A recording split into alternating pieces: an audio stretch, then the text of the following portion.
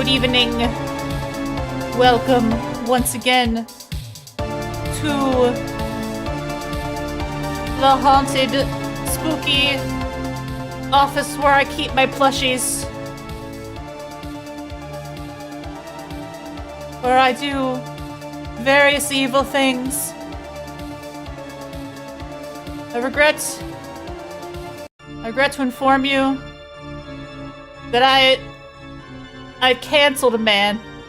I can't. We're canceling James Sunderland for the thought crime of murdering his wife.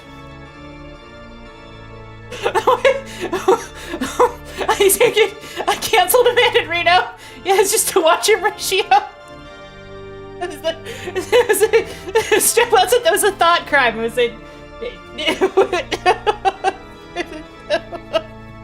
I don't know how it wasn't. I don't know what made that a thought crime. It was a thought crime. He also thought about doing it. He thought I should do the crime of murdering my wife, and then he did. Yeah. I mean, sorry. We got the YouTube chat up in this room. The font sizes are a little different. It's a little scuffed. It's fine. We'll fix the overlays in the future. We're thinking about it. Hi everybody! Welcome to Lita Yap. Oh, my music's probably loud. Hang on, let me turn that shit down a little bit. We don't need it to be super loud. Welcome to the Yap zone. I haven't done a full-on Yap stream in like 2 months, and this is the first time I've done one where it's cross-posted to YouTube, so the Yap will live forever in infamy. Oh, which is fine. Which is fine. It doesn't make me nervous at all. I just won't say anything stupid. I say stupid shit all the time. It's okay if Gava's Battle can do it, I could do it. We can nuke the VOD later if I say something that would get me in trouble with Yago. Good evening, everybody. How y'all doing? How y'all doing? How are we doing tonight? I need to prop like my carpet off this a little bit. We got Japanese treats again today. Got the treat box today, which is like my backdrop for doing stuff while I chit-chat. You're about to make salad? I'm not about to make salad. I'm about to eat candy. I've been good, though. I've been trying to be good. My little spideys. My little spideys. That's my vape charger. We don't need that on camera. Taxes? Don't do taxes. Yeah, I guess you gotta. If you gotta, you gotta. So what's the agenda for tonight? Tonight I'm just gonna rap for a little while. I'm just gonna chit chat for a little while. And then I'm gonna bring up some of the videos from the Summer Games Fest that happened over the weekend. I have watched these. This is not like a blind react stream. I've watched some of this stuff. I haven't watched the Day of the Devs one yet. But the full live showcase is 4 hours long. It's like 2 hours, and then Day of the Devs is like another 2 hours. So we're not gonna. Oh no, I did watch Day of the Devs. I did watch it because I watched it with Chef B. Right. Okay. So I did watch it. I watched the whole thing. And this flew, honestly. Like this whole presentation went fast. I watched it on Chef B's channel. We just kind of sat back and watched the whole thing. And then Ariot and I watched the Xbox. Oh, I got hiccups. So crap. Ariot and I watched the Xbox One together. The low-key game showcase the day before Summer Games? I don't think so. What was that one called? Should I bring that one up? Guerrilla Games Fest? Guerrilla Collective Online Digital Games Festival 2024 live stream? I didn't see this one. Oh, okay. Well then let's give that a whirl. I did not see this. This is another 3-hour stream. Holy shiznits. I am gonna, like, skip around in these videos a little bit because I'm not gonna be streaming for 7 freaking hours looking at all these videos. But I do want to, like, comment on some of the stuff that they showed. And also, I just want to, like, chat with everybody tonight. I got the subathon coming up.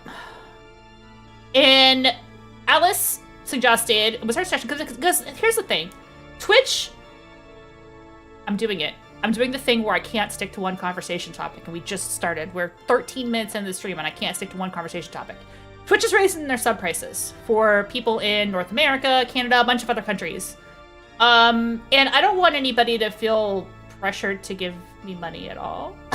Like, honestly, like, you don't have to worry about it. But I wanted to do a subathon because I thought this idea for, like, dad defeating was just funny. Like, the only reason I'm doing this is it's a joke. It's, like, funny to me. Like, it's fun to do. But we also do have dono goals, and I set it to donation. Don't donate now because the thing isn't set up right properly, but it'll be set up by the time the subathon rolls around over the weekend. But I set up donation goals because I want to do a new outfit for my VTuber. I think it would be really fun. Like, kind of a, maybe it's done by my 1 year anniversary, maybe done a little sooner, outfit. So I talked to Jerry and said, hey, I want to do an outfit, do new clothes. And we talked about it, and, you know, we settled on, like, some stuff. And maybe also, if we get the funds raised, we're gonna do some merch. Lita merch. I've never had my own merch before, but I've had my own one singular prototype Booba mouse pad for a while now. And I would love for everybody to be able to get one. This is the only one, but it doesn't mean we couldn't, you know, turn the prototype into an object to be purchased by others. So you all could have the Booba mouse pad as well if you wanted it. But I would have to, you know, do some homework and research and all that good stuff. I originally bought Booba mousepad because otherwise I banged the edge of my wrist on my desk, and I thought if I'm gonna get Booba mousepad, why don't I just go ahead and get a custom one? But I also have this one. Mommy Kafka. I have two. Not held respectfully. I have a very respectful, very wrist urge for such comfort. So you could purchase the Countess Lita mousepad if we make our dono goal and I go into the manufacturing, because it's going to be, I'm going to get some extra art done for some other stuff as well. It's not just going to be the mousepad. It could be like a poster and some other stuff. So, you know, we're gonna make it fun. We're gonna have some stuff. I don't know. This is a whole new territory for me, but I think it's fun to be a character. It's fun to be a mascot. It's fun to sell stuff. So yeah, that's one of the reasons we're doing the subathon, raise money. And I don't. Everything goes back into the stream. Every time I do anything like this, it's all like, hey, this is just for the stream. You know, it's just to support like this little dumb hobby of mine. So, but we're also going to defeat some dads. I am gonna start the stream clock. I decided to start on Father's Day because that way it's like maximum meme, but also it's just because like I have like other stuff I'm doing. I might do like a short stream on Saturday, and just go ahead and play Stellar Blade like normal, because I really want to get closer to the end of the game. I played it a little bit off stream, and I enjoyed my time playing it off stream. Like, it was just like getting outfits and collecting cans, and I collected like a bunch of cans. Some of them are such little bitches to collect. Like, it would have been a pain to watch on the stream. I didn't advance the story. I just did like a lot of side questing stuff. Oh. Yeah, so that's the plan this weekend. We're gonna start at 1 o'clock on Sunday, and I'm going to play Hades.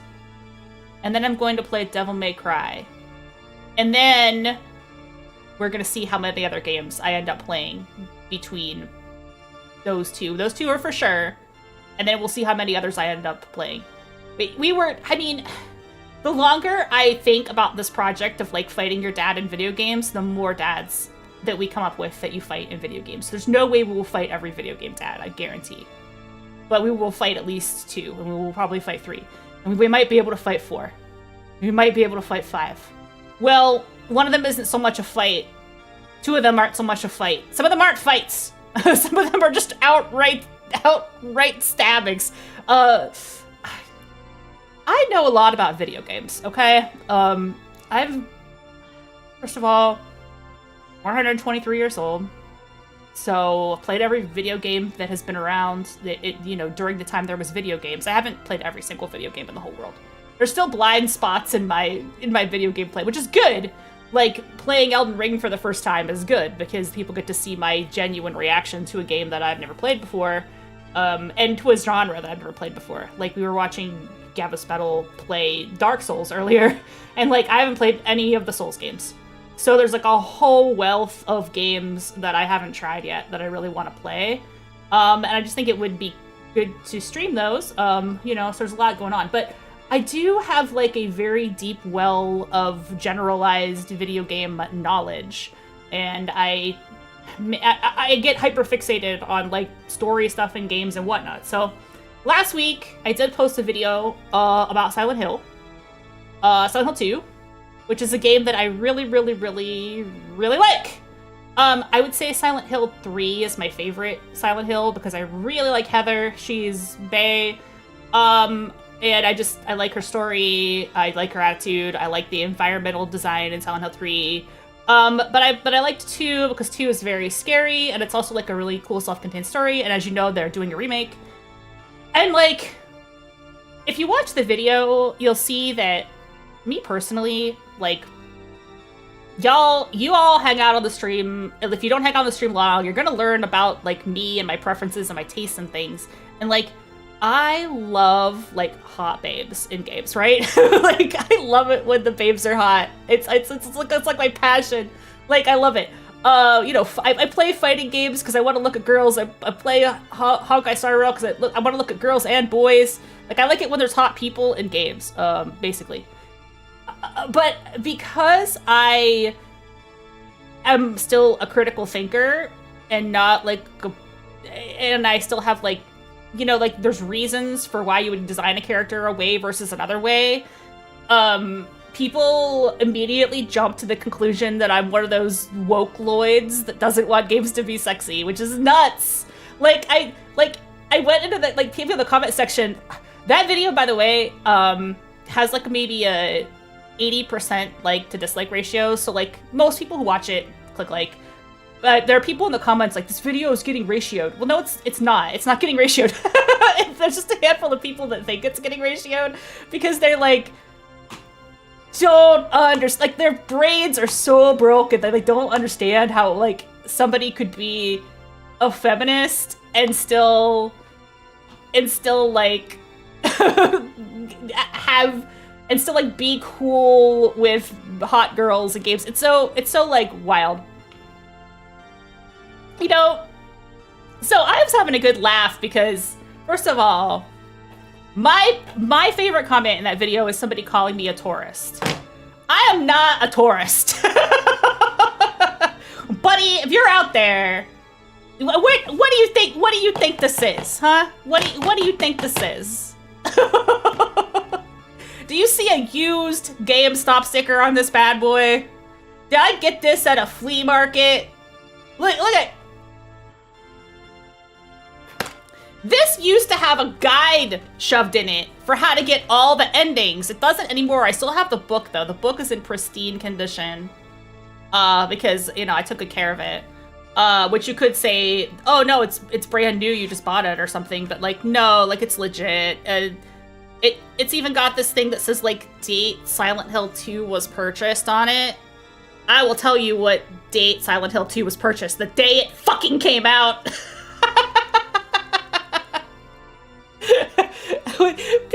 People were in there like, excuse me, Silent Hill 2 was not the 90s? Yeah, I know, dickwad. It was 2001. I know because I bought it on the day it came out. I bought the PlayStation 2 because Silent Hill 2 came out. I went to the mall and I bought PlayStation 2 and I bought Silent Hill 2 and I bought Eco. But the reason I bought it was to play this game. That's the reason I bought it. Don't you freaking mansplain Silent Hill 2 to me. Don't you cite the deep magic to me. Oh, people are so funny. Just because, like, a woman is talking about video games. Oh, and a woman doesn't like the protagonist of the video games. Well, Yeah, he don't do a murder. How many clears do I have? I have every ending. I've done every ending. It's cool too because I don't know if you've played. I've played it on every difficulty. You're just being an asshole now. Shut up. I haven't 10-starred 3 because that's like really tedious to do. Like you have to play it like 12 times through to 10-star it. Like it gets more difficult every single time. So I haven't 10-starred 3, and like right now it's kind of tedious to hook up the PlayStation 2 because like the capture card doesn't do a really good job of capturing from it, in my opinion. Like when I played Xenogears that one day, you could see that the color fidelity wasn't super good. I do have CRT, so like I could take the game upstairs and play it on the CRT, and it would probably look like as good as the day I bought it. But it doesn't look great like through the capture card, so it's not like the greatest. But maybe someday I'll go back and 10-star Silent Hill 3. Yeah, I really like Silent Hill 3. Like, the music, I love Heather. I love the music. I love hard riddle mode. I think more games should have hard riddle mode because hard riddle mode is not even fair. Hard riddle mode is so unfair. It's so stupid. But I did beat it, obviously. Because I love it when hard riddle mode. I bought this game, Lorelei and the Laser Eyes. I'm going to play at some point after the subathon, which apparently is like all hard riddles. And I'm probably just going to want to bash my face in, but I think I said that before. I think I said I bought it. And the Riven remake is coming out. Riven remake. Have I seen Cat Saves Halloween? No. Is that a puzzle game? Is that like one of those hard-ass math puzzle games? The other thing that I have to do is, like, I have to play AI again. Because, like... Oh, it's action-adventure game? You just cause chaos around town when monsters take over? Well, it looks cute. It looks really cute. We're gonna see Riven? Yeah, we're gonna see Riven. I like Riven. It's been a long time since I played it, so I'll probably forget some of it, but, like... The remake of Riven, the sequel to the remake of Myst. Give me a retro tank? Yeah, that would probably be good. That would help to, like, do the stuff that I need to do for retro gaming, yeah. Oh, this hype for new fancy games and you're still playing RPG Maker games? I know. And there's so many RPG Maker games I want to play, too. I should just do another new Myst for VR. Yeah, so, I don't have my VR kit anymore because it was a VR kit that I didn't purchase and was rather on loan from one of my jobs, which I don't work anymore. But when I did have the VR kit, I played Abduction, which is the same team as Myst. And that's pretty freaking cool in VR. The only thing is that I do get motion sickness kind of bad. Especially like if the game is like very surreal, dizzying.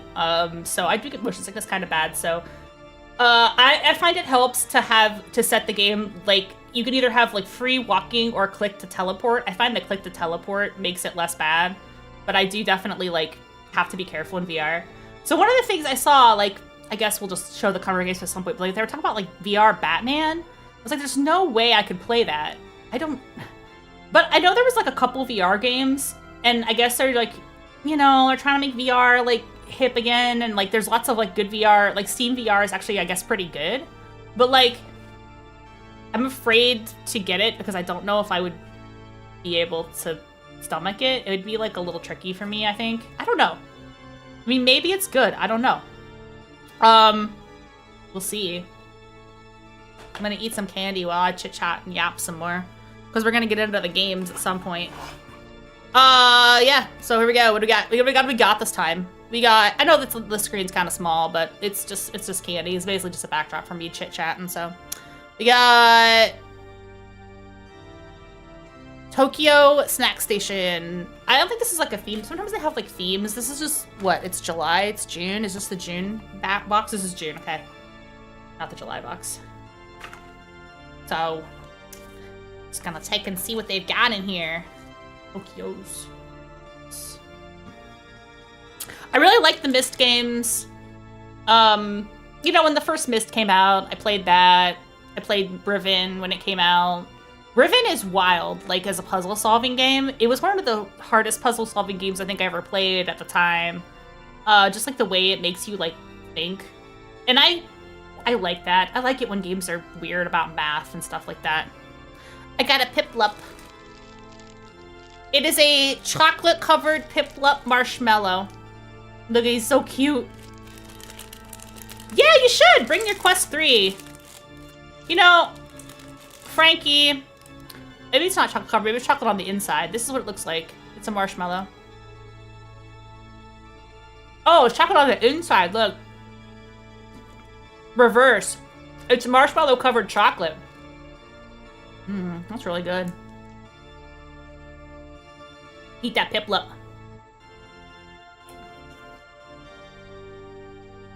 I'd love to try the Quest 3. That'd be awesome.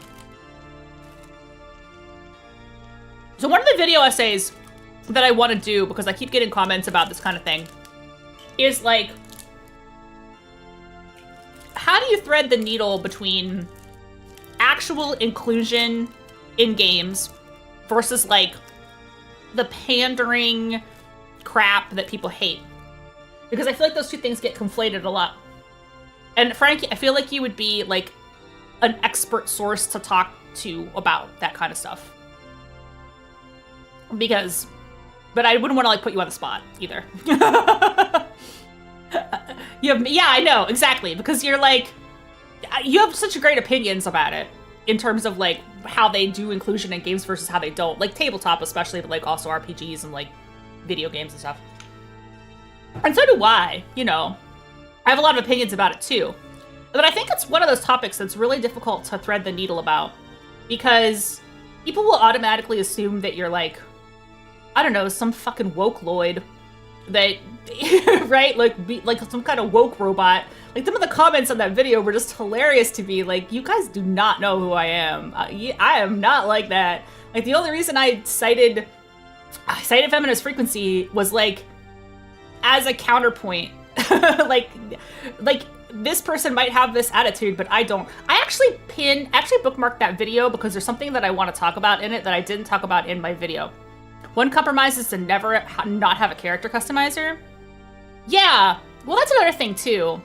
Like, character customizers in video games, the average player does not actually spend that much time customizing their character.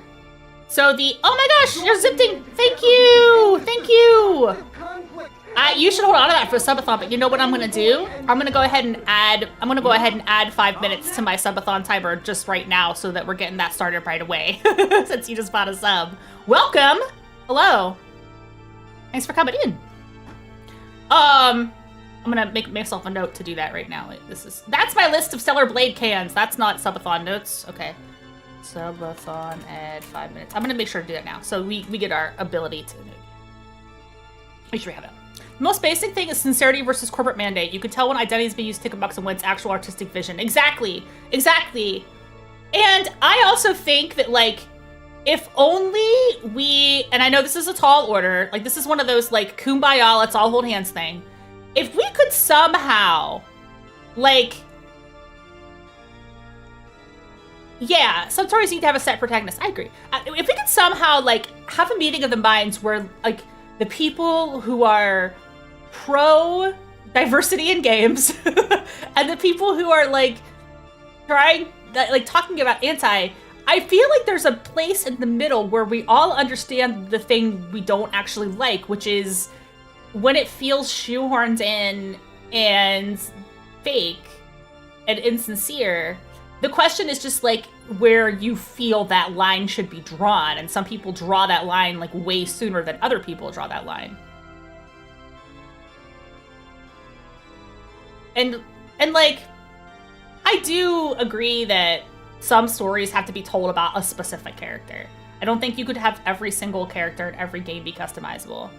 And even if you did, I feel like there would be like not that raid shit gets clicks. Yeah, exactly. Well, it's like I said in the video, like people are, not everybody is actually as mad as they pretend to be, but they pretend to be mad because, you know, they want to profit off of the anger they stir up from people. So there's like a lot of people out there who are just like, I'm not actually sincerely mad about this because no person would be. But They're gonna pretend to be mad because, oh, we gotta be really, really mad. So they get like people to click and then get really mad. So they just kind of just rile people up all the time. Because I don't think that there's like a lot, I think there's a lot of reasons to be mad, but there's a lot of things that are just way overblown. So like Stellar Blade, I talk about this in the video.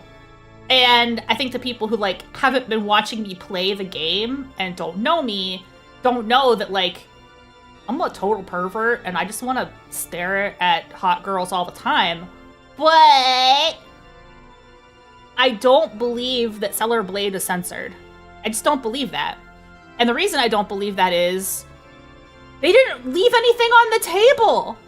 Like, the idea of censorship in that game does not compute with the art style of that game. Like, they didn't leave nothing. Like, you can see everything. It just depends on what outfit you put her in, right? Like, there's not a situation where, like, we went a little too far with this one. I think we'll go ahead and cover this. Like, I sincerely believe them when they said, yeah, that patch just put in some pieces that were always supposed to be part of those outfits. Like, that seems sincere to me because in the one outfit where they cover her cleavage, they don't cover her cleavage in, like, 4 other outfits. It's so ridiculous. It's not, well, there's like a whole petition. They're like, well, I can show you in the game. I don't have it booted up right now, but like on Saturday, there's 2 out. Wait, hang on. I'm gonna get this exactly 100% right. There are 4 outfits that are in debate. 4 outfits. I'm gonna see if I can find them actually. I'll find the pictures. I'm gonna Google censored outfits because I don't believe it. So, outfits designs were re-intentional. Yeah, this is such fucking bullshit. The way this is worded is this Reddit post is so fucking stupid. This is what we expected. Shiva Breath is in the trash. Tony would not budge. Sony censored the outfit. They didn't actually censor. I don't believe that that's censored. Okay, so here, I'm gonna show you a picture. I'm gonna go to the watch along screen. This is the thing. See this little piece of lace right here? See that? That's the thing. That's the thing that they said it was censorship because originally there was not that there.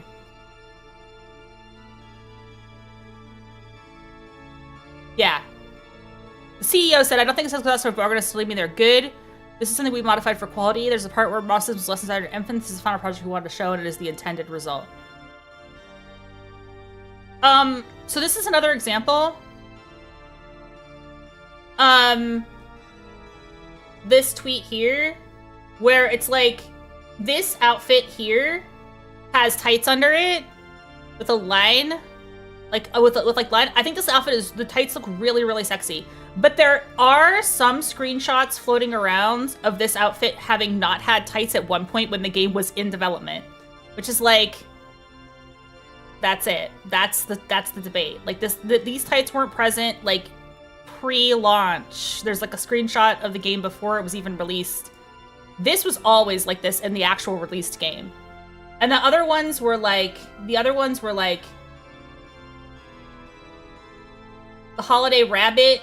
There's like a little bit less undergarments. I guess this whole thread is it. So like,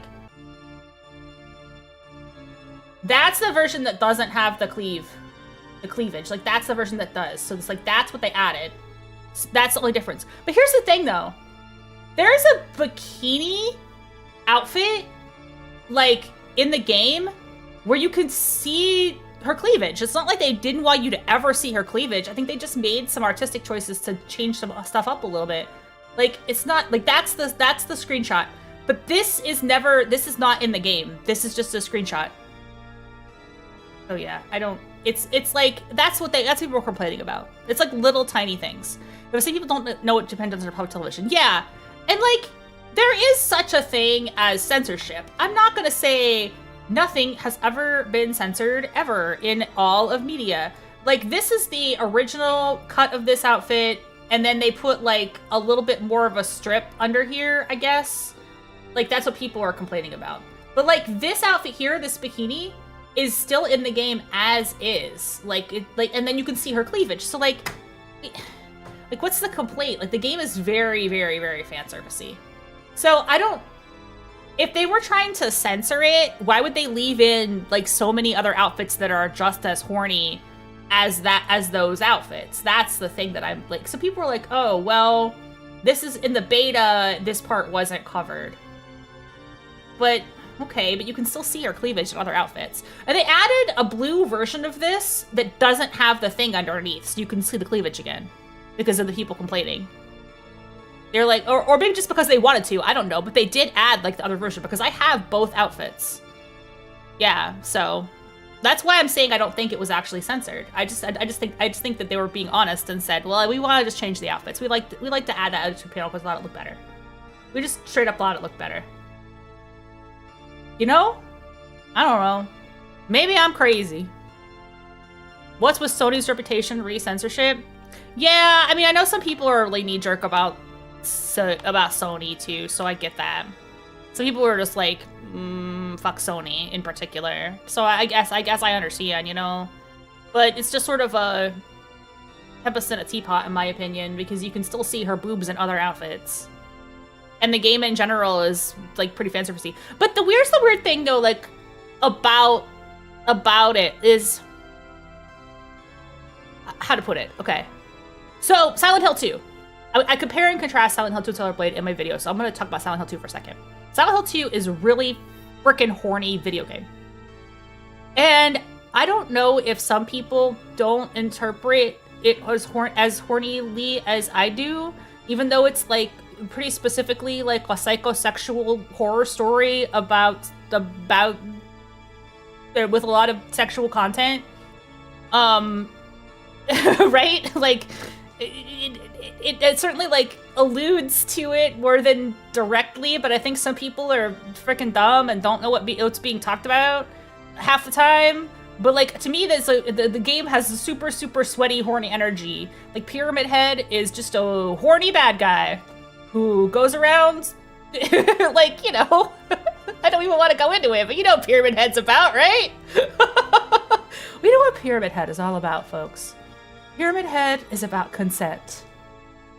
Yeah, Pyramid Head is about a consent-based relationship, loving, gentle care of thrusting a sword into you with a sword repeatedly.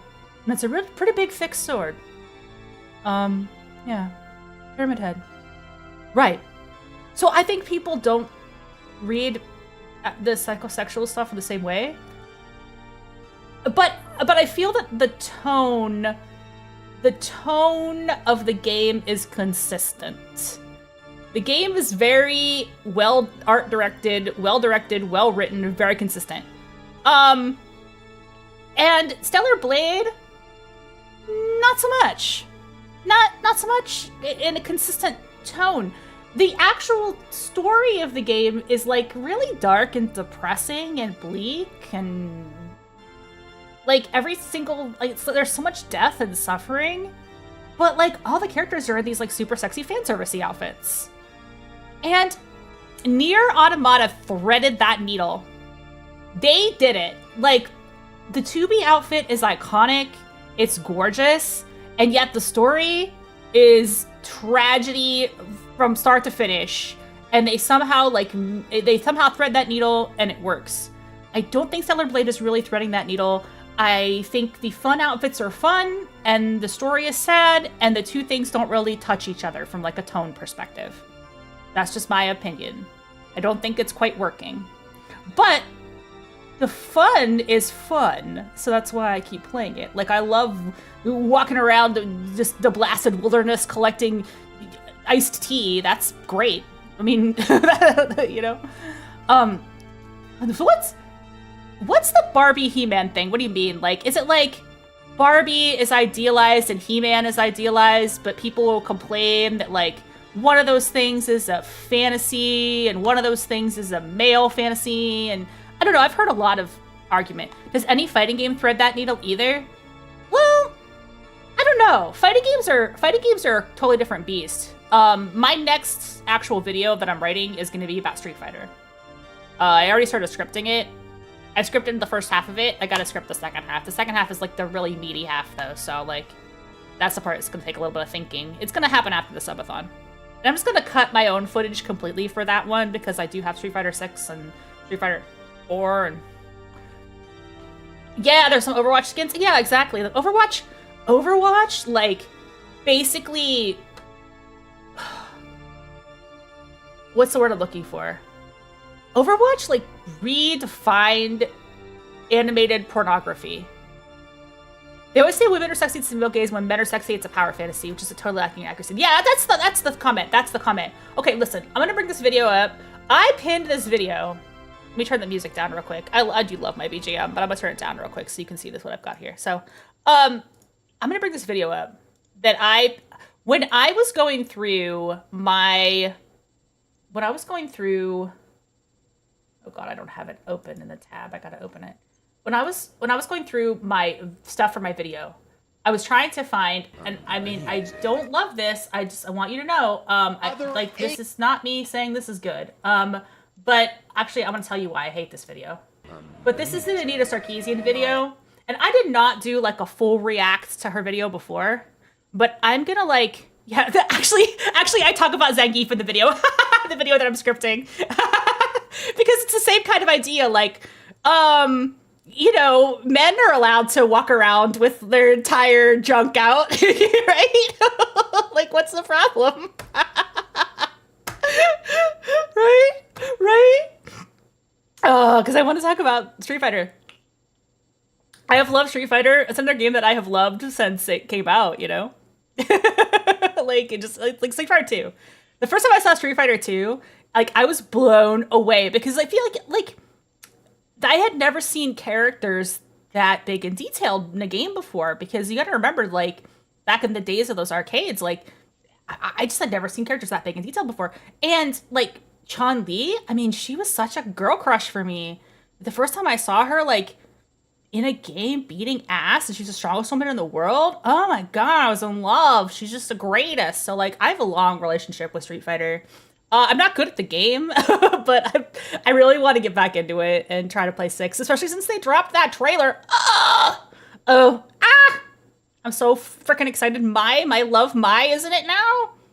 Oh, it's so good. Hang on. So this is Feminist Frequency. Okay, this is a clip from Blood Rain. We're gonna skip ahead a little bit because here I want to show you this because this is so timely. Actually, the fact that this is in here. This is so fucking timely. I'm gonna play like the first part of this, like up to the end of this, and then we're gonna freaking talk about it. Like, first of all, like, another thing that I call out in my video is like Bayonetta, because I like Bayonetta and always have, but like Anita hates Bayonetta. And like when people say like, ooh, feminists didn't like Bayonetta when it first came out. No, this particular lady did not like Bayonetta when it first came out, and she wanted to be sure you knew it. So this is a clip from Blood Rain. I don't think she goes into it very much though. No one wants to acknowledge that being horny is just fine. Objectification is when you don't care about the character beyond their sexiness. Yeah, being horny is life. Being horny is normal. This is season 2, but it's like 8 years ago. It's pretty old. Listen. This is not a trailer. This is a commercial for the original Perfect Dark. Are you guys ready? Developer Rare wanted to replicate the success of their landmark 1997 shooter GoldenEye. And while you watch that, another James Bond game. I'm opening up. Instead, they began work on a science fiction spy thriller called Perfect Dark. For the game's star, they wanted to create a striking new type of special agent who wouldn't just live in James Bond's shadow. So they drew inspiration from figures ranging from Joan of Arc to the X-Files' Dana Scully. Her name was Joanna Dark. A few years earlier, Eidos Interactive's Lara Croft had rapidly become one of the most famous and recognized Sometimes I want plug suits of all time. So it was we talk about the Hitman thing is so the Hitman. It's a perfect time for Perfect Dark discourse. Yep, there she is. That's her, Joanna Dark. Was still a big success. Let's take a look at a commercial for the game. All right, here's the commercial. Welcome to 2023. First of all, welcome to 2023. Welcome to 2023. Are you guys hyped for 2023 as last year? Welcome to 2023. Big businesses now merge with alien nations. Facts, it's true. It's true. An ancient war is being fought under the sea. The president is about to be cloned. And it's your job to try and save him. She's drinking gamer fuel. You've got an important decision to make. What do you wear to work? From the team who brought you GoldenEye or N64, meet Special Agent Joanna Dark in Perfect Dark, where you'll find out that the only person man enough to handle a job like this. Yeah, she's drinking Guacamole the Gamer Fart 9000. Can you imagine an ad exactly like this, only with Marcus Phoenix or Master Chief? Okay, so I'm gonna stop you right there, fucking Ganita. We're good. We're getting into it, but I want to stop right there. So that's Joanna Dark. She's back. She's back. Do we want to watch the new one? Let's watch the new one real quick. Actually, there's a bunch of stuff I want to talk about here. I was shocked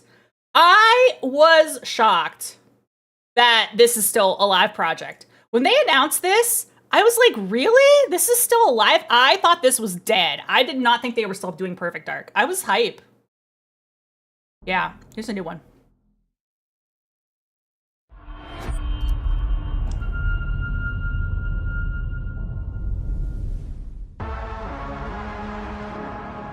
Yeah, me too. I thought this was a dead project. Possession of a radioactive device. Stop Carrington's attack at all costs. Good luck, Agent. I always knew I had an instinct. It took us a second to realize it was Perfect Dark. We were like, is it Perfect Dark? Is it Perfect Dark? It is! I could see the world differently. I thought it would be like any other mission. Yeah, I was wrong. that's her, Joanna Dark. Yeah. Welcome to Garden City, where it's a pleasant 23 It- degrees yeah, all day, for sure. every day. How far to his last known location? Local forces are also tracking his whereabouts. You need to find him before they do. I'll have to improvise. It's got more mechanics than OG Perfect Dark is just a shooter. There's a lot more going on. افتح ارسل واحدا آخر اختبر البوابة بحسب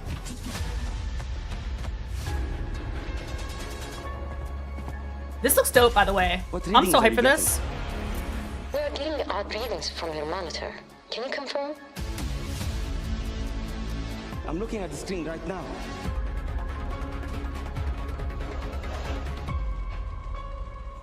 Our intel places Carrington on the second floor. Probably should have see if we can From get the the life closed we think captions. we know, Got some turns parkour. out to be a lie. There's only one way forward. Find the truth. Okay, and subtitles are kind of. Stands Oh, there we go. clear. Truth. Okay. I'm going in blind. Carrington! Damn it! Cautious optimism. Yeah, exactly. What am I looking at here? Carrington appears to be targeting a research facility. Well, it's Rare. Rare owns the IP, so Microsoft owns Rare now, so they are allowed to. Agent Stark, it's a pleasure to meet you. Not Agent Stark. Oh well, close enough. I could use someone with your skills. Okay, the closed captions are bad. Now this looks like Perfect Dark. Like this, yeah, like this is like this shooting gameplay.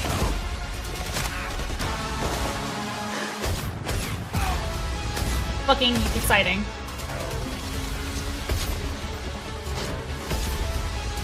I had to lose everything before I could see. Yeah, it's awesome. What this world was really hiding.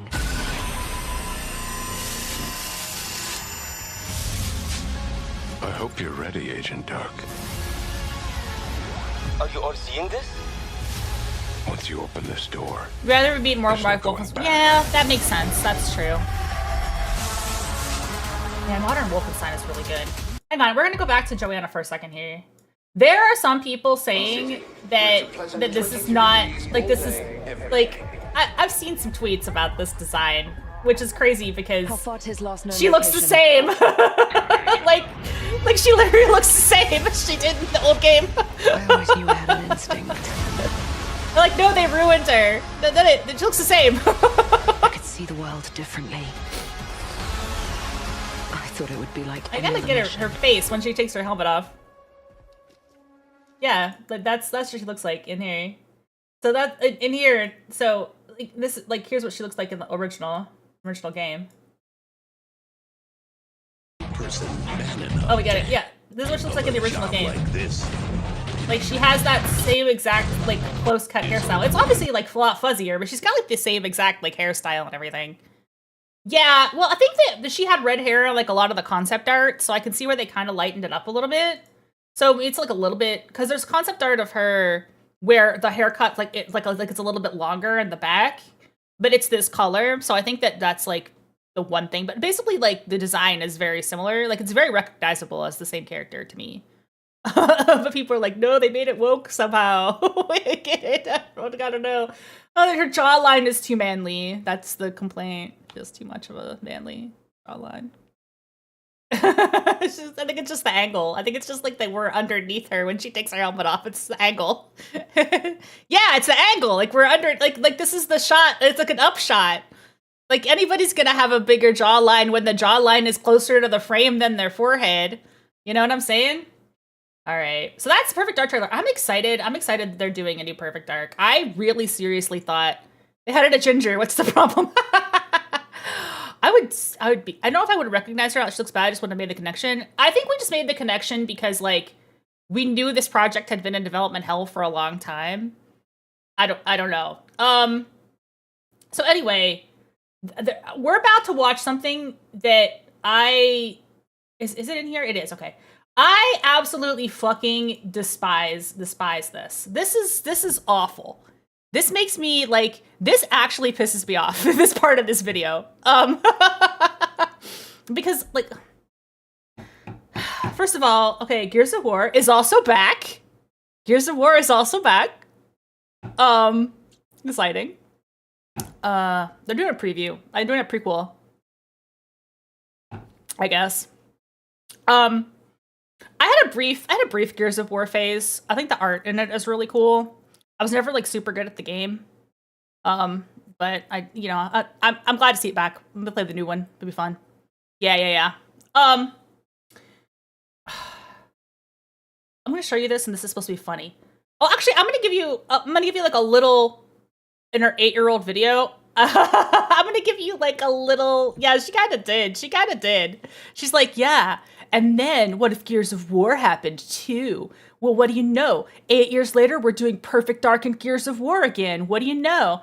I'm gonna give you like a preface to this, which is, I don't know if you remember this, but my memory is very powerful because of an ancient vampire. So back in the day on the internet, there used to be this like comic book website. Totally forget the name. I don't remember the name. I'm sorry. But it was like, the concept was, what if you took the way women are drawn in comic books, like their body poses, how they bend over and their outfits and stuff, and then you put those on men. But that was the joke. That was the joke. And there's varying ways to interpret this kind of thing. And in some cases, it comes across as not so much funny to me as very insulting both to men and to people who like men, which I happen to be such a person who thinks men are hot. Many men are very hot to me. But there is a joke that kind of implies, oh, gross, why would you ever be attracted to a man? That's disgusting. How dare you be attracted to a man? And that kind of rubs me the wrong way, and always had, because I don't think that this is the way we generate equality, by basically saying that men are ugly and unattractive and nobody would ever actually want to fuck them. But that's what Anita's going to do. So let's just like watch her fix the Perfect Dark commercial. And I'm going to cringe into a fucking ball of cringe. Motion shower, putting on his sexy underwear, and the narrator saying that he has an important decision to make. What is he gonna wear to work? Welcome to 2016. There's a war out there. This is somewhere. so desperately You're not unfunny. Sure where exactly? Anyway, the important thing is you're Special Agent Jake Grimshadow. It's your job to save the world. The only question is, what are you going to wear? Wait, what? What? A commercial like Not funny. It's not funny. Like, and also, that's just like their big joke, right? But like, they do their best to make the man like unattractive in the sense of like, ooh, look at how much body hair he is and how it's not, his body hair doesn't even make sense because like body hair can be like very sexy, but they've kind of made it like as unappealing as possible, like by just like making it distributed like randomly, like plus there is women who do like to look at men in the shower. I was showing this video that Anita Sarkeesian did where she's like picking fun of the Perfect Dark commercial by saying, what if a man was in the Perfect Dark commercial? Oh, wouldn't that be disgusting? Wouldn't you hate that? Wouldn't you hate it if a man with hair stood in the shower and had water dripping off his rippling muscles? That'd be really funny and stupid and not funny at all and not sexy at all. What the fuck is wrong with you people? You're trying to make a joke and I'm just like, okay, I'm on board. Show me men, please. Why not? Why not? Why can't we have sexy men? I'm okay with it. You know what I'm saying? Like, I cringed so bad when I saw this because it's just like, ew, who could ever be attracted to a man?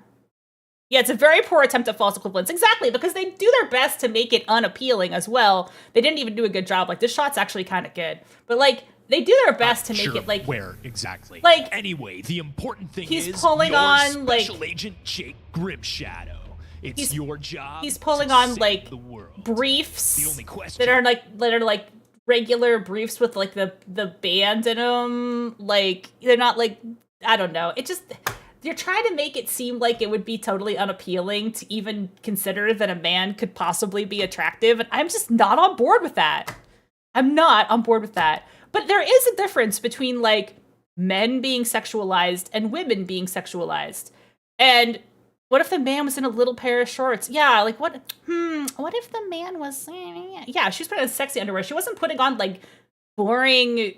like tighty whiteys, right? Like, I mean, these aren't the worst underwear you could wear. These are fine, but like she was putting on like sexy underwear. Like, have a guy putting on sexy underwear, or you know what? Like, you can have fucking listen. Your Beetlejuice stripes? Yes. Mine are. I think I'm wearing my pumpkin underwear, even though it's not fall. Every day is Halloween. Hang on, I'm just gonna do so real quick. Just, you know.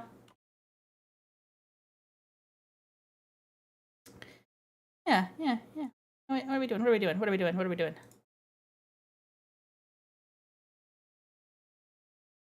Who could ever possibly give a fuck about men? Why would you be horny for men at any point in your life? Right? I feel like we're more enlightened now. Like, Alaster's another great example. Yeah, like, Alaster is, like, perfectly... There was a period of time where they did not know how to make hot men in games. Like, I mean, they didn't. They knew how to make hot men in games. But there was a lot of people who, like, were very shy about doing it. And, like, a lot of companies, like, went through this process of, like, how do we put a hot man in video games? And they weren't really sure how to do it. Or they knew how to do it, but they were afraid to, like...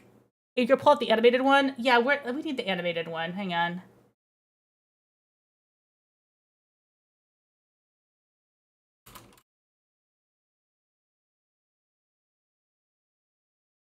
Go.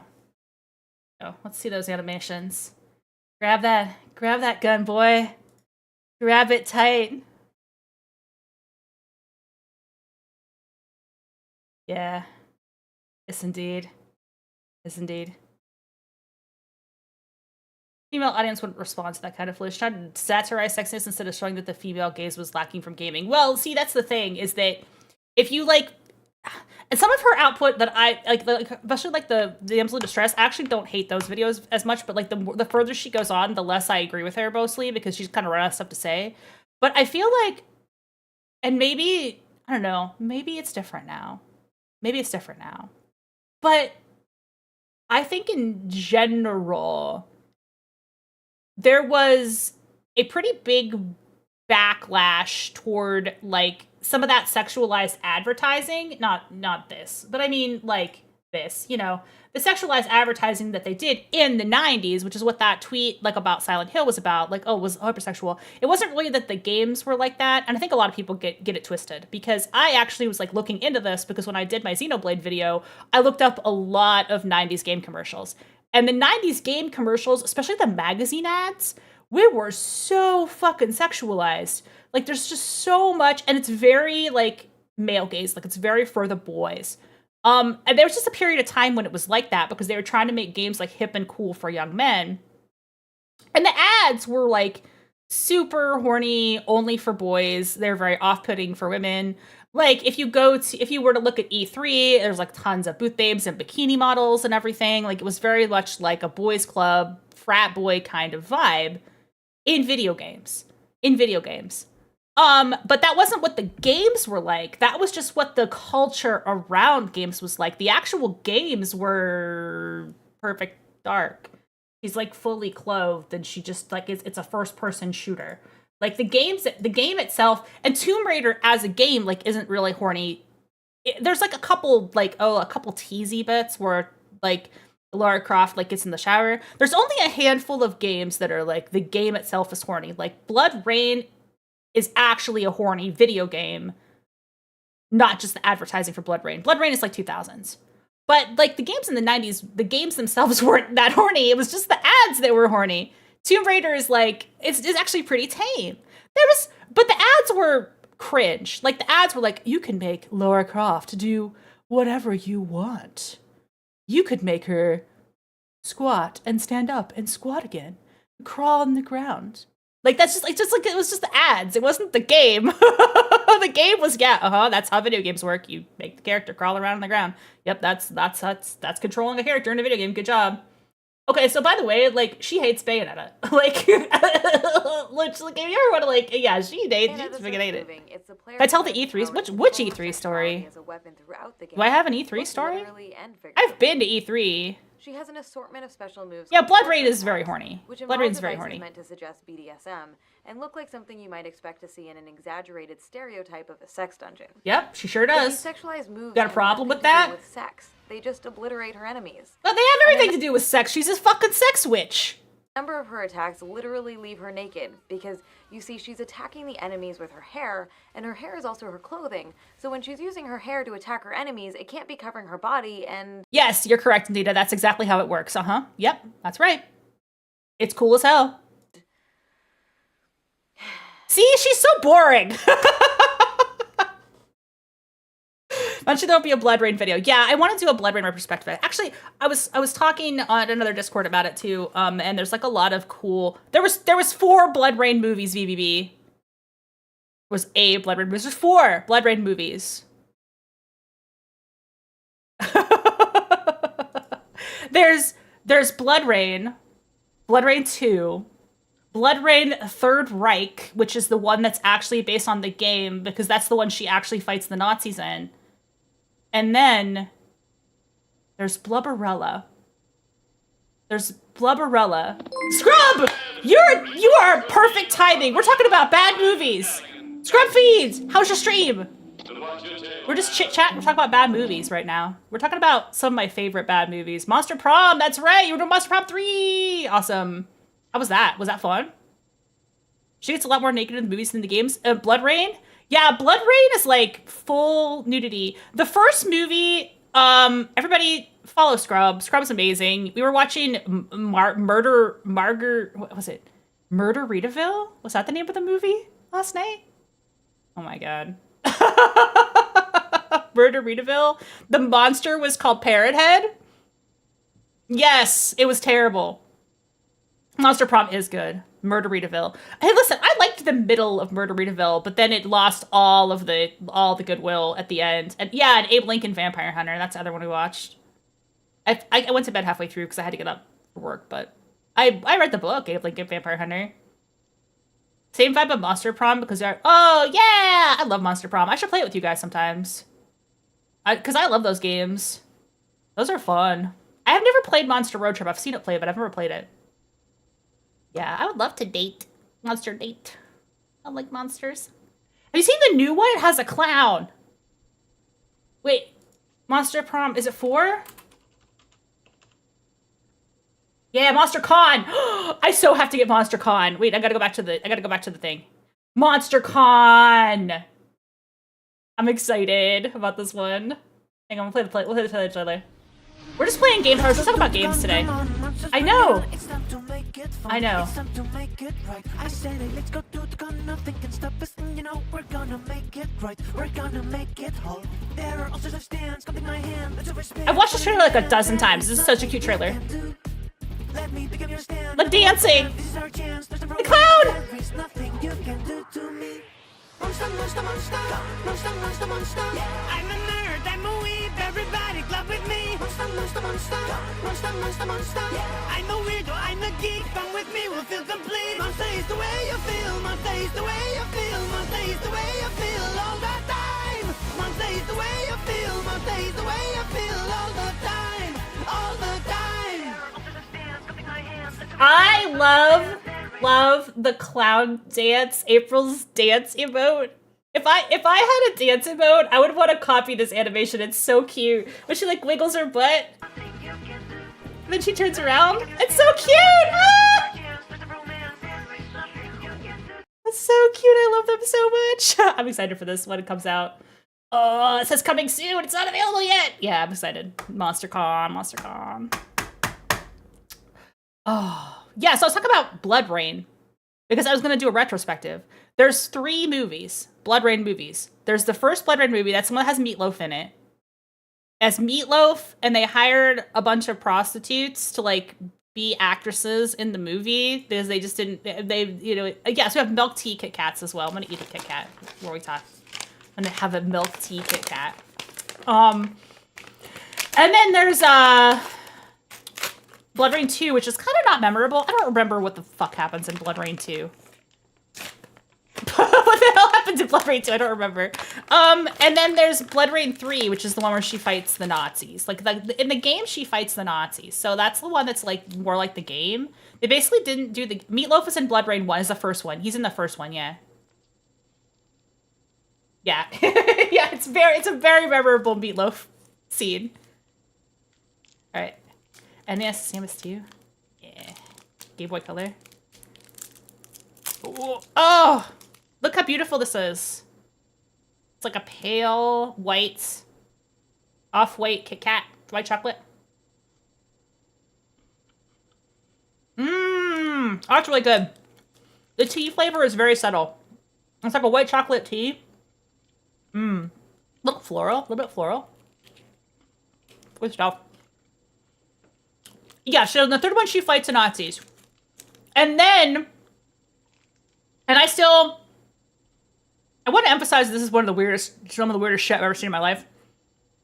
Uwe Boll, you're familiar with Uwe Boll. I love Uwe Boll. He's such a troll. He's such a jerk. I just can't help but love him. So, he made a parody of Blood Rain 3.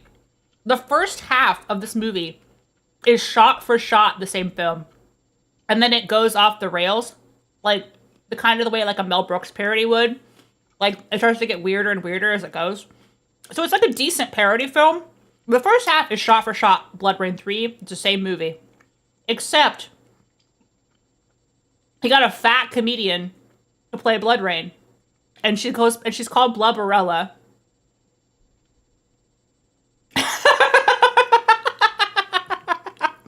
And she just he basically takes the piss of his own movie. You have to watch the movies back to back because Yeah, it's crazy. He basically takes a piss of his own movie. He shoots the same movie again with a different actress in the lead. Except for the first half, and then it goes off the rails. And then Blubberella fights the Nazis. And Uwe Boll is in the movie as Hitler. And she fights Hitler. It's the director playing Hitler in the movie. As, like, an overweight vampire woman.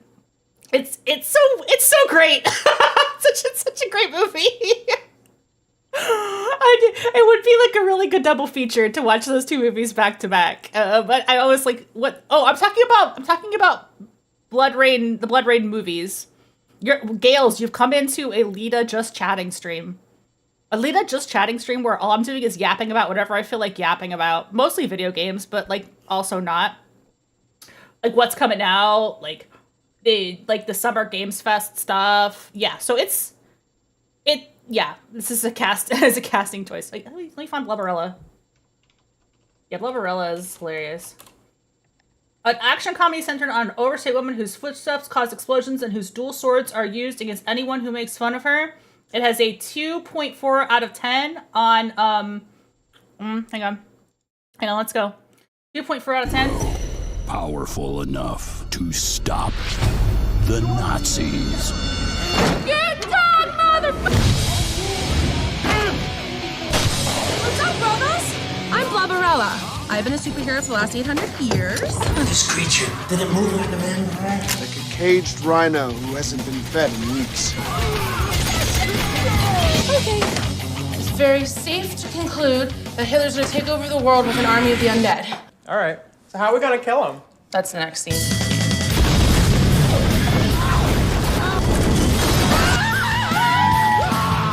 We've got her right where we want her.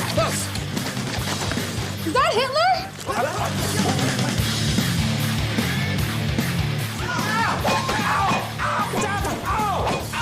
One more time.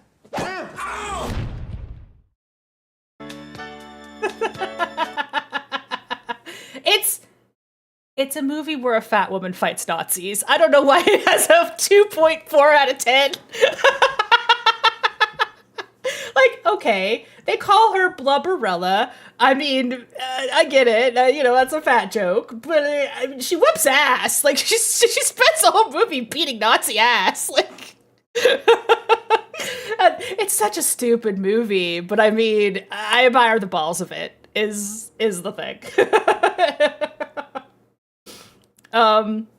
Scrub you down? Yeah, we gotta make this a scrub movie night because it's a good one. Oh my goodness, yeah. So that's Blubberella. It's a real movie, but you have to watch Blood Rain. It does have Clint Howard. Uwe Boll.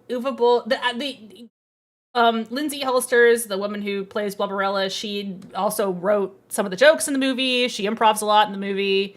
She's very funny. Starring Uwe Boll as Hitler. He plays Hitler in the film. Oh, yeah, it's yeah. Look at the trailer. Rubber? I've seen Rubber. Have y'all seen Rubber? I've seen Rubber.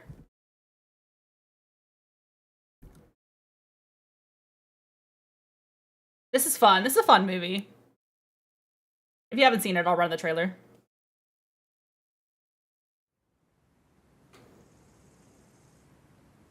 I mean, most of the people here have seen it. You're in an audience of connoisseurs.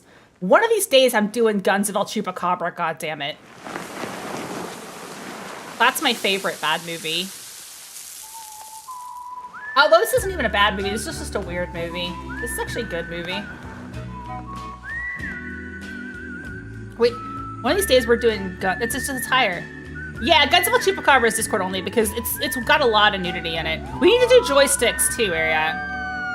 Joysticks has also got a lot of nudity in it.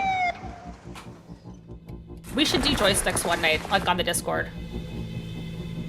Joysticks. Twitch cannot handle Guns of El Chupacabra. No, there's no way. There's no way Twitch can handle Guns of El Chupacabra. Guns of El Chupacabra is Has a lot of nudity. Everybody, this is what our killer looks like. Push definitely can't hands. No, joystick has a lot of nudity too. Nudity too. Take out of my hands a double feature reanimator and joysticks. Yeah. Yeah, we're not doing it Monday night. I think we'll do it some other night. Probably brandless. I'll figure out when. Movie night.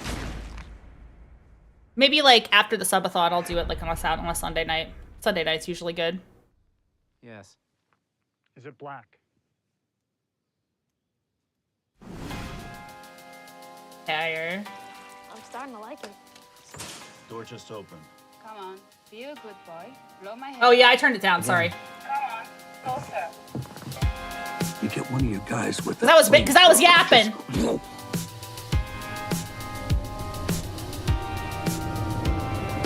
Anybody there?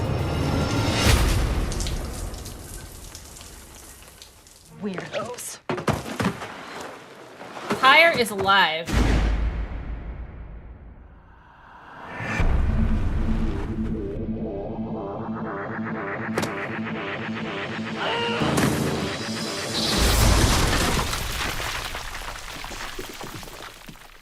However, if you've never seen Rubber, it's a movie where a tire comes to life and does murders. That's the movie. I don't really know why. I don't think they even explain it. It's just that's what the movie is. Hang on, let's see if we can get joysticks. The trailer for this movie, I don't know if y'all have seen it. This movie took us by surprise. We actually enjoyed this movie a lot. This is gonna be quiet, sorry. Everyone's doing it, but it's not vulgar. Kids play with their joysticks day in and day out, jerking back and forth. The kids are playing with their joysticks. But it's not violent. Like, where are we supposed to go? And everyone's doing it. We're good playing. Arcade! You want to play Pac-Man? Eugene and Mommy? See, arcades were horny. It's been so long. Joysticks. You and I have something in common. We both like to hang out in public bathrooms. No. Prepare yourself. I would like you to meet Simba. A film for people who are totally into fun. He calls his penis Simba. You got it. Games. You don't remember arcades being like that? And good times. That's because you weren't a cool teen. It's because you weren't a cool teen in the 80s. If I want to go to the arcade, like, I am going to go. Okay. Just for the fun of it. If you win, this is the best role Jordan Baker ever played. It's more fun than As games. the Joystick. grumpy old man who tried to shut down the arcade. I was a very cool teen. Me too. I wasn't a cool teen. I wasn't a cool teen either. Yeah. Whoa! Loud. I wasn't a cool teen. But yeah, hey, it's you. That's you got it's like a super loud bomb all of a sudden. That's McDorfus, yeah. That man is McDorfus. He's the gamer, he's the magical slob gamer who has all of the gaming skills, and he can use his video game powers and his powers of farting. He has magic video game skills and magic farts. Those are both plot important details. This was a good movie. We enjoyed this movie. Oh.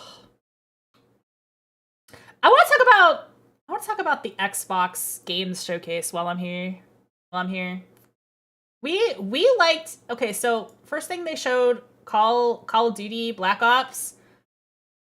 Not my thing. I mean, if you like Call of Duty Black Ops, like, go for it. You know, it's all you. But this is not my thing. Magic Gamer first. Gotta draw a line somewhere. Yeah, I mean, movies, you know? Movies are the movie magic. Movie magic of magic gamer skills, magic gamer farts. But yeah, I mean, happy for people who like Call of Duty. You know, I feel like Microsoft did this big play, like buying up Blizzard Activision, mostly to get Call of Duty. I feel like that was like another big one, right?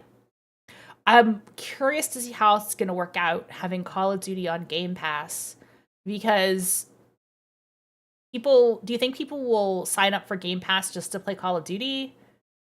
I don't know. I think that's kind of the play, though. I think that's what they're hoping, anyway. I liked most of the games they showed during this. They wanted King for Candy Crush and Activists for COD. Yeah. I liked most of the trailers they showed. I'm going to go to the Doom one. But all these games are coming to PC, I think. Like, this is coming to PC. This is Doom. Like, why would you have to have Doom on PC?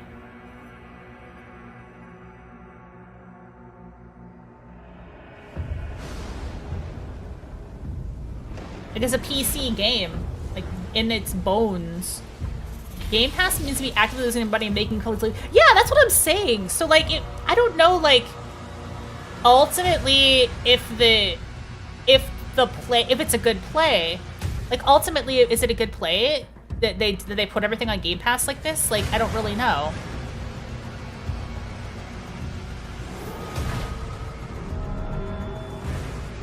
I think in theory, like, good idea, but I don't know if it's actually, like, yeah, so this is, like, Doom prequel.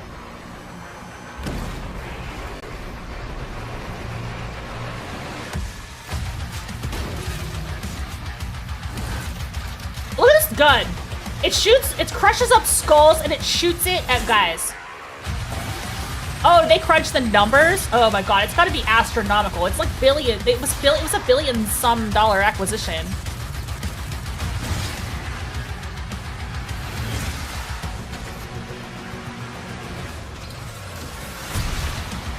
Oh, this game looks so cool. 10 GTA level 5 level successes in 10 years. Oh, interesting. But is that across all their studios or just across like ActiBliz? Because if it's just across ActiBliz, no way. GTA 5 is so dominant. GTA 5 is so dominant, like, as a game. Like, people just play it to role play and all that stuff. Oh, okay, so the next trailer here is State of Decay. I don't know about y'all, but I'm so done with zombies. Yeah, across all the studios. Yeah, I'm so done with zombies, y'all. Who were you before? Who did you love? What did you believe? Does it? I don't know if I've played it. Is it like a fun game to play? It's too late to ask now.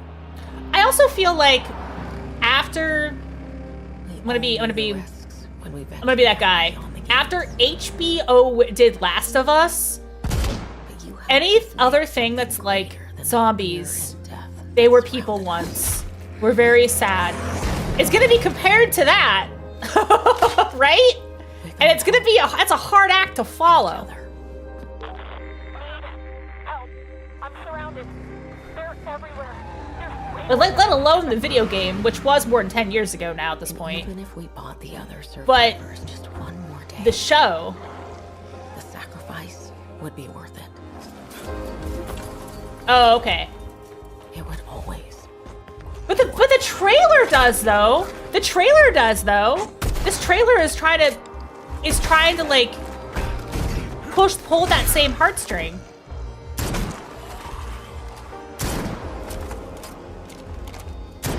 And that helped us find the courage to keep going. To fight on. State of Decay is very no, the monsters are the monsters. Like, that's obviously just a monster. When we needed it the most.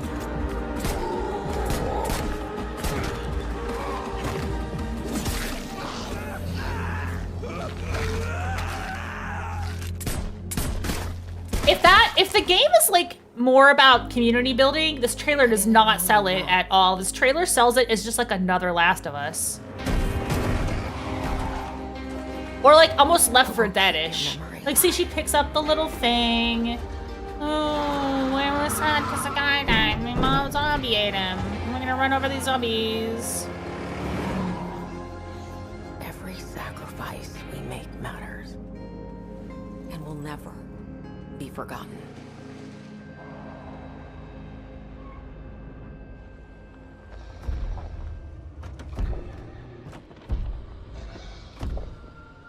I see. That was Left 4 Dead. Yeah, it has very Left 4 Dead vibes, for real. Also because they have, like, the zombie types, like the big type zombies. It's very Left 4 Dead vibes to me. No one is forgotten. We live on.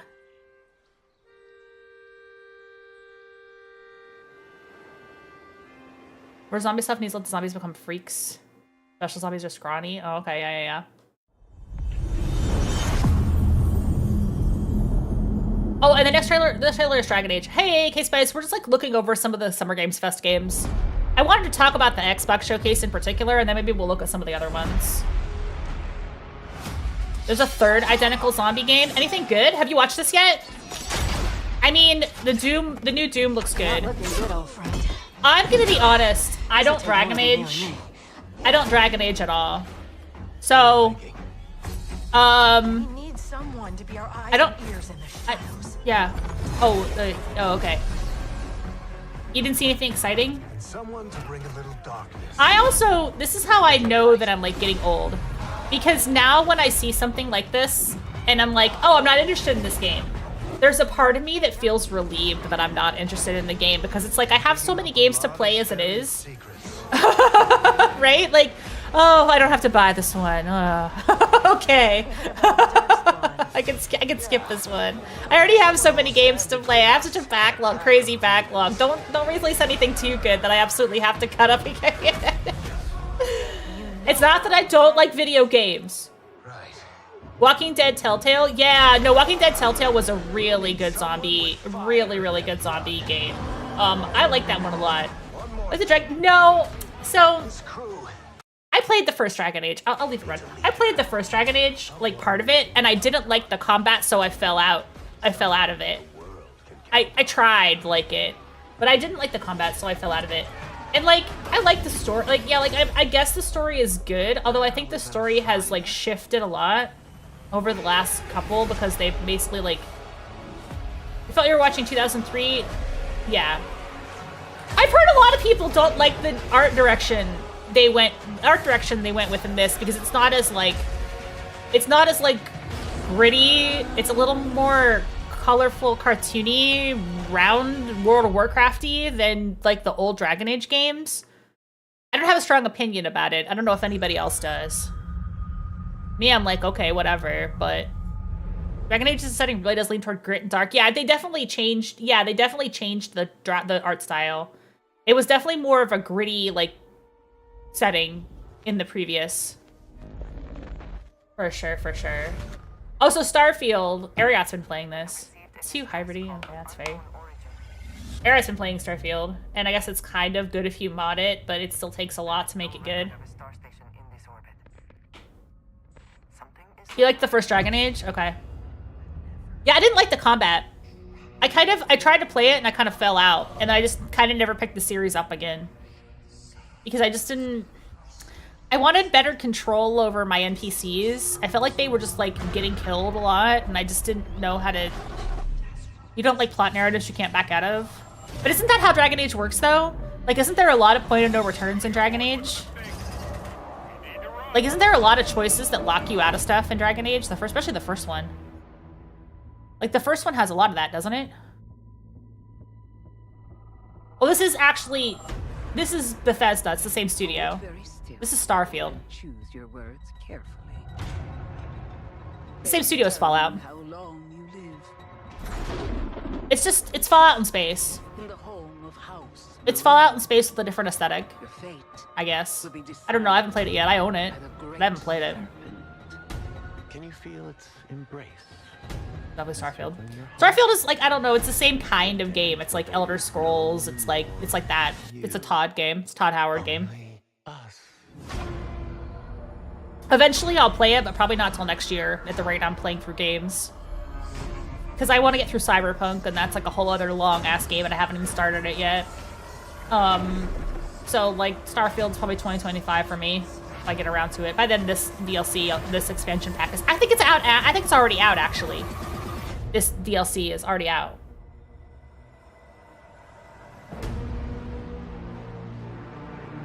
Shattered Space. Yeah, that's the new thing. No, it says coming 2024, but it's like really, it's coming really soon though. Oh, tonight. Yeah, they did already drop some of it. We have a proposal for you. They dropped some of this content already. And then the next trailer is actually Fallout. Call now to join Harry and the over 17 million Vault dwellers. Because they gotta like and let's keep those numbers climbing. Capitalize on the fact that Fallout is hot again because the show was so good. Vault 76 is a growing community, and strong community can weather any storm. Why, just take a look at our skyline. Oh, I'm not gonna get DMCA'd for Ocean and Doe. Better be careful about that, huh? The greatest scientific minds are Oblivion? cooking up I liked Skyrim. My order in which the Elder Scrolls games are good is Morrowind 1, Skyrim 2, Oblivion of a distant 3. Hydrate! I have water. I'm almost out of water. Oh, but I have Oblivion's better than Skyrim? I don't agree.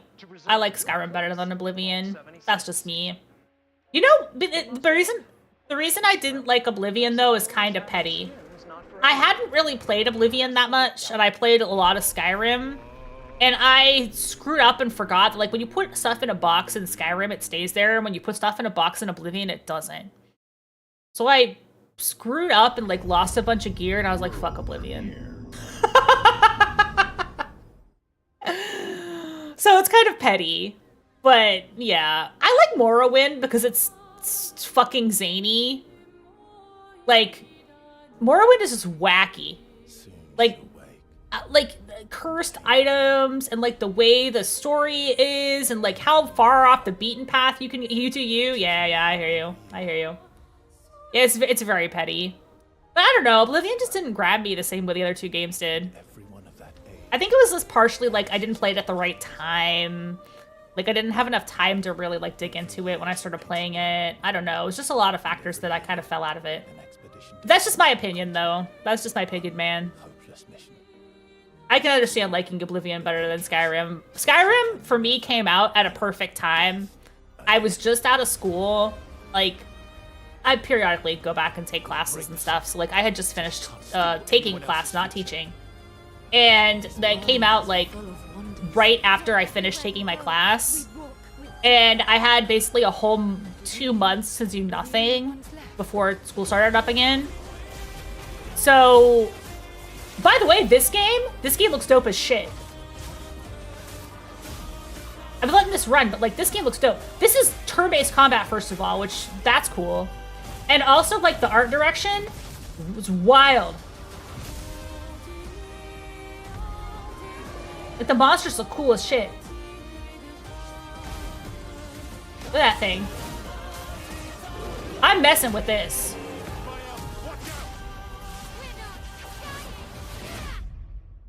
This is like a new IP turn-based RPG. We lay the trail for those who will come after. And it's like dark fantasy.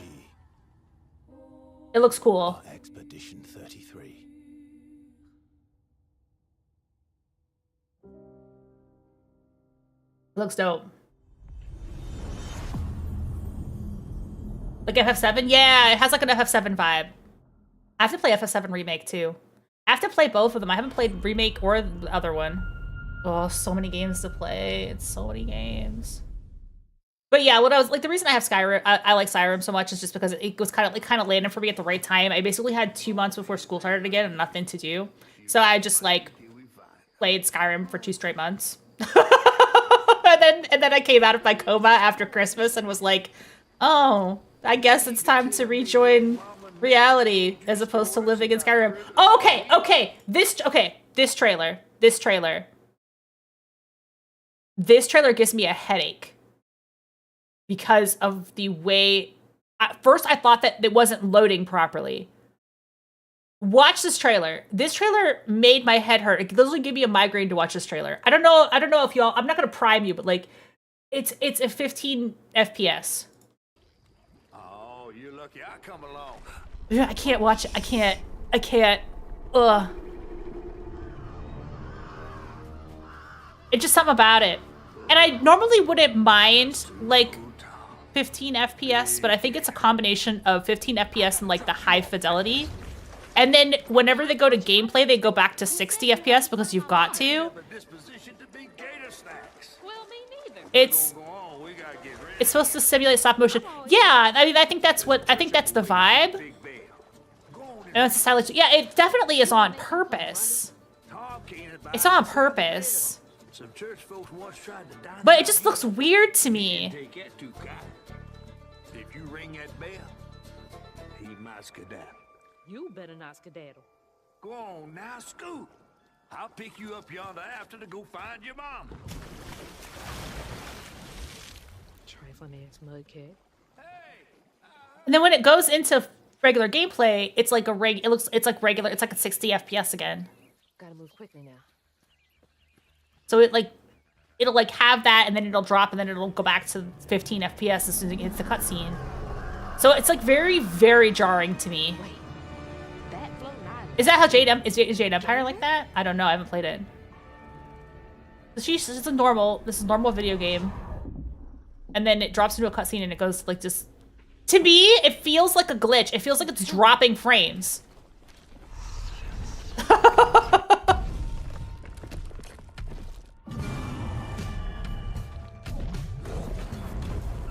Yeah, this is what made by Identity stuff was seriously good. The southern-ass game with this black person riding a giant fat catfish. Someone pattern noticed who's weird. Yeah, now that I agree with, and also like the setting and the concept for it.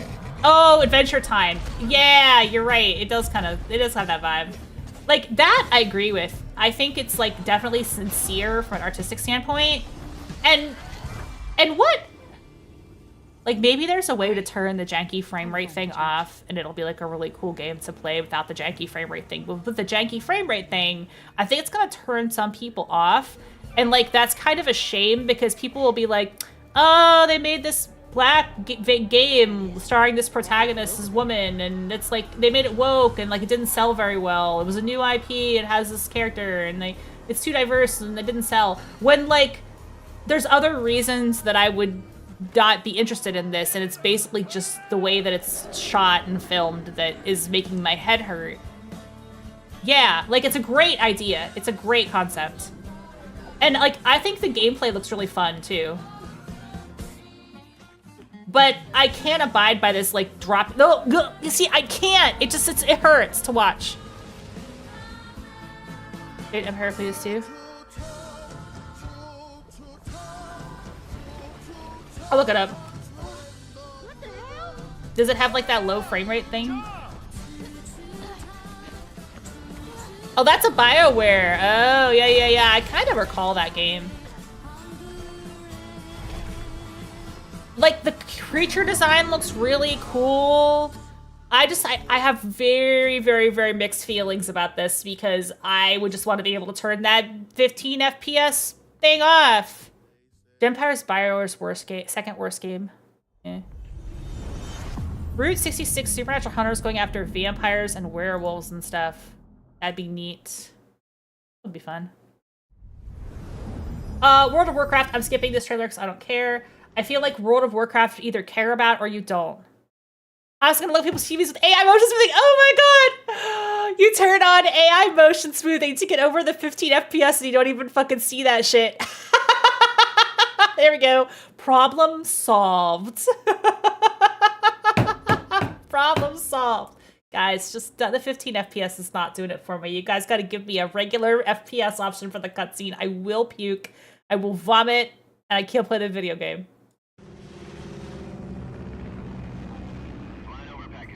So World of Warcraft, I feel like you either care or you don't. World of Warcraft is not gonna bring in any new players at this time. You either play World of Warcraft already, or you're never going to play World of Warcraft. I've never played World of Warcraft, so I've never played it. Maybe, you know, Ariat was like, you should try it as a noob for the first time as a stream, and I'm like, oh, yeah, or I could just play games I know I like. I'm definitely getting this. This kind of infiltration is because I never beat the first Metal Gear Solid 3, I'm sorry. I apologize. Made that Spider but it well, yeah. I never beat the first MGS3. I never beat the original. Sorry. I apologize, everyone. I know it's really, really, really good, but I had a hard time with the stealth system and the camouflage system and keeping all that shit straight, and I just kept dying and I got frustrated and quit the game. But remake, I'm messing with it. It looks fun. I beat the first 2. I beat 1 and 2. I didn't beat 3 though. I got frustrated with 3. I also have 5, and I didn't beat that one either. I got frustrated with 5 too. I love how in this, by the way, they're like, Snake, you can't be spotted. I hope nobody sees you. And like all of the parts of the trailer is him like mowing down dudes. Yeah, this is a remake of 3. This is a 3 remake. They call it like, yeah, Delta, but it's 3. MGS 3. I'm still in a dream, Snake Eater. 3 is the best one. That's a lot of people think that, yeah. I would probably agree if I ever finished it, but I didn't, so I can't really say for sure. Next trailer is Sea of Thieves, and there's a couple other things that I'm not that interested in. We already looked at Perfect Dark. I'm gonna skip ahead to...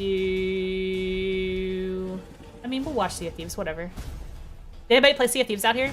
Doesn't he eat a snake? Yeah, it's literally called Snake Eater. He eats a snake.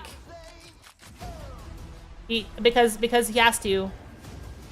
Part of the game is like trying to find food and stuff because it's like a survival. There's like a survival mechanic to it. You've got to survive in the woods and crawl through the mud and all that shit. So the other trailers are Flintlock, The Siege of Dawn, Age of Mythology, Perfect Dark we already looked at, Diablo. I'm gonna punch ahead to the Fable trailer.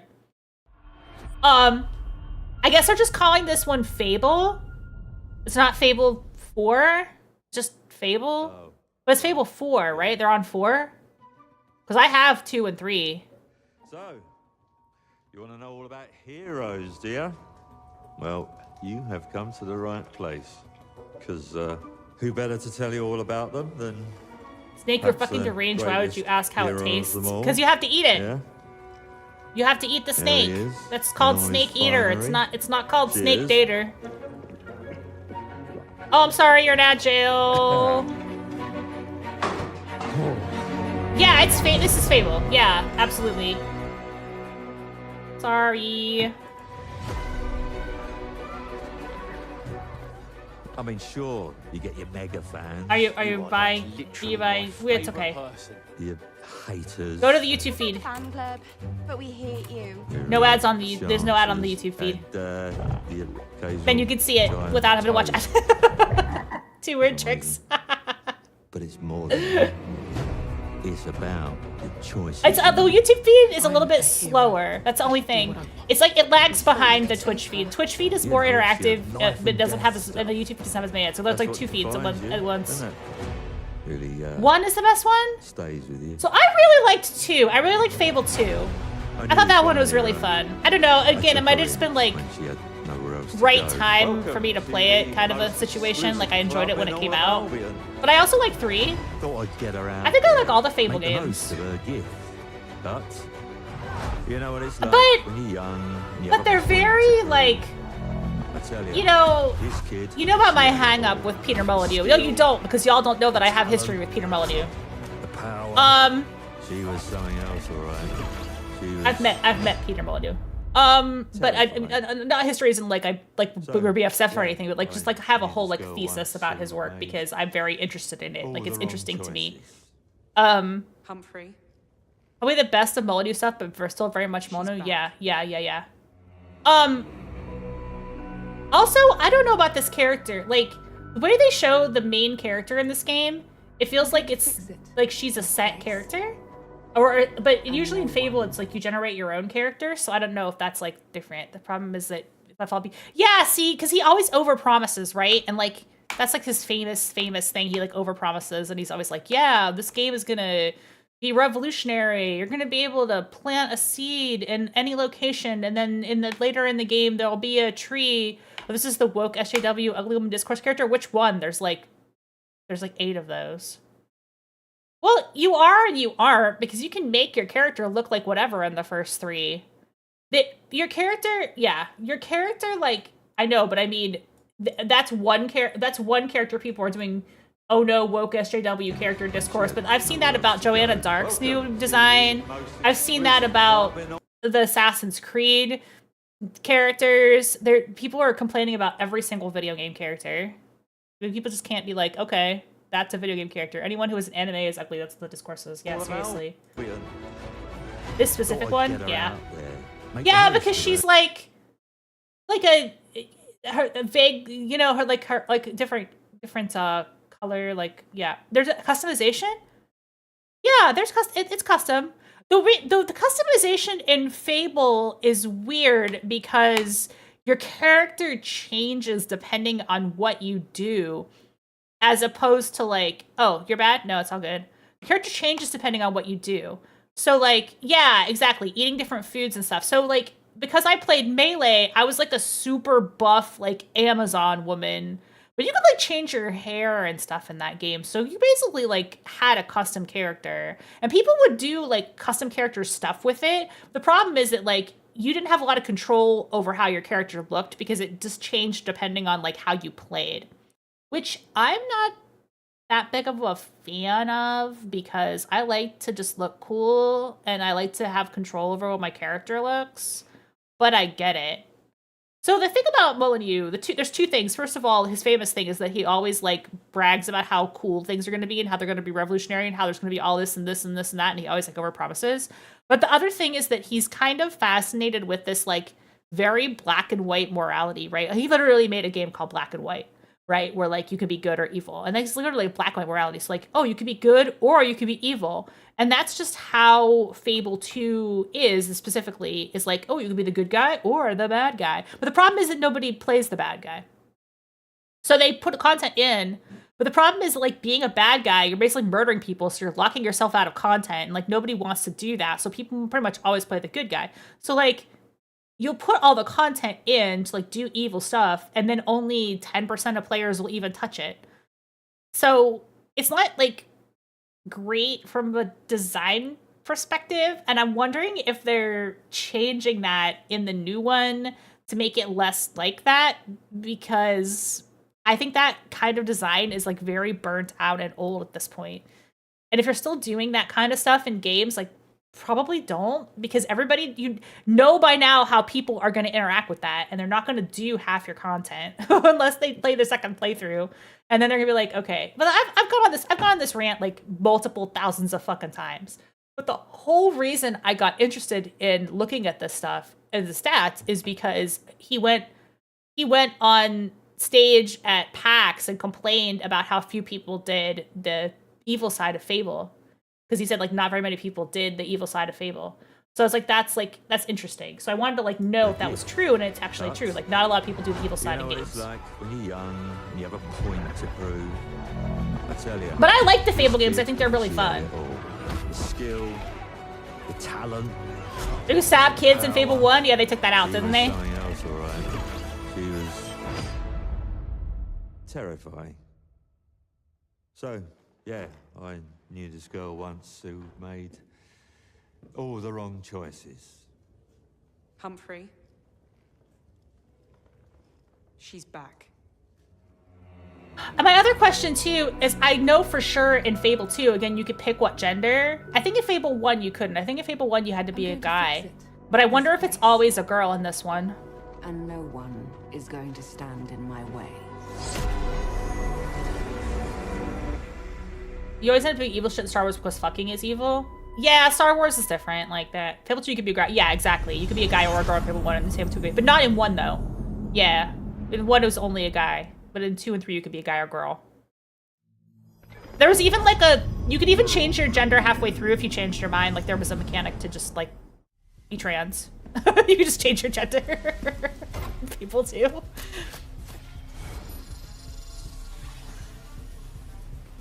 So I'm not like a multiplayer shooter typey person, but this is kind of neat looking. I don't know.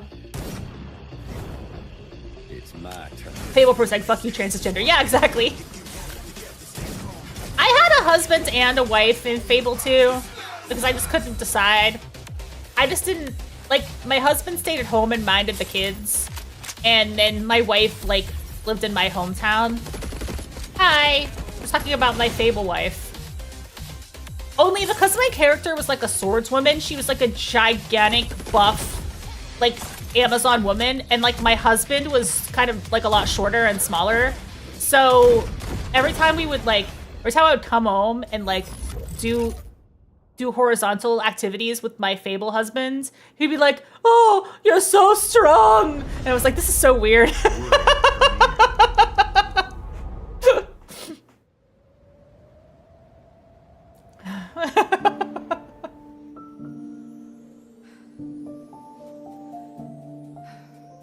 Oh, this is very different, like, from most of the stuff that's in this showcase. It's like a little mouse homesteading kind of game. Kind of a... I found my childhood kind of a... in ruins. What am I thinking of? Watership Down kind of vibes. Except there's no like a... it needs more swords. House is broken, so There's achievement for getting a certain number of STDs? I think so. I think you're right. You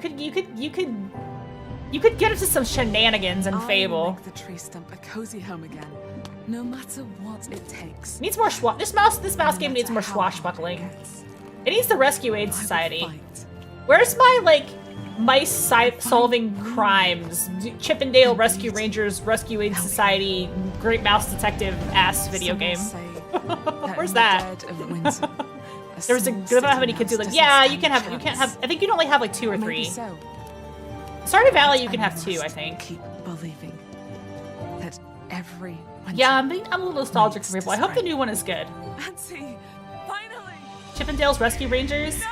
Where's my mouse crime solving game? This one's like a little bit more about like, I don't know, building a cozy mouse home and not getting eaten by owls, I guess. Okay, next trailer. I don't know what this game is. Like, I don't know what the game is. World premiere. Like, I might just be... Like, it might just be like one of those variety adventure game type things. A strange, almost cosmic talent. Oh, it's muted for copyright. Okay, that's fine. Good, because I'm on Twitch right now. So, they got some copyright music in this, I guess. Back in late 70s, early 80s. Yeah, I mean, I think this is like an 80s vibe. Yeah, they muted the trailer because of the music in the trailer. That's fine. That's okay. I don't need to get DMCA'd on my own stream. It's all good. It's doing the frame rate. Yeah, it's also doing the frame rate thing. It's also doing the frame rate thing. But right, it's not as bad as the other one. I think because it's clear that it's like cutscenes and it's not the gameplay. But I don't know what the F the gameplay is in this game. Like I guess most of what they're showing is cutscenes. But see, this is the reason they're like Joy Division. This is the reason they're like muting it, because it's like actual band's music. So is the flying, is this part the game? Is this the game? Like what is the game? what is this a res-like? I don't know. Is that what it is? Hi! We're looking at trailers. We can't listen to that trailer because it's got copyrighted music in it. Oh, and then Flight Sim. I'm gonna actually turn the volume down even further because Flight Sim is also not like. How was your stream? Final Fantasy Rebirth. Oh my god, I was just saying I need to play that. Right, it's catch-up. I was just saying I need to play that. They're at 49 FPS? No, that's 15 FPS. That choppy animation is 15 FPS. It's what you call shot on twos. So that's why it looks so choppy. Might be even slower than that. Because it's noticeably choppy. Not great, you spent the whole time losing to a boss? Oh, gross. Man, I gotta play Final Fantasy Rebirth. I gotta play both. I have so many freaking video games to play, and now we're sitting here watching video game trailers. I just like basically having a yapping stream. We're just chatting about stuff because I had a lot of stuff I wanted to chat about. So Flight Sim looks gorgeous, by the way. I've never bought a Flight Sim game, or at least I haven't since, I don't know, freaking Windows 3.1 days. But, I mean, I don't know, it looks pretty good. It looks pretty fun. This looks like a fun game to, like, do a chill stream to. Just vibe. Zatsu chill streaming situation. I've seen these trailers already, but I'm just kind of going over them. Yeah, it was actually pretty good. I agree. I think it was a good presentation. They had some good stuff to show. But most of the Xbox games, I mean, it's the Xbox presentation, but most of the Xbox games are coming out on PC. So really, it's like games to buy on your PC or your Xbox if you're into that sort of thing. I mean, I have an Xbox One, but it's one of the older models. I don't have, like, one of the newer ones. But I think there's not that big of a difference. There may be times whoops to buy games. I know, there's so many games. The new game's gonna be on PS5. Yeah, see, so what? I'll just get it on PS5 because then I know it's gonna run like butter. Honestly, Doom, I probably will get on PC because I have a 4090 graphics card. It works again. I have like the highest end graphics card you can possibly have. And Doom's a PC game. You know? It's a PC game. Oh, you have the fat PS3. Okay, so I have a regular PS2, but I don't have a backwards compatible PS3, so that's awesome. I have a regular PS3. And then I have PS5. I don't have PS4. But I think PS5 is back compatible with 4. But it's also like not a lot of games I wanted on 4 that weren't already on 5, so it's sort of like, just get it on 5. I just skipped PS4. This is Elder Scrolls Online. I'm gonna jump over it because I don't care that much. And then there's a new Life is Strange. I swore I'd never use my power again. This confused me at first because I was like, most of the Life is Strange games, they have a different pro tag every single time. But this is Max. This is the same pro tag as the first Life is Strange. My friend's body in the woods.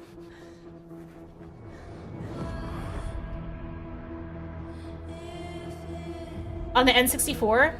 So funny thing, I don't have an N64. I can trust. That's one of the consoles I do not own.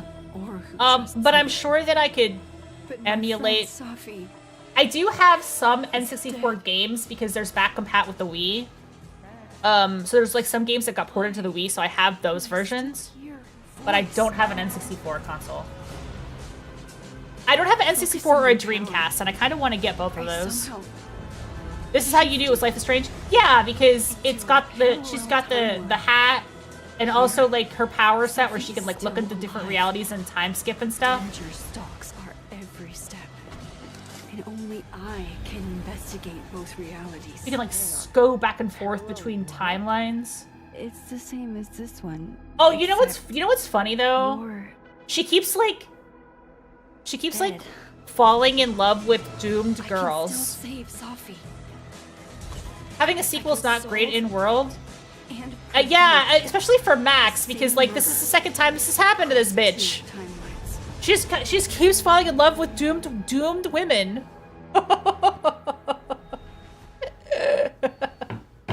Right?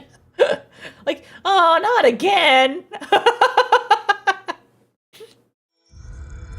It also means that it basically like chooses like what ending happened in the first game, and it's the one where the other girl dies, right? Like it has to be. Max doesn't have great taste. Yeah, no word.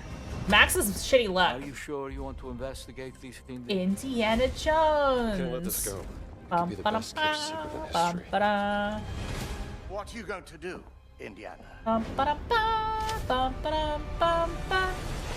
This is a fun trailer, but this trailer is like 95% cutscene. Like they get into the cutscene, it goes on for like way too long. And then when they actually show the game, it's in first person, which is kind of weird. Like, I guess it's not all in first person, but wouldn't you expect it to play like Uncharted? We have to find the stones, Gina. As opposed to FPS?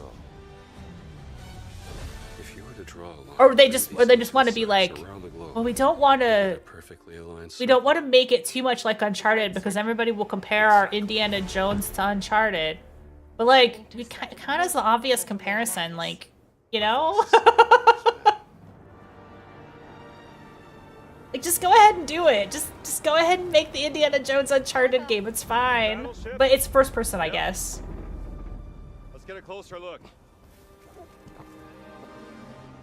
People already compare it to yeah, because it's like the same kind of vibes, right? What's that in his hands? Yeah, so this part's a cutscene. It goes on like forever. You want to make Uncharted get the Miss and he would beat Drake's ass. Yeah, exactly. You want to like beat them at their own game. And they just kind of punted on that. Like, they're not doing that, I don't think. They're doing it as first person. And that's strange to me. I don't know. I would just do it like Uncharted. You know, like... The Uncharted movie was not good. The Uncharted movie was actively very bad. I watched it like on Netflix and I was just like, I hate this movie. See, this cutscene goes on way freaking long. Although this is very funny, like the Nazi guy they bring out, he's hilarious. Where's the stone? This guy. American rat. What stone? Have you ever heard of Höhenangst? Fear of heights? Yes!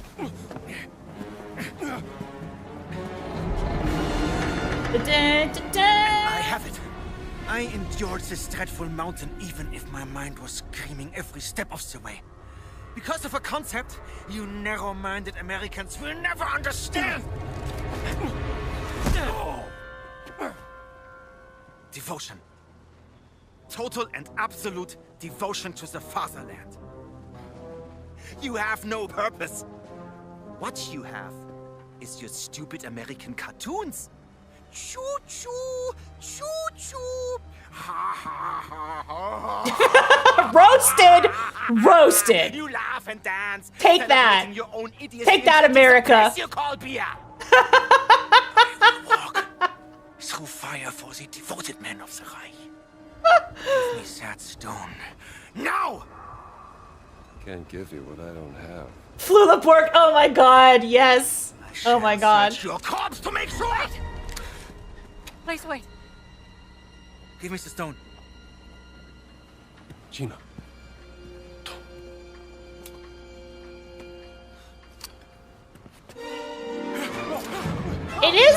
It is Troy Baker doing the Indiana Jones voice, so, you know.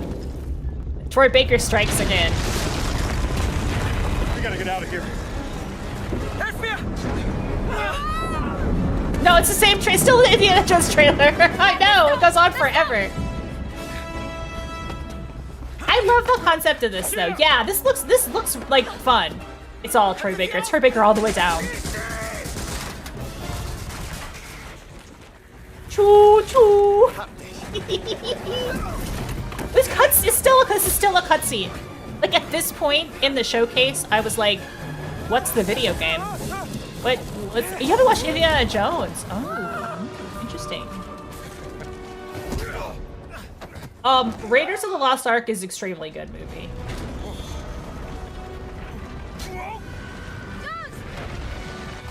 It's just like a good, fun action romp. Nazis get punched. It's fun movies. Very iconic.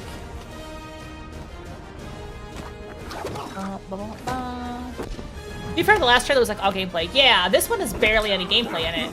And I think the gameplay is this. I think this is the gameplay. So I don't know. It does look fun though.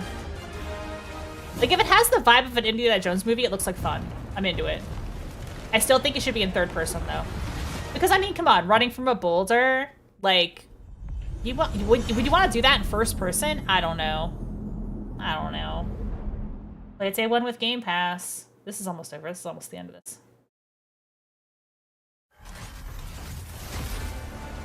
Oh, this is a mecha fighting type game.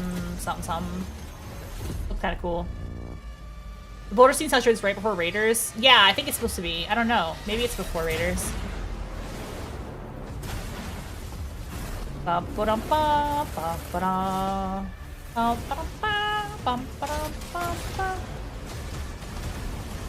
at the end of the game? Yeah, you know what? That kind of makes sense. Like as a callback. In this game? Yeah, I mean, it could be dope, right? It could be like a lot of customization. You could like be able to build your own mecha and like... It seems like a lot, yeah.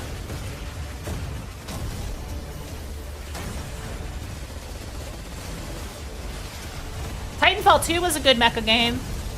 You could date the mecha.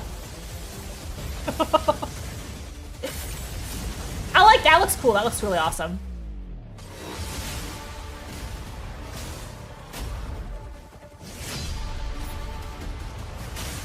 Imagine Zone of the Enders? Yeah, it would be fun. Freaking cool. I played a good mecha rating game. Yeah, this has a lot of potential. I feel like I need to know more.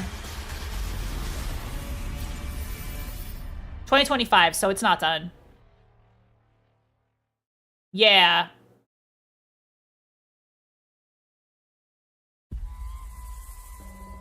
Okay, so is this Assassin's Creed? No, you are a monster. This is Assassin's Creed. No, this is not. This is the Assassin's Creed's in here. Yeah, it's in here. This is something else. This is some kind of Souls-like feely. It becomes clear. The gift changes you, slowly consuming every little part of your humanity.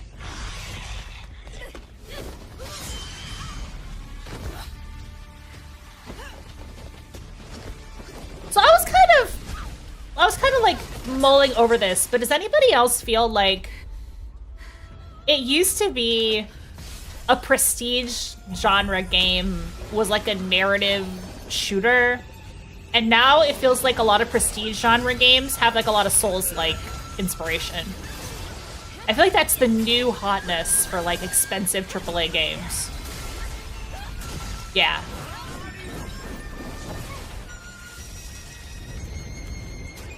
I think if you're gonna do like an expensive AAA game, you're basically making Dark Souls. They're making a Dark Souls. I feel like that type of game has really taken design by storm. Yeah.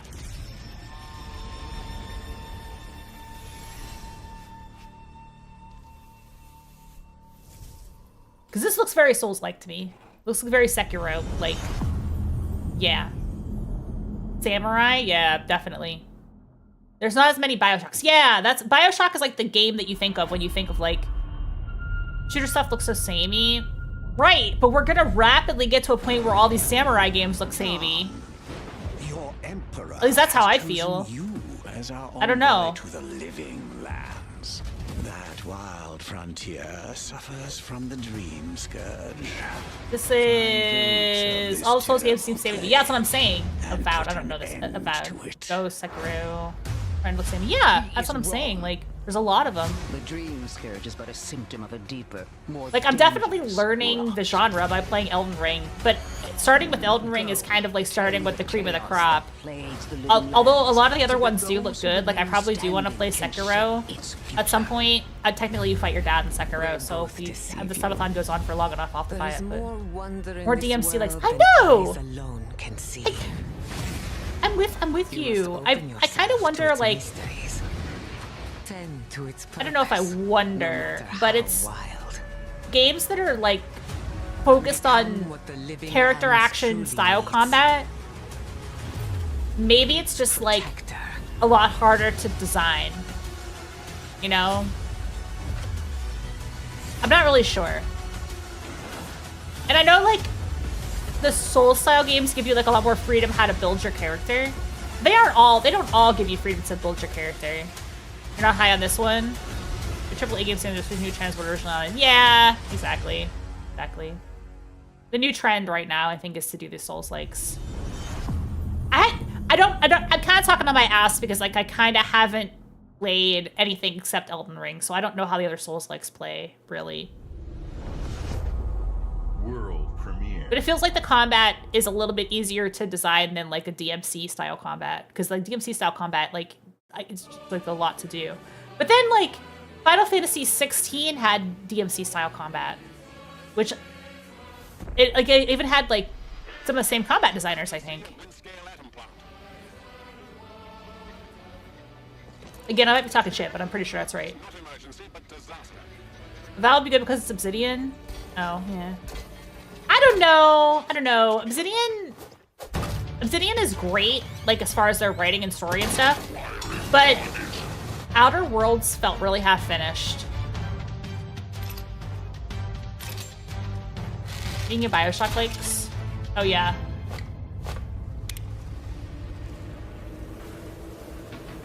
This is like a first-person game, right? This is like a first-person.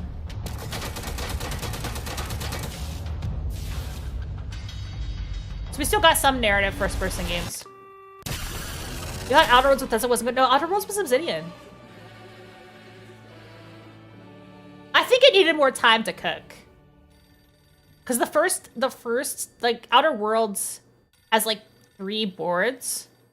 And the first board is kind of fleshed out.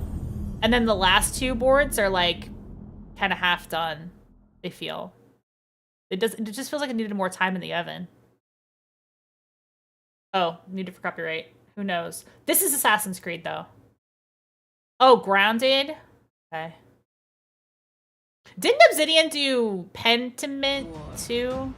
Their soldiers killed I haven't played it yet. everyone. Okay, so this is the new Assassin's Creed. This is the other game there's discourse about. The guy that did oh, okay, yeah, DMC combat. Yeah. Thank you for subbing! How many people have subbed today? Is that 3 subs today so far? I'm gonna add 15 minutes to subathon. Grounded with Obsidian doing a totally different thing. Oh, okay, I haven't played it at all. Our people deserve. Yeah, the guy that did okay, I was right about that then, okay. Sometimes I just say shit and I'm wrong, but I'm pretty sure I keep track of who's making what video game out there in the world. I think this game looks really cool. I mean, again, there's a lot of samurai games coming out. And honestly, I haven't been interested in Assassin's Creed in a long time. Like, the last Assassin's Creed I can remember was Black Flag. I didn't play that, I just watched Ariat play it. But it seemed neat. But then there hasn't, yeah, Scrub, exactly. There hasn't been a good Assassin's Creed in like a hot minute. There hasn't been a memorable Assassin's Creed in a while. Like, and they all kind of blur together. Yeah, that's another thing. There's so many samurai games coming out. It's just like the new hotness, I guess. Together, we will bring justice back to the people.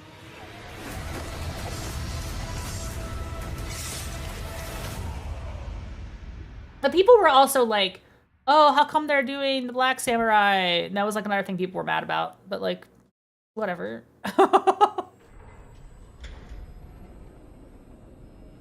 And then this is Stalker. Those people were mad about the Black Samurai. Yeah, Black Flag was the last great Assassin's Creed. I agree. Black Flag was fucking cool. There's multiple reasons why people were mad.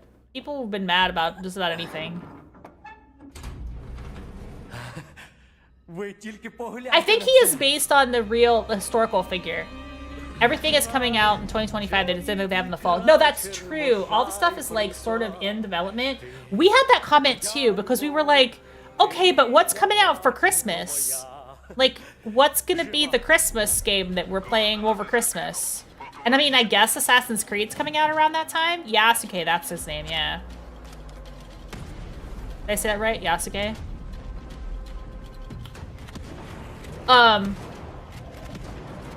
Yeah, I don't know what's coming out, like, except for Assassin's Creed, I don't know what's coming out over Christmas. Like, what's gonna be the Christmas game that we're all playing in around the holidays? Who are we all buying for Christmas? And I don't know, because all these are like 2025. 2025.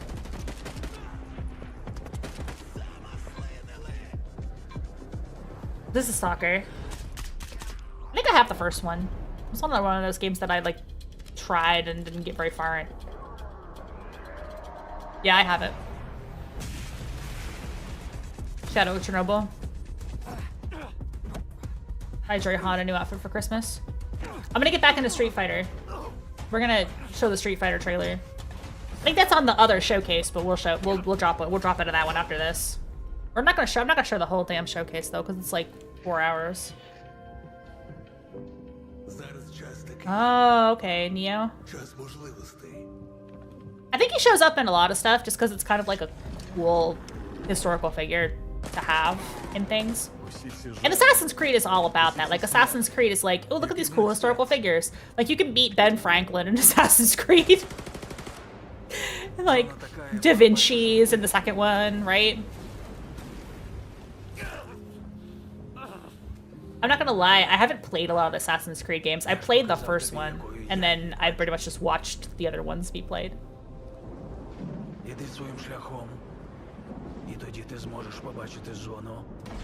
I'm familiar with them, but only like as a viewer as opposed to as a gamer. I played the first one. The problem is that I'm not good at stealth. But I'm not patient enough for stealth. I can do it, but I just get frustrated. These few were great, followed by mediocre messes. Yeah, that's the thing. It's like the first couple were really good, and then there's like a few, and then there was like, for you to experience their game yourselves on September 5th. Today, and this is nothing. This is Skip. He's interesting, and then this is the other. This is their final trailer.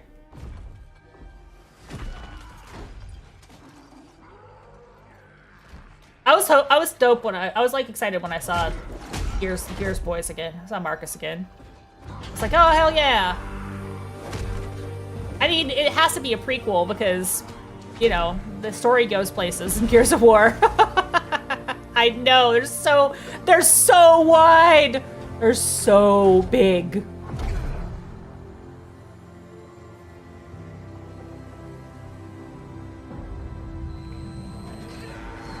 Get him.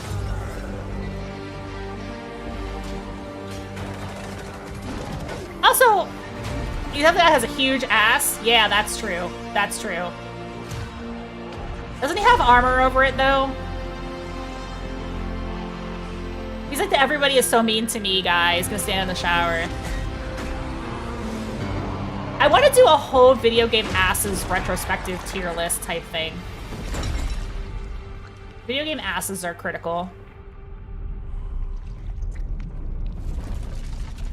Oh yeah, you need to play Bad World. I gotta be careful about the copyright on the stream, but as long as the stream isn't muted, Bad World playing it. In his case, it's fine. It's absolutely encased in gear. Yes, that's very true.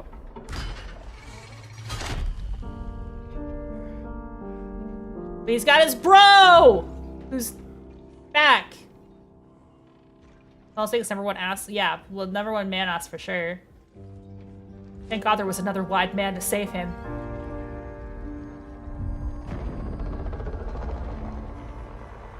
But yeah, it looks cool. I'm excited for this.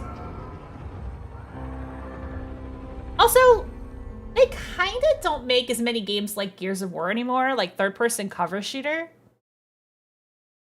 I don't know. I don't know that I've played one in a while. Has the Batista button? It does. Yes, correct.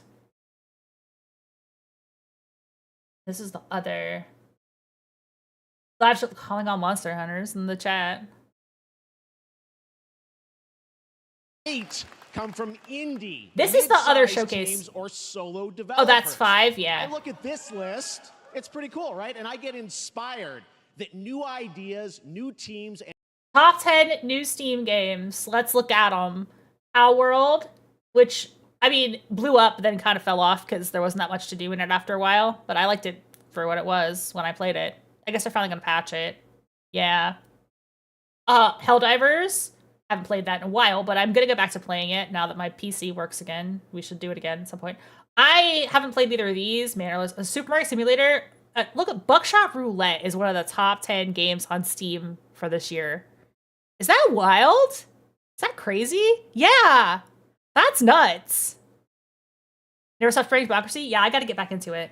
It's fun. Yeah, that's so satisfying. Yeah, I know. I know what you're talking about. I haven't picked up Balatro yet, but it looks like kind of fun. Yeah, Bannerlords is huge. And then I think Hades 2 and Dragon's Dogma are kind of obvious picks. Dragon's Dogma did super well. Hades 2, of course, doing super well. I played Hades 2. I like it. I'm waiting for it to be more finished before I play it again. Do that song for my karaoke. Which one? Mad World? And smaller creators can and will break The Ruse through. Effect? Manor It's a Lords was the reminder Ruse to big Effect? It might companies be. They have to treat their developers right. He did do because Manor today, Lords, didn't he? There are many paths to And then apparently his sustainability capacity falls and off a cliff. success. Oh, okay. And that's what makes this industry Yeah, so, I really like Hades. so Hades great. is the first game of my subathon. And you'll see that reflected in the show. It takes today, on everyone because already over the bought next it. 2 hours, Oh, okay. We'll have big Fair, franchises fair. on stage like Star Wars, Batman, and Harry Potter, but also smaller It titles, is. including a few games made by Jeff single Keighley, the individuals Doritos Poe. and first-time creators Yeah, that we're we gonna invite get to be that part of the trailer. I want to show talk about because we the. I think want to talk this about the platform Street is Fighter important as trailer a way to because show my you next video will things be a you Street might Fighter. not even Good. know about. So when you see a game I could that do Mad piques Bull your for karaoke interest, for sure. please wish list Yeah, it, it's in or here. even It's in better, here. Send it to a We're not gonna friend watch and this get whole thing because them this goes on for a excited. super long time. But we'll watch some That's of how it. we together can grow the gaming All community. around And me we are going to do that today familiar over the next 2 hours, and we have a lot of faces. games to show you. Am I gonna Plus, try and Day of suit Dead for the Mig directly fan after Zag with scene? even I've more already indie had it. titles. I've already got it. So should we get to the games? No, the rule for the father's thing is I just have to get one clear, and then I'm moving on because I got a lot of dads to kill and not a lot of time to do it. We're just gonna get one clear. It's my first task is to clear Hades once. When do gamers stop hating him and start accepting him? I feel like it happened overnight. I don't know. I guess it's just because like I don't know. I mean, you got a good point.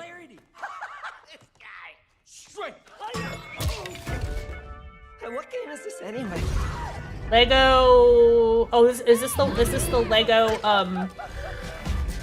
Lego Horizon with the hot dog guy? I gotta get me one of those. Is it Lego Fortnite Horizon? So you're kind of defending this game? Lego Horizon? That hot dog guy is Aloy, an amazing Aloy. video game. Aloy. Thunderjaw went mad and is tearing through the valley. Don't worry, I'll bring it down. This is gonna be fun. It's Lego Horizon. And cut fire attack. A lonely hero, hunting machines all by herself. Hello, I have friends, you know. It would go away. Right, Caption a friendly thing. hero, hunting You're in the way. with her pals. I mean, whatever. What's the point of it? I don't know. Exploring Wow, what is this place? I don't fucking know. all the shiny things. The point is, it's finally a Horizon game with real art direction. In a home.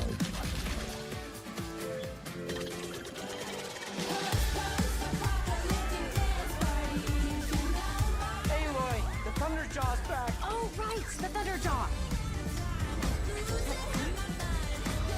I'm just being mean because there's a really good Voidburger video where she talks about the art direction in Horizon, the second Horizon game, and like she just basically just tears it a new asshole, and it's really funny. You should watch the video; it's really good. Maybe I'll even bring it up on stream. It's just a really good video because like the second Horizon game, it's like there's so much visual noise in it that it's like really hard to parse what's going on. I don't know because I haven't actually played it, so I'm just being a shithead because I haven't actually played it. But I do get the vibe that that's true because if I look at like the way the game is played, it looks really for PlayStation, like but also day one on PC overstuffed, and Nintendo Switch. like with It's a playful, yeah, lighthearted right, story exactly, inspired yeah. by the world of Horizon design It's kind of with just two-player kind of action in mind, bland. I supporting don't couch know. and online co-op. All right, now we're going to completely shift the tone to the next game from Torn Banner Studios. But I feel like I Two. wouldn't really enjoy the Horizon games just because they feel like one of those like big open world games with a bunch of checkbox stuff to do. And I don't know if that's my vibe anymore. It's up to you to find your friends. But then and again, I survive did play Here is the first I did play it came out at the same time as Elden Ring, that's probably why. Yeah, that's kind of a shame, huh? I mean I did play Tears of the Kingdom, like which is a very similar game genre thing. It's just a big open world game with a bunch of checkboxes to do and a bunch of shit to look at and like go here, go there kind of stuff. So I definitely do play games like that. But I don't know. I just it's one of those ones that I'm not that interested in. No, it's more zombies. Part of the open world with 50 quests that are exactly the same. Yeah, that's kind of I feel like the Horizon games would be like that. Like, they would be, like, very checkboxy. Like, oh, you gotta go here, you gotta go there.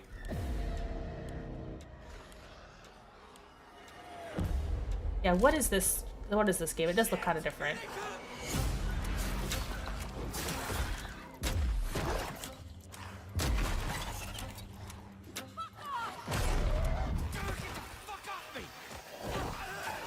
I forget what this one is. Permadeath. Yeah! 8-player co-op.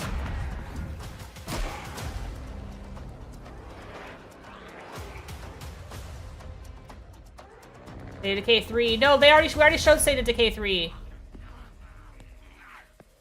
That was a different zombie video game. This one's No More Room in Hell 2.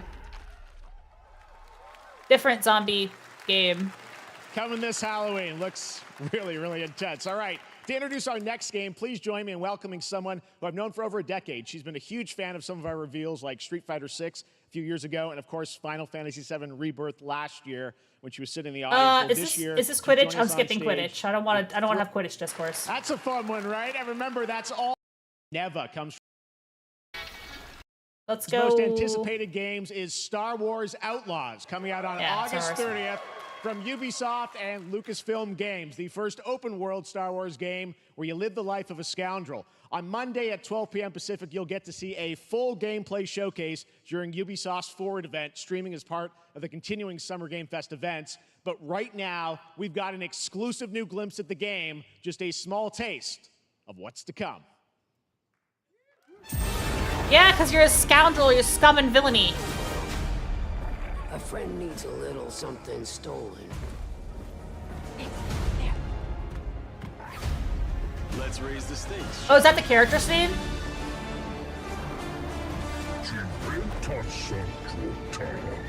Oh, it's Han. Oh, it's not Han Solo. What the fuck?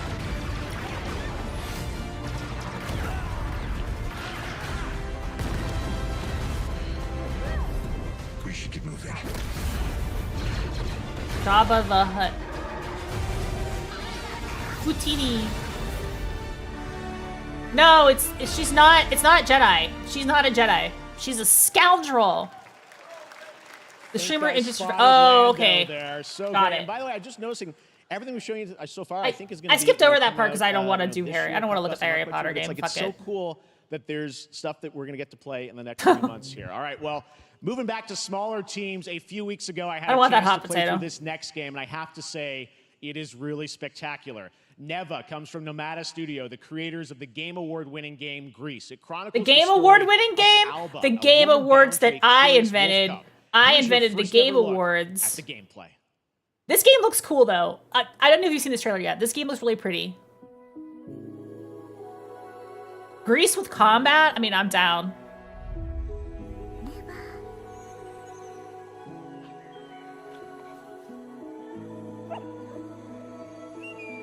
Yeah, it's the same art style.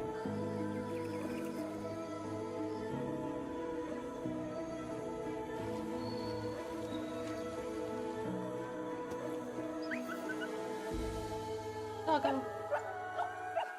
Woof, woof, woof, woof, woof. Grease Battle Royale.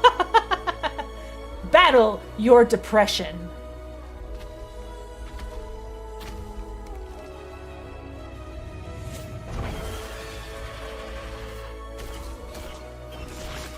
Look at this. This part looks cool. Look. Sword fighting. Crazy monsters.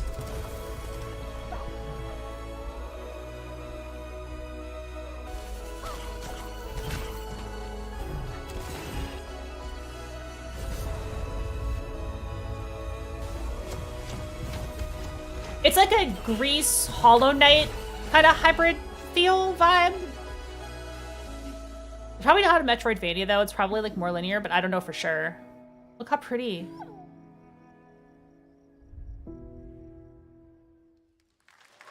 That's 2024. That's coming out. That game is such a true work of art, especially when we get into some of the combat. It is tons of fun to play. And there's much more coming later today in the Devolver Direct, which will air directly after the Day of the Devs on this same stream. So we've got lots more for you.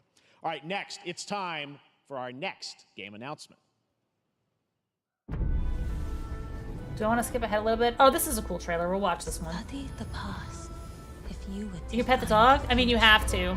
It's required now. You gotta be able to pet dogs in all video games. Fate, working in these walls of time. Let us all for death I should prepare. switch and eat more snacks. I can't. I don't have my snack cam up. I'm gonna eat a snack. I got some. Oh my gosh! Oh my gosh! This is super cute.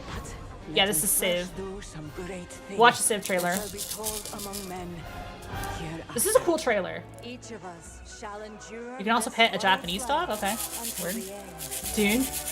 They did announce a Dune game though, didn't they? Like that depression. Yeah, I know. Well, Greece is like a game about depression and like it's symbolic or something. Like, I mean, I make it sound bad, but it's a fun game. It's just like it's a really pretty game, but it's like very symbolic, artistic kind of vibes. Greece is the wharf, yeah. Hello, Word. everyone at Summer Game Fest.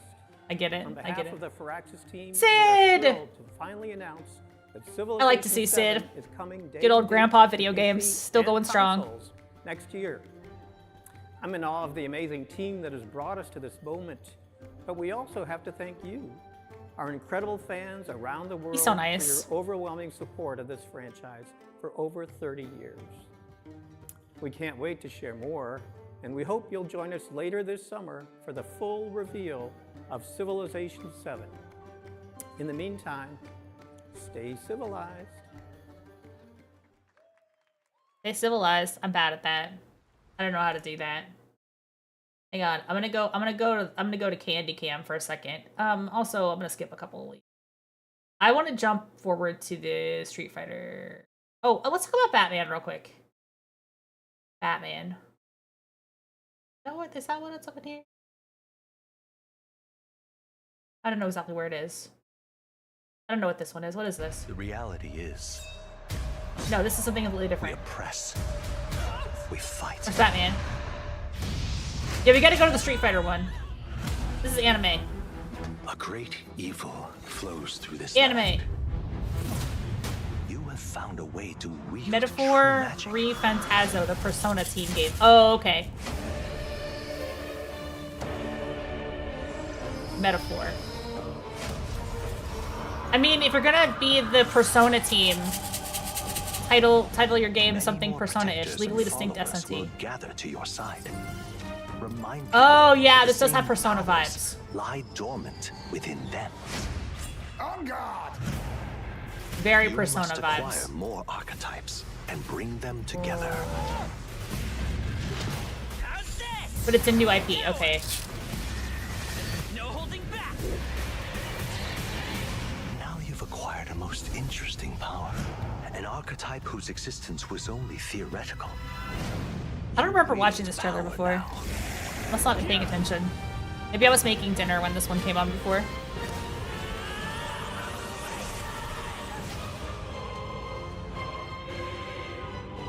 That doesn't look familiar.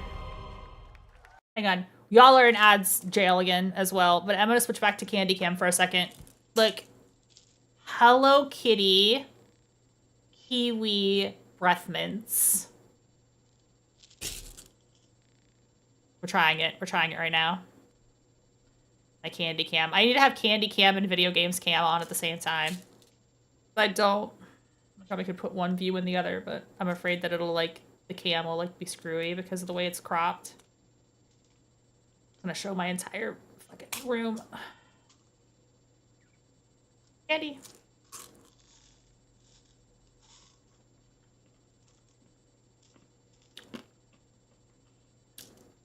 Pretty good.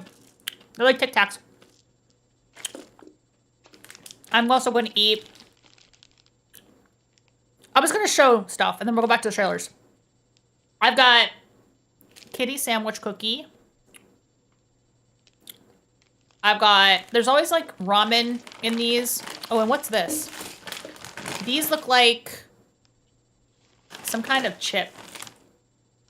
see what that is. What is that? I've got a book, a guide to the snacks. Snack guide. Let's see.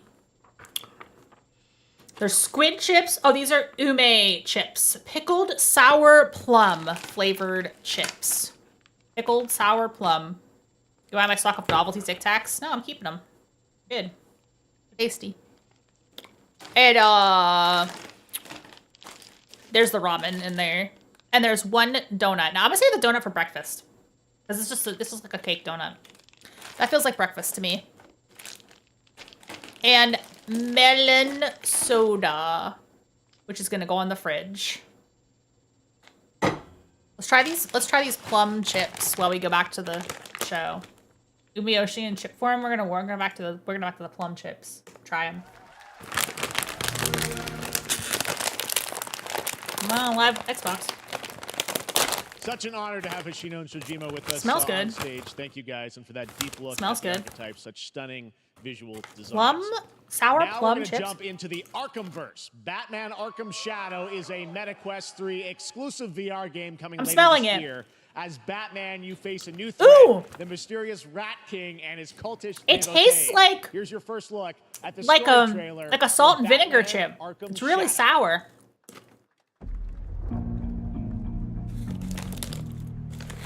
Yeah, the Rat King. That's what Batman is fighting in the new game. The Rat King. No, not the TMNT Rat King. The Batman Rat King. Legally distinct Rat King. You're right though, that is a TMNT villain too. He was cool in TMNT. Is from the fire. He was badass in TMNT. Casting shadows of rats on everything that was once good. Rat Catcher. No, I think they call him the Rat King in this. Fear is their weapon. But they're not the only ones who can use Yeah, they call him it. the Rat King in this. They don't mean Rat Catcher. They're using the same name. The Rat King will stop at Yeah, Rat nothing to destroy my city. How far will I go to destroy him? Oh, you're right. That is Smashing Pumpkins. Oh, I'm probably gonna get muted. They're playing Despite All My Rage. Yeah, yeah, yeah. That makes sense though, right? Despite all my rage, I'm still just a rat in a cage. Yeah, exactly. That was exactly what I thought. I was like, oh, VR? Rip.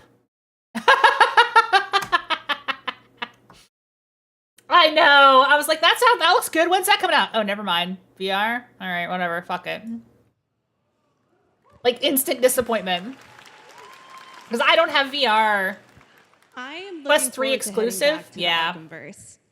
Now, it is This? time to update fans on a legendary fighting game No, franchise. this isn't the game everyone And booed. That includes me. This is Because what I'm I've been here a fan for. of this series ever since one of its first iteration and have been playing Oh, each yeah, one exactly. ever since. So, The let's check Batman it out. one. Yeah, for sure. Because it's disappointing. Because you're like, oh, this looks good. Never mind.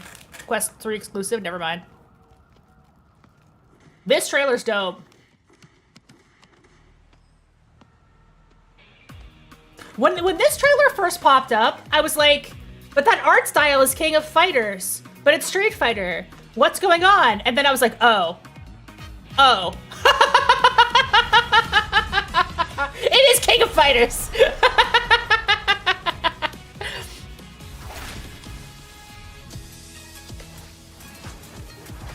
My girl! So excited! I'm so excited! Yeah, Mai! Finally! Too sexy for Smash, but she's allowed to be in Street Fighter. Very exciting. So cool. And then this too.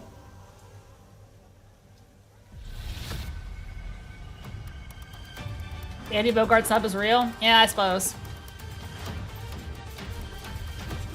He's come back for his hat. He needs the hat to be complete. Take the hat powers. Yeah, his powers are in the hat. Yeah.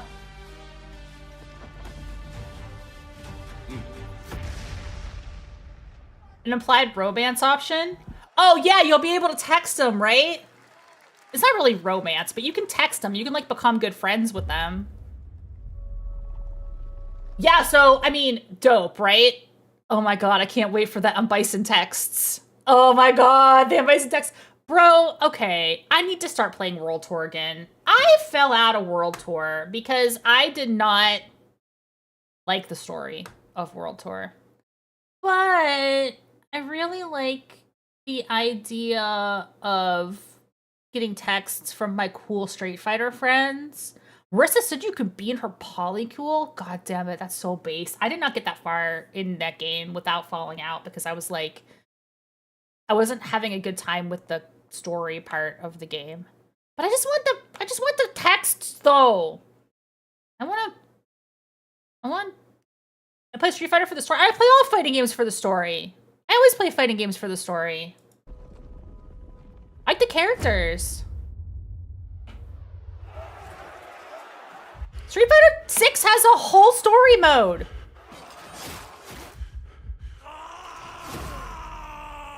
No, I mean, I fell out of the World Tour. Yeah, it becomes increasingly more insane. Yeah, okay, that's fair. I should just play it again. I should finally just suck it up and finish and get the cool texts. Because I want the cool texts. That's all I care about. What else is on this? What else is in this? Is there anything cool we're talking about? I mean, Street Fighter was like kind of the other big one that I wanted to talk about. Oh, I'm gonna jump to, well, no, there's some more stuff. We'll let it ride. We'll just let it ride. I like the concept of World Tour. Who likes the Street Fighter movie? That movie's a classic. Like the original one with Raul Julia. Yeah, everyone likes that. Everyone here likes that movie. Yeah, the Raul Julia one. That's an amazing movie. Jean-Claude Van Damme.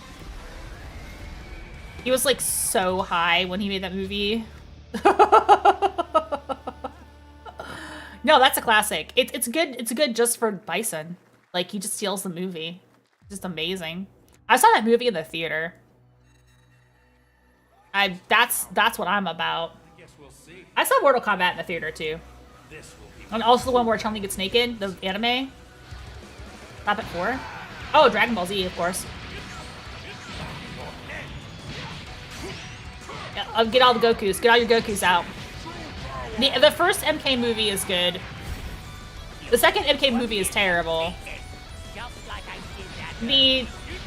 Then they did the reboot movie, and I thought it was gonna be good because it was like, we're gonna make a Scorpion movie, and then they fucked that up too. It's such a bummer because like my favorite Street Fighter character, at least the original, is Chun-Li, and they made a Chun-Li movie, and then they didn't do a good job with it, even though like the story is so easy to make a movie out of. Like I don't know how you fail to write a basic kung fu revenge story, but they did, and they did a terrible job. And then like a bunch of fanfic ass shit. What, this or the Mortal Kombat? This?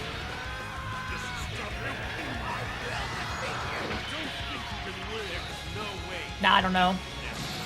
That's every DVR game? Yeah. I think it does just go off the rails. There you go, Internet. We got your release. No, I'm sorry. I'm sorry. October 11th. I know what you meant. Now we step into the world of Delta Force. Sparking is that a DBZ. free-to-play tactical shooter available to play on all platforms. Here's I derailed myself there for a second. Extraction mode. Team, rally up. We've got a new mission. Operation Lightning Strike. The situation at Zero Dam is now very serious, with conflicts escalating between Havoc Corps and Alsara Guard. It's time to take action. See, I don't like military. I don't care about military games that much. Select and decode the Mandel Brick, located at the tourist center at the southeast region. We need to utilize terrain for stealth insertion. Execute swiftly and silently. We're in position. Generic? I mean, if you like this sort of thing, then it's your thing. We need to pick up the but pace. it's kind of not mine, so. At least you can snipe a guy. Good sniping. This is like really early build for whatever this is, too. It says development build subject to change. Hello! just watching some of these game trailers that I didn't kind of get a chance to talk about or react to. Dude, bro, operators, ball caps, beards. Oh yeah, I get you. I watched these already when Chef B was streaming, so I'm kind of skipping around a little bit. But I wanted to talk about the Street Fighter trailer. I was excited for that. And then we're kind of just like looking at stuff while I eat and just talk bullshit about random stuff because I'm just having it, you know, one of those Zatsu days. Yeah, get some food. I'm eating these sour chips. They're kind of good. Kind of decent. I mean, if you like vinegar chips, that's the Delta Force Hawk Ops. I mean, what? I don't know what that is. But that is not all. The game's that is not all of the games. I'm gonna skim through here a little bit. Yeah, we'll get to like the end. Yeah, they're ume. They're pickled plum. Here is your world premiere. Yeah, there's a Sonic. There's a Sonic in here. The Shadow game that's coming out. There's a new Sonic and Shadow game coming out. I never have any real hype for the military stuff. Yeah, me neither. It's not really my thing. I was talking about fighting game movies. That's what I was talking about before we changed topics and we're talking about the trailer. I was talking about fighting game movies. Yeah, like they like rebooted the Mortal Kombat movies and they like kind of fucked that up too. Like you think in making a Scorpion movie, again, that's a slam dunk. It's like such an easy, like again, it's a kung fu revenge story. And then they just like decided to make it about like the reason I got confused, Pat, was because like literally the new Mortal Kombat movie was like literally fanfic. Like it was like a new character who is my self-insertion character was the new Mortal Kombatant, and Scorpion loves him the most. Like it was such a weird like Mary Sue. Yeah, it was bad fanfic. Yeah, it was a bad fanfic movie. I was like, how do you fuck that up so bad? Like, just make the Scorpion movie, you idiots. Come on! The TV show was okay, yeah. The one that was like the little clips of like story TV show. Yeah, I wanted to leave this on for the Garu trailer. Yeah, that's okay. Yeah! Janae? Yeah, girl!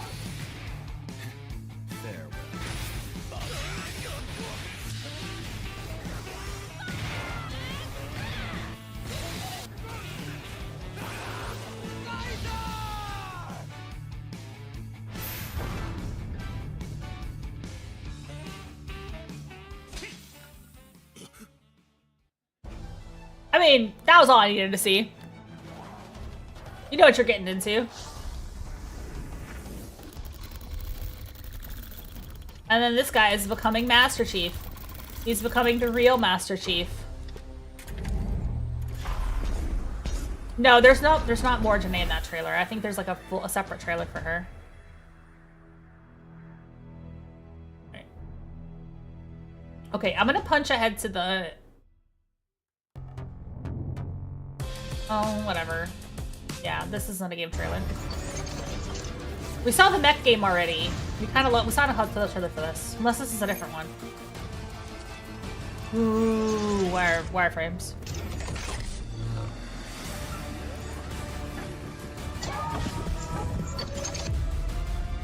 Yeah.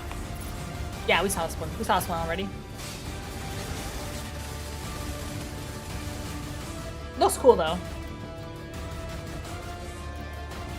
Different trailer.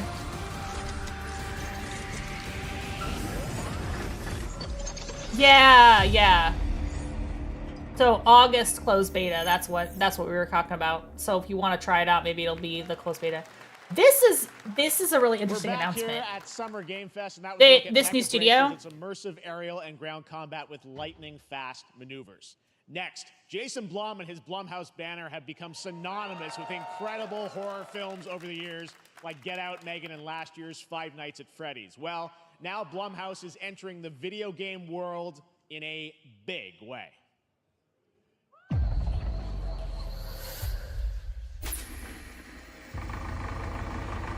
M3gan.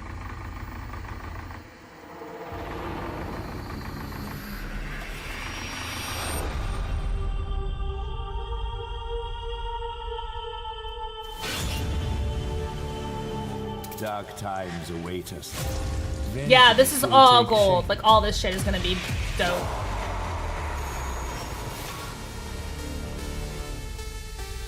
There's a bunch of weird shit in here. Yeah.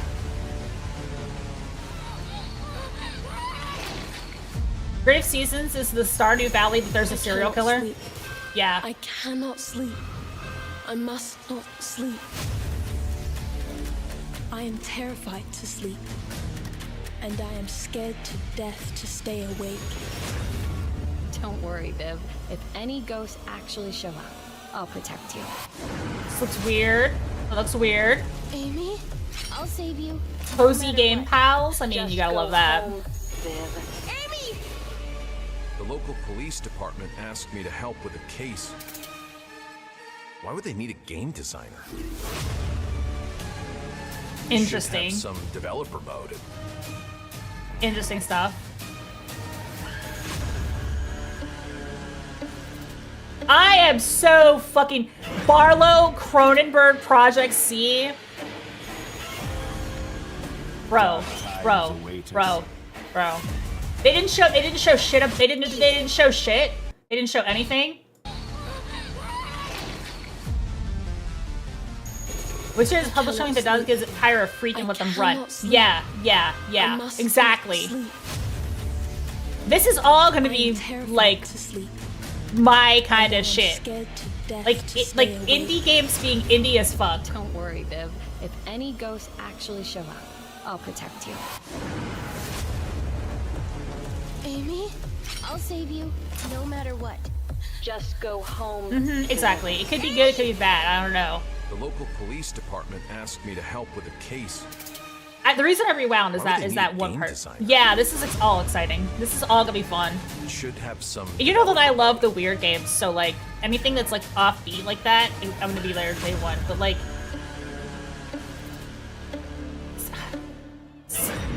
so if you don't know, I don't know anything else about Project C. I do have it wish listed, but it's the same designer as Immortality, which I just thought was so freaking cool. Dark times await us.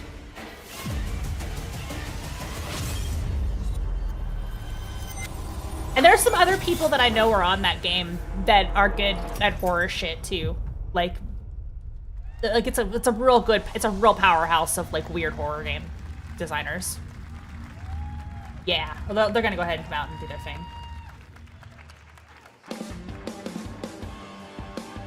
Please welcome Jason Blum, CEO and founder of Blumhouse, and Luis Blaine, creative lead at Blumhouse Games. We'll actually listen to them because they're cool. Yeah.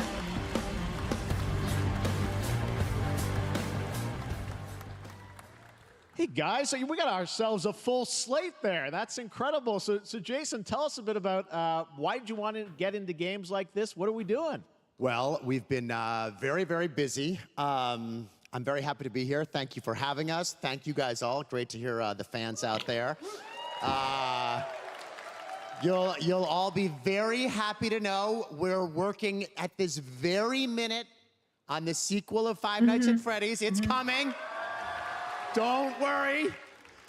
Anyway, horror is, to my great relief, getting more and more popular. No, he looks really stylish. Yeah, he pulled this off. Events. Also, it helps that he's like in good shape, right? To movies and apply it. Sure, it fits well.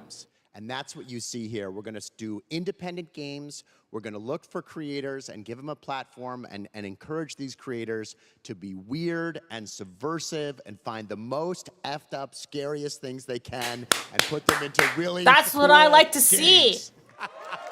I like to see the most effed up great. It's a really diverse, stuff. Cool slate. Luis, tell us a bit about, we saw a bunch of games there. What can you tell us about kind of the overall lineup of games? Well, as you just saw from our slate, our horror games are a lot like Blumhouse movies. They come in many different flavors of fear, which means there's a horror game for everyone. So maybe you're a fan of nostalgic it's 90s experiences with a my bit of a endorsement? twist, Yeah, absolutely. intense first-person shooters. Or maybe, Jeff, you just want some bonus murder in your otherwise very cozy farming sim. Exactly. I want some murder in my cozy farming As sim. horror fans, we know that there are so many different subgenres to explore, and our independent development partners, they feel the same, and they're just as excited, which means we've got I will play psychological every one of these nightmares, games, probably. we have supernatural scares, we have cosmic horror, and our team has worked really hard to work with global, creative, talented partners, and that means for us that we really want to, as we're working in indie She's projects, like lost it. which means that we can take risks. You know, we can be flexible. And Yeah, really all the horror push games that have been limits of what's Alistair FNAF. possible in Yeah, scary there's been a lot of storytelling. We're so FNAF excited. clone-like type things. Awesome, all the stuff you None have of there, these and I look know, like that. These you all know, look we're really getting into when different. games are coming out, but some of these are coming soon, Jason, right? We got a good Although slate. I wouldn't Yeah, say we're on, all the we're on horror PC games, and console, and but you just have to kind of look for like different horror games because the ones that I've been playing haven't been like with a few games. So that so Golden Light was Yeah, so was Fear the Spotlight crazy. is our first release coming later this year, and it really hits our mission statement. And It's an what was that amazing other one that I 90s horror played? experience. It's Not got great yeah, Poppy characters, Playtime it's is a compelling is a narrative, mascot it's also horror. Yeah, that's super mascot creepy. horror. And I think people will be big fans of it, even if you're not normally into horror. And quickly, What was the other actually, one that Fear I the played Spotlight is recently that getting was its first trailer. horror It's that got was the Day of the different? Dev showcase, so stay My tuned brain after the is show. my brain isn't Awesome. working. Well, I know this is just the start, so we'll probably be seeing you in future years with Not more Alien from, Isolation, Blumhouse games. You guys, although what do you think that's of the slate? definitely Pretty different as well. amazing, But that's right? older. That came out a while ago. Jason, Luis, thanks so much. I mean, for Sucker being for on Love was Summer kind of Games. Thank you, horror. guys. All right. But it is like at least a game you have to engage. Yeah, And it now is. It here's the is. world It is. premiere of a brand I mean, new Buckshot Power Roulette is kind of Rangers game horror. with a retro Oh, feel. this looks fun. This Power Rangers look fun.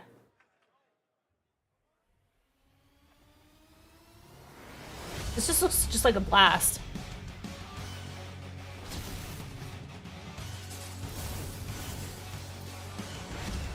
You didn't see this? Oh, this looks dope. Yeah, this is awesome. This is gonna be so much fun to play co-op. This looks like this is fun. It's not. Yeah, we're definitely playing this. This is a group activity for sure. Yeah, yeah.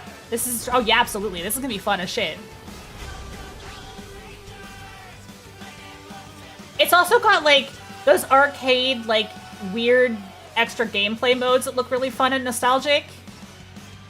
Like it like randomly switching to first person for like random stuff. That, like the shooter part, that looks like fun. No, this looks dope. There's like multiple like different arcade type modes. Power Rangers game I dreamed of as a kid. Yeah, it looks cool as heck.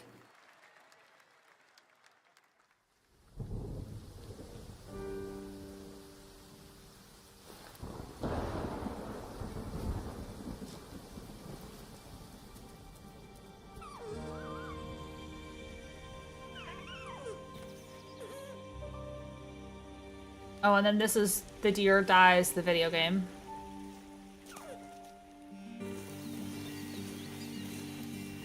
Get sad about this animal, the video game. No, I think it becomes immortal or something.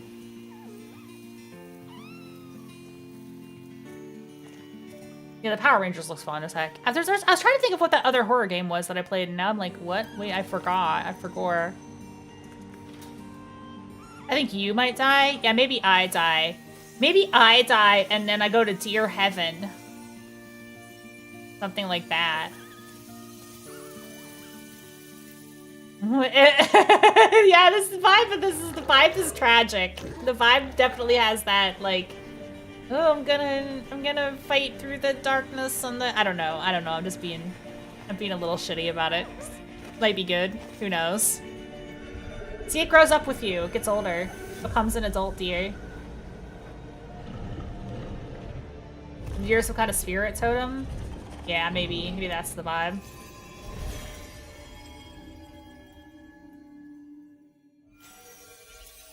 See, the deer, like, grows to become a god. Yeah, the magic deer. I mean, Sucker for Love, that was kind of a horror game. It really wasn't that much of a dating sim. It was definitely more of a horror game than a dating sim.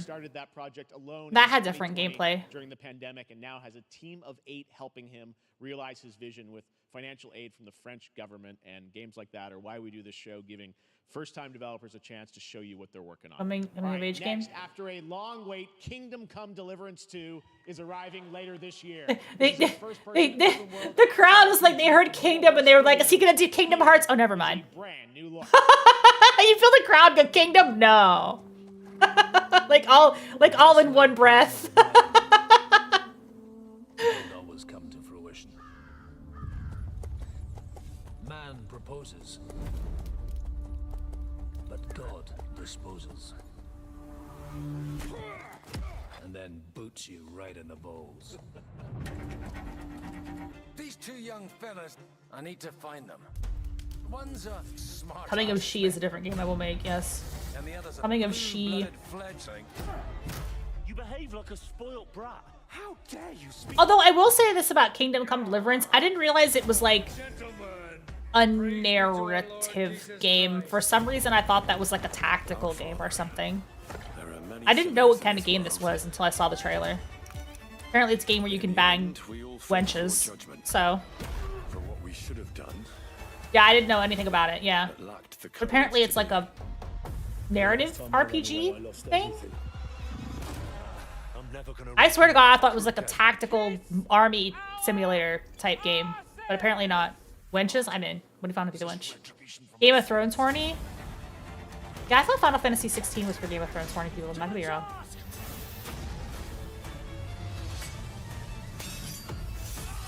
I think the art style is too cartoony for it to be Game of Thrones horny. It's very stylized. It's like Pixar's Game of Thrones. To the fucking task.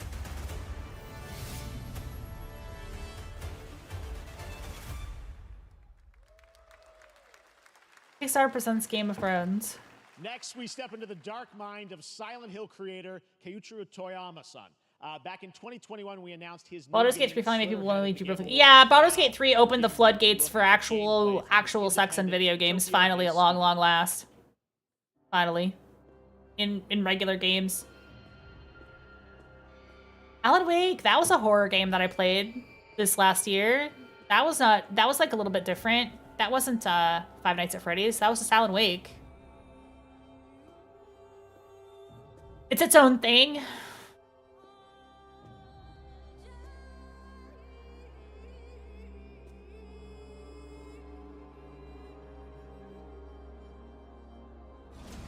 Witcher had Sex and the Furious. Yeah, it did.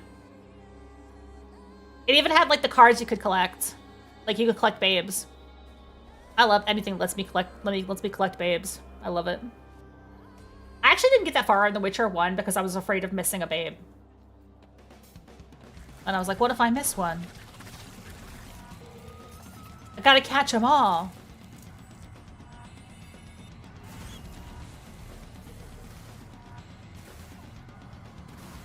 This was kind of neat. This is another weird horror game.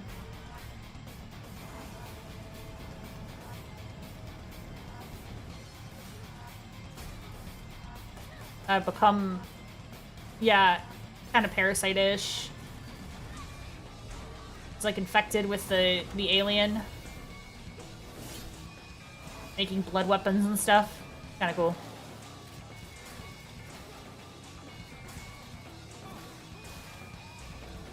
There's some stylish combat stuff going on.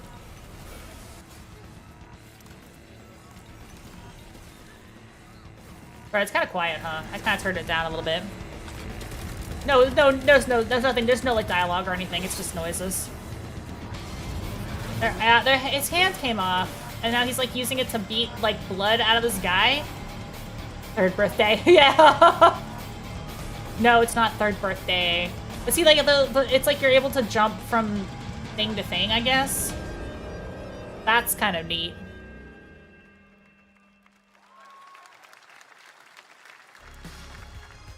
Okay, so this is like one of the trailers that was people like, what the fuck? What the heck? What is this? What is happening? The bean guys.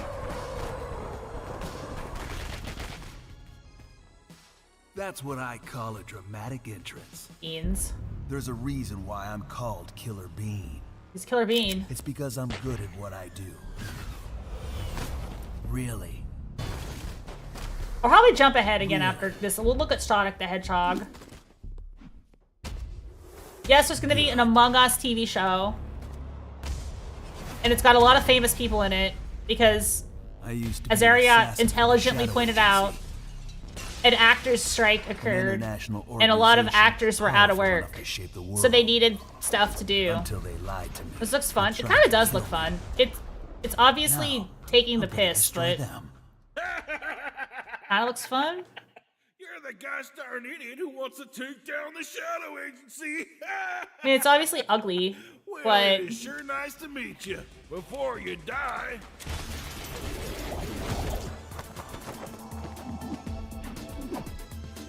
they got butts. The beans have butts.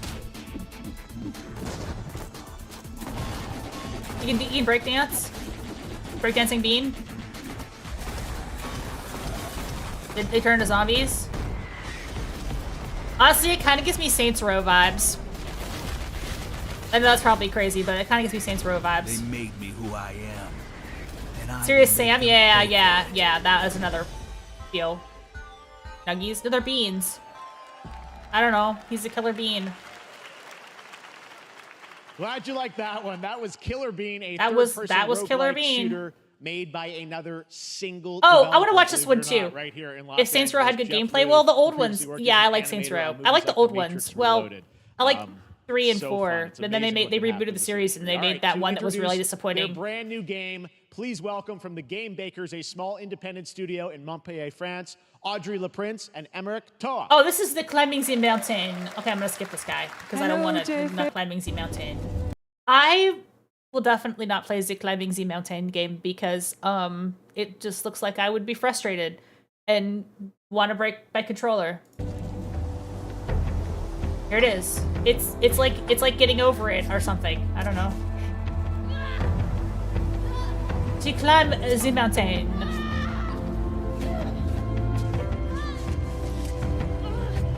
And you get to the top of the mountain. And you have conquered the mountain. Power and I were having fun with this guy's accent. It's getting over it. Yeah, it's got that QWERTY like vibe, right? Death Stranding with climbing. Yeah, it seems like it's a really hard game. What button do you press to scream? So I want to show this trailer because this is not what I would have expected from the creator of the Stanley Parable. It's got a very different vibe. I'm a fighter. I'm meant to be in the arena. There's gotta be a plot twist though, But because it's a instead, Stanley Parable. I'm out here in the middle of the woods, running a tea shop. So, what does running a tea shop involve? Well, there's a lot of gardening, and I've had to get used to the pretty unique tea machine they've got here. None of these tasks are all that hard, they just take patience. And I'm not really the patient type, but I'm surviving. Like this Of has course, I the have to vibe of actually one of those serve like the tea to our cozy customers. coffee shop Once that's type done, games. I'll usually check in with Boris. Well, it's a tea shop, the guy but I who mean, runs the shop, to see if my help is needed anywhere. you know, you pick plants, When you all the chores get are eggs. done, I don't know. sometimes I'll just sit on a bench. Comfy? And do Yeah. absolutely nothing. It's not fighting, but it's peaceful. And what's weird is that I actually feel good. I'm happy. I can stop running now. I can stop. I can stop. I can stop running. This is good for me. I need to enjoy this. I feel good. I'm happy. I'm happy. I'm happy. I'm dying to know. I'm dying to know what happens in this one. Yeah, see, there's gotta be a twist, right? There's gotta be a twist. Yeah, it's Legends and Lattes, but like, again, it's the Stanley Parable was developer. Stop, the announcement of the next game from Davey Redden, the creator of the Yeah, Stanley Davey Parable. Redden. I sense there's a twist coming, as you would expect. Yeah, there's gotta be. There's gotta be a twist. It's gotta be dark. All right, now here's a look at the story trailer for Unknown 9 Awakening, a narrative action-adventure game that tells the story of Haruna, a young woman born with the ability to venture into the fold, a dimension that overlaps our own. I don't know what this is. I forget. There's got to be some type of weird. Yeah, it's got to be like a weird psychological aspect or something. There's got to be like a weird horror layer to it because it's the same. Yeah, I mean, have you played the Beginner's Guide? That's a weird one. Your progress is impressive. It's already dark. What's already dark? Just the idea of making a tea shop is dark. They called themselves the No, there's got to be more to it than that. Like the gameplay. It can't just be like. I mean, it's like the gameplay has to have a twist. Does this have anything to do with why Oh yeah, I remember this trailer now. Humanity has lived for eons at the mercy of the Nine. It's time we took control of our own destiny. Yeah, she was having. Yeah, she was. But like, what's the plot? Like, what's the gameplay though? I'm wondering. Like, I know. Why are you so interested in Vincent, anyhow? But what's the gameplay around the panic attack is what I'm wondering. Like, do you actually go into combat? Like, that's, I'm just curious. Like, because obviously the tea shop gameplay is like obvious. You don't belong here. You're wrong. This is exactly where I'm meant to be. So this is cool. Like, it's just like a unique protagonist and setting you don't see very often.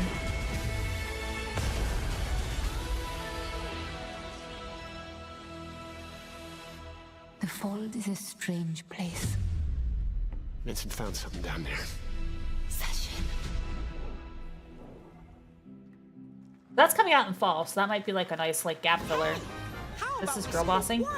Well, like, that's another one of those games where it's like, oh, it's woke because it's got a brown girl as the protagonist, kind of. You know what I'm saying? Like, no more heroes, but for trauma. Oh, the tea shop game. Yeah, I can see that. I can see that because it's got like No More Heroes has like the chores and stuff. Yeah. And then this is just like Capcom sale, blah, blah, blah. Then this is the Among Us cartoon. I'm gonna jump ahead a little bit. So we're gonna jump ahead to Sonic. Sonic.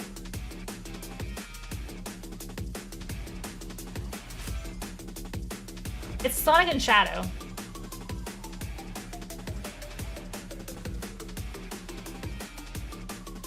Sonic.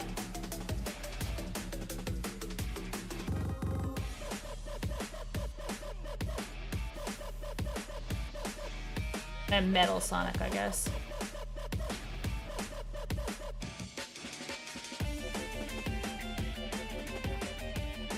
Should I play Sonic Adventure on stream? That I've never actually played. We have Frontiers, though. I should play that one. Yeah. Yeah. I have Sonic Adventure. I have like a PC version of it that I downloaded from somewhere.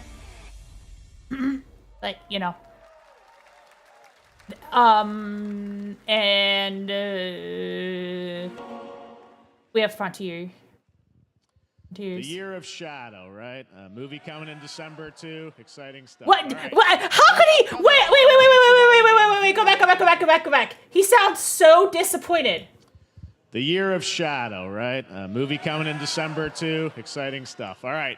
In the upcoming. Not into it, Jeff. Not into the Shadow the Hedgehog 04? You don't wanna watch a little girl get shot in a movie?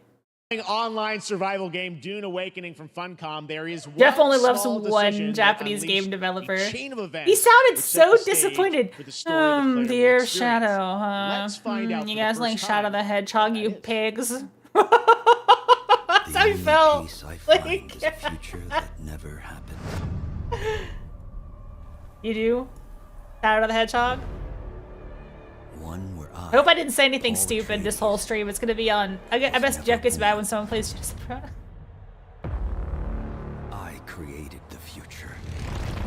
He's bad. They're trying to force a meme. Created me. It is the Year of Shadow, though. Well, I mean, he is gonna be in the movie.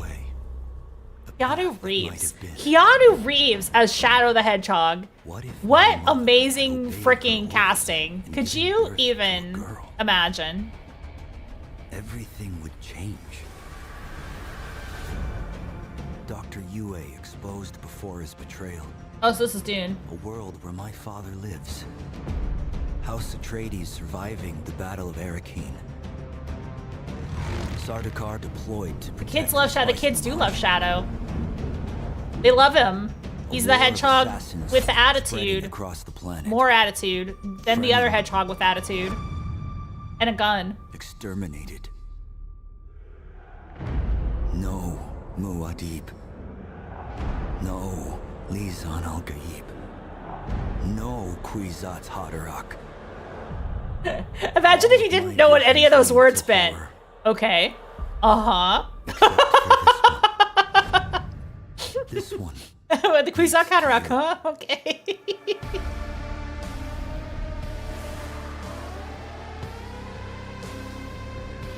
Yeah, no clue. Exactly. Exactly. It doesn't mean anything.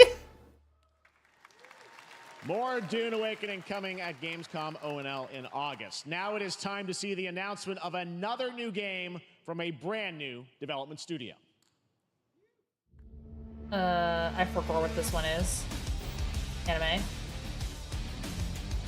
No blooper groups. No, the Dune game is MMO. Yes, correct. The Dune game is a survival MMO.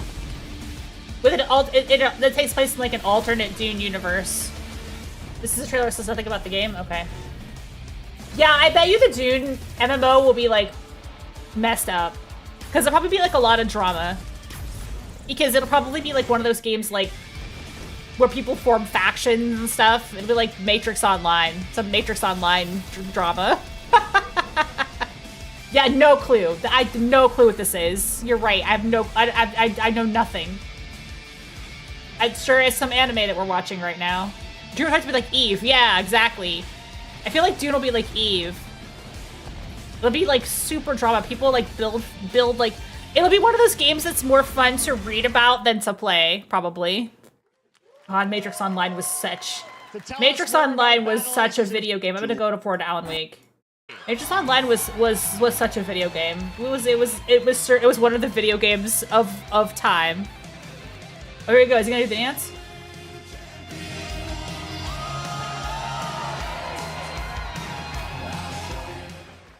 He had to dance. He did the dance. That was the Alan Wake dance. Thank you. Hi. You see, this is now Sam Lake. the only way they let me come on stage. To He's tell your you idol? Is he your idol, something Pat exciting news about Alan Wake 2. Sam Lake is pretty based. Many of you have been posting your Remedy game collection pictures on your shelf. He just is like, yeah. He wants to write a game for himself to be the hard-boiled detective in. Sadly missing. Well, we are excited to announce physical deluxe editions and physical collector's editions for Alan Wake 2 coming this fall. You can lock in your copy starting tomorrow. Oh, thank you for subbing! Sam Lake Appreciation Station. All right, I'm gonna add that to 20 minutes. For Alan Wake 2, right? I'm thrilled to introduce you. Thank you for subbing, Power. Night Springs. It contains 3 episodes. Maximum Lake. 3 familiar fan. I definitely want to play this. Characters in mysterious, terrifying, and quirky what-if scenarios. It was a chance for us to really go. I am not gonna watch the rest of this because a lot of these are like, there's like the super really long-winded chicken commercial where I was like, end, and then in less than 24 hours. Oh my gosh, I want to play it tomorrow. Thank you.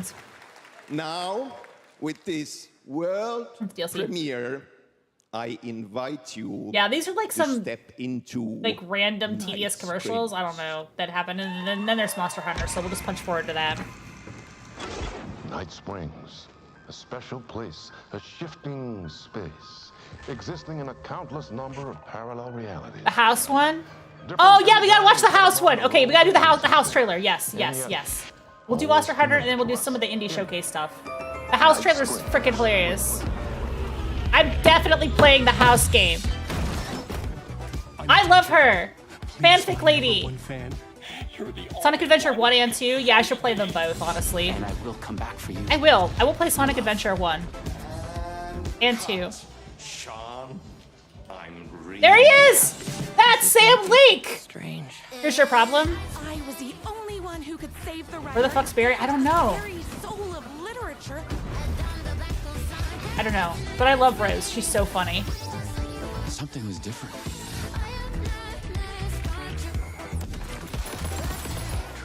And Control Lady, Jessie, isn't it? I have a shotgun. Yeah. Well, I gotta... Wait, that's a real shotgun? She's so funny. I love her. Know how deep Yeah. goes in Night Springs. So cool. We'll definitely be doing that on stream. Through the endless Alright, I'm gonna punch forward now to the Monster Hunter because they've come. Monster Hunter. And there's like a lot of really boring, tedious stuff. They like the chicken commercial that goes on for like 1,000 years. となります。また今回はですね、プラットフォームの垣根を越えて一緒に遊ぶことができますので、そちらも楽しんでいただけたらと思っています。I'm only playing this as Pat Warleg, so I can't wait to try to play Monster Hunter again. And oh, you haven't? Okay, well, good. We're gonna watch it now. Across different platforms when the game launches simultaneously in 2025 on PlayStation 5, Xbox. Oh, except for going into ads, X, but that's okay. You're and subbed. PC. You just subbed. は You're い、 good. 最後になりますが、I'm also gonna 8 eat 月に行われる another candy. ゲームズコンのオープニングナ Maybe イ eat トライブ another candy. こちらの方でも What do we 新 got しい映 here? 像を持っていきますの We で got. 皆さん楽しみにしていただけたらと思って Ooh, おり what's ます。 this? またですね、 It's a ゲームズ candy コンではです bar. ね、初のプレイヤブルので Look き it up. るような形で出展も考えておりますので、 This そちらもぜ is- ひ楽しみにしていただけたらと思っています。 Lastly, there will be a new I don't trailer know. for Monster Hunter Wilds at Opening Night Live at It is a Gamescom in August. mochi. And our first Oh, it's a hands-on mochi playable snack? demo Oh, of it's Monster with Hunter way Wilds too much will mochi. also It's like debut a at whole candy Gamescom. bar. Thank you. We'll watch this first. What's this? Is this fruit snacks? I'll eat the fruit snacks. Over there! Yeah! Cats! Cats! Why are you here? You can't do this alone! We need to shake them off! Follow me! Yeah! Here it comes! Oh yeah, these are gummies. Fruit gummy. I'm gonna eat fruit gummy. Watch out for that glop! Watch out for the glop! It's glopping! I will draw a tire! Cover me! You got it. Be careful. Be ready! If we can make it to the rocks, we may lose them! Fruit gummy good.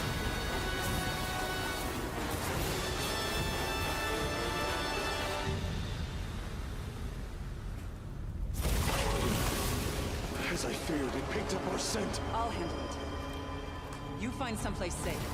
Thank you.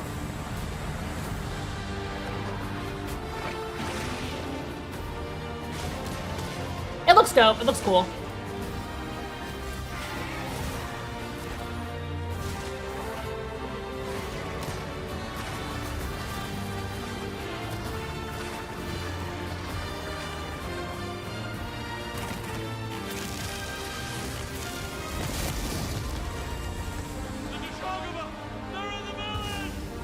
Don't worry, the hunter is here. Just watch. You'll see what hunting is all about. Monster hunting.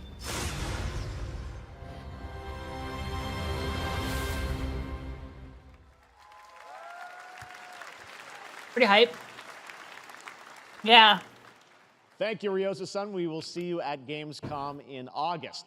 Now, during last year's PlayStation Showcase, the game Phantom Blade Zero from Another S samurai game game. wowed us all with its blazing fast combat and stylish art. Well, I'm honored to share with you the brand new trailer for the game featuring all real gameplay. Here's our final game of the show, Phantom Blade Zero. I'm eating fruit gummies, so you see my mouth doing fruit gummy.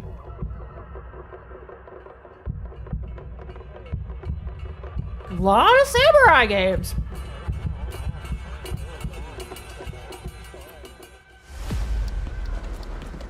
How many days do I have left? Oh, wall running. Okay, very important. The face of this is here!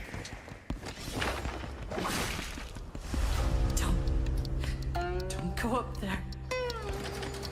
Turn back before it's too Oh, poor horse. Everybody wanted to make Sekiro? Yeah.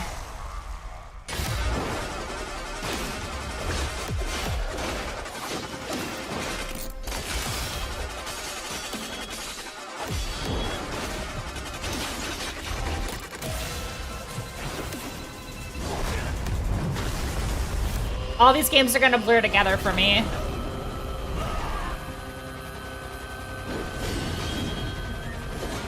I mean, this pretty explicitly has like that same kind of Dark Souls-y kind of vibe with the characters and like Commander Cleave. Onimusha start there, Capcom. Yeah, Capcom make another Onimusha.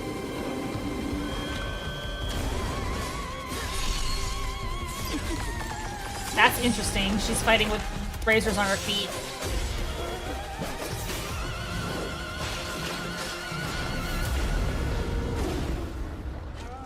Yeah, it just looks like Sekiro.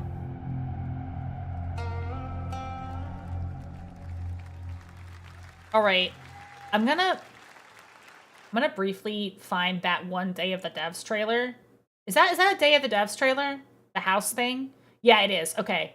The guy came out and said, this is the stupidest game you're going to see all showcase. And we were like, I don't know about that. But then he blew us away. It was the stupidest game we were going to see all showcase. It was truly stupid. Gotta find it. Not that one. It's not that one. It's not that one. Show me the stupid game, please. Oh, this is it. It is this, I think.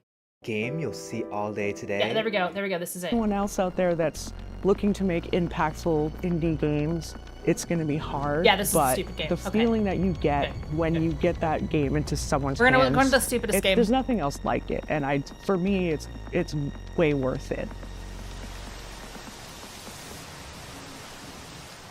This one's a pass from me, not my style. Unless I see it's really time good to reviews. get cozy, and this game is about as cozy as it gets. Okay, here we go. It's about houses. This will stop. Not quite in the way you'd expect. By Tanant Games, this is Building Relationships. สวัสดีครับชื่อธนัท บุษยางกูลครับจากกรุงเทพมหานคร and I'm here to show you probably the most stupid game you'll see all day today. It's a silly adventure game where you play as I like that he's just holding his whole ass blue yeti in front of his face too. Based. And it's called Building Relationships. This looks awesome.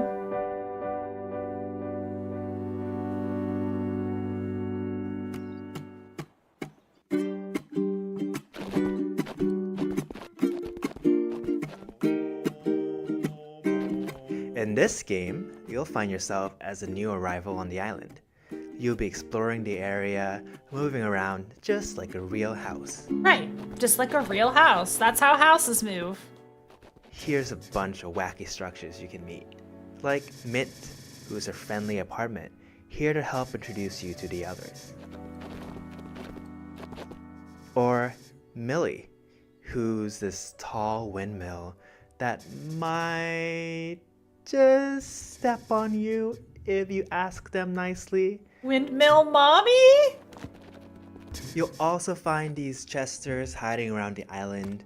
They're not looking for a date. Right. They're in a very complicated polycule. Right. But they'll help you unlock new abilities like jumping and wave dashing.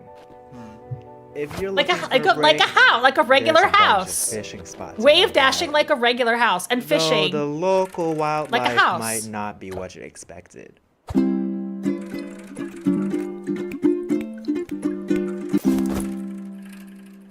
Oh, it looks like there's a few questions. That's a truck. Yeah, right. You can fish the trucks. Let me take a look. Is this a dating sim? Not exactly. There's some dating elements, but the story all takes place in one day. Right. So think of it more like a short hike, but stupid. Right, but a short hike, but stupid. Are you okay? Pee pee poo poo. No. Is my mother proud of me? No. Can I have sex with me? No. But wait! I have to go back. I have to go back. I have to go back because there's so much. There's so much happening here. Abilities like jumping I have to go and back for wave 1 dashing. second because I have to look at the signs If you're and looking also for a the break, thing he said, which I there's a I bunch yapped of over fishing accidentally spots because I around do the that. island. Though the local wildlife might not be what you expect. Or it's hard to control exactly where I'm at in the video, so I'm kind of like a little far, but it's fishing. We caught a sea bass, but it's a truck. Oh, it looks like there's a few questions on stream. Let me take a look. Is this a dating sim? Not exactly. There's some dating elements, but the story all takes place in one day. So think of Thanks it for more sharing, like I a guess. Short hike, but stupid. Short hike, but stupid. Look. EP poo poo. It's a short hike, but stupid. This one says, don't be in depression. And then this one probably said, don't give up, but then it says, give up. Are you okay? No. Is my mother proud of me? No. Can you have sex in the game? No. But there is some plans for DLC because just like in real life, you have to pay extra for that. Right. So an unexpected adventure awaits if the house dating game sells well enough, they will include house porn. Last summer, Day of the Devs featured Wonderful. a little-known game that celebrates the everyday. That's my and turns shit. it into something therapeutic. It became an absolute Like I watched hit, and we're Rubber. so Yeah, happy to exactly. work It all comes full circle. It's just like Rubber. We're back with inanimate objects becoming friends and enemies. Perfect. I'm Annie. That's exactly what it This is. Lucas. Here we are, working hard, finding stars for a little to the left. It's a game where you solve puzzles by organizing household items. Oh yeah, this is the arranging stuff. Did they say the developers of Coffee Talk? I really liked Coffee Talk. Coffee Talk was fun. It's a fun little And we really leaned sim. into this idea for our Not new this one. DLC. This I've A little seen to the this. Help and or manipulate them so you can reach your goals. That game drive Javis Battlestate? Plays a Yes, diligent that's postal worker yes, who correct. was assigned The task of organizing delivering things a game, package yes. to a remote island. One shipwreck later, you awaken stranded This on looks the like island Animal and Crossing. trapped inside an unexplained 12-hour time loop. Oh, a time loop Animal Crossing. The three core pillars of Hello Again are exploration, conversation, and puzzle solving. Huh.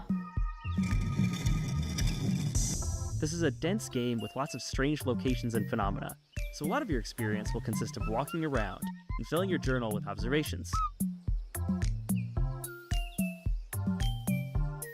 As you explore, you'll discover that everything runs on a clock, from the weather, to the tides, to the ancient circuits that power the ruins littered across the island. And then there's the Devolver one. We watched that one. As you play, you'll also unearth a forgotten story about the people This who is cute. populated this island thousands of years ago.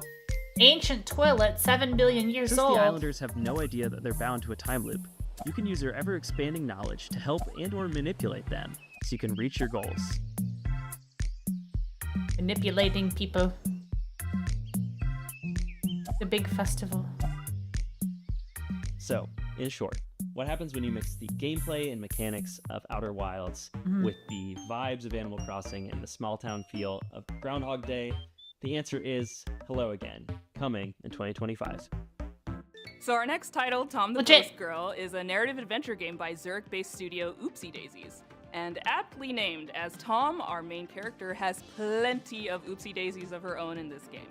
It has a twisted sense of humor and Oopsie offers daisies? choices that'll leave you wondering. Yeah, I'm hyped to play the house game. That'll be a game we play. Yeah, For sure. It's weird, which If is you're my looking to connect vibe. with your inner voyeur, this is the game for you. Hello, we're the Oopsie Daisies, a small studio from Switzerland. I think I and we are didn't here watch to the rest present of you these. I our don't debut remember. title, Maybe. Tom Oh, the that's Post right, Girl. because there's this really, really, really long music segment that happens at the end of this. Tom the Post Girl. Let me introduce you to Tom. He has a job to do.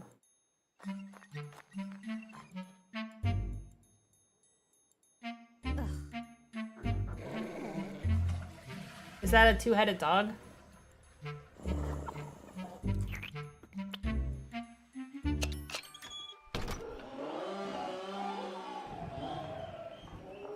Interesting art style. Accompany Tom on her duties delivering packages to the deranged villagers. Deranged villagers? Did you say deranged? Discover a great deal, perhaps too much, about the locals.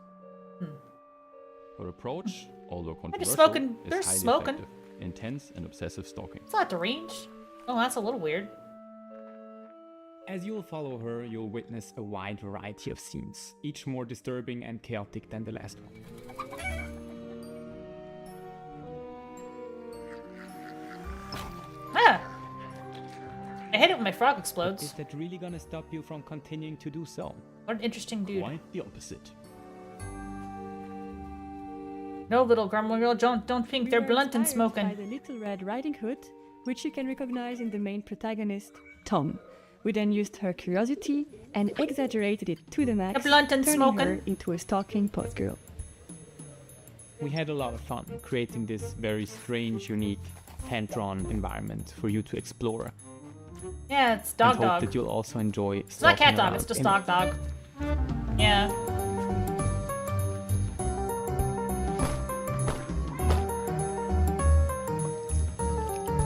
So this is probably weird. This might be a weird game. Yeah, this is awesome. We're calling to all fans of creepy cute narrative games. If you're curious to follow the development of Tom, make sure to stalk us on social media. And of course, wishlist the game on Steam. Bye. Bye. This next game is based in Interesting. Jakarta, and it's full of lots of life You wouldn't stuff. steal a DVD? Happiness, Good sorrow, hat. music.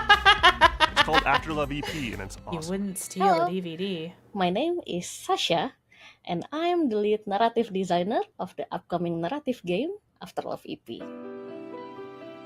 Oh yeah, this is the coffee talk, folks. Never do drugs. Or maybe go ahead and do drugs and get inspired to make This weird game is about video a games musician that I in will play on my Jakarta stream. who hears the voice of his girlfriend after her death. Come on, Nama, get up! It will explore the theme of love, dealing with loss and grief, and finding your true self in the bustling city of Jakarta. This game was the golden child of my best friend, Aw. the late Fahmi Aw, Hasmi, that's sad. who sadly passed away in March 2022. Oh. And I know how much he loved this project, and he would want the world to listen to this story. So we are more than honored to pick up the torch and continue his legacy. Sad. Fahmi loved Jakarta very much.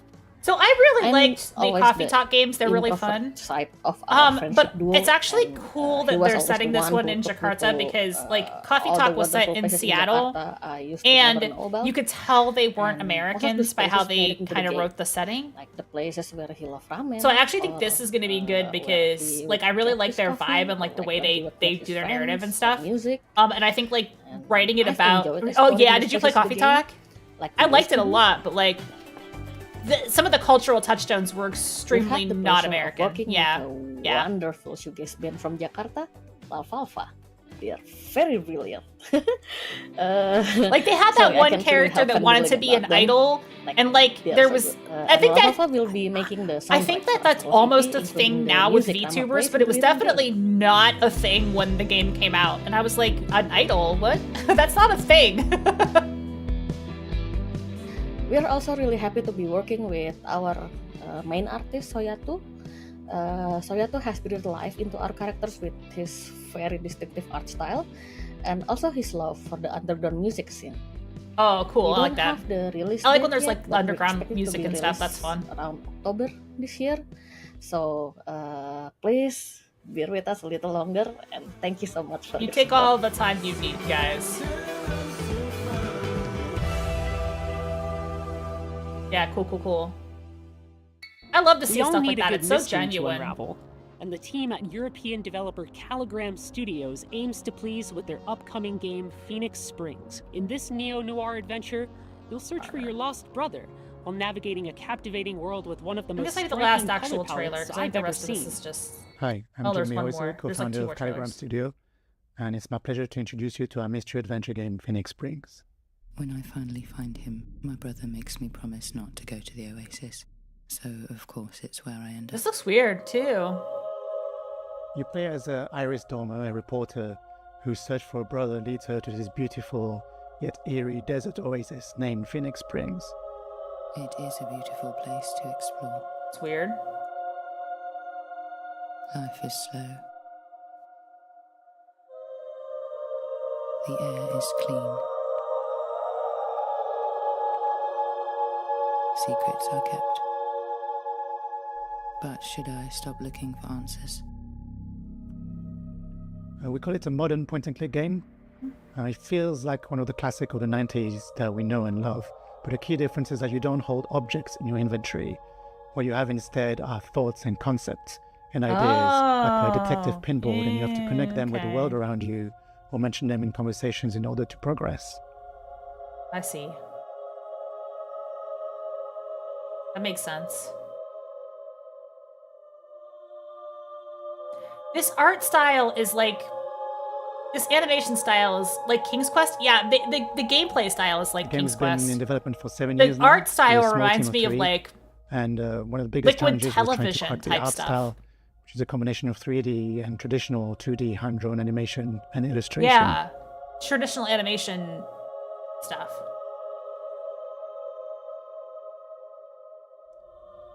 Over the last year, we've been incredibly lucky to be able to take the game on the road. Places like South by Southwest Sydney, the London Games Festival, or IndieX in Lisbon. Like, this is a situation where the low frame rate is absolutely fine because the gameplay doesn't have to have that fast frame rate. And it has that... Not just being able to get the games in front of players, but really connect with other developers. That choppy look is like, teams fits might be the facing the same challenges lo-fi look of the design. Like, I've seen animated shorts that look like this.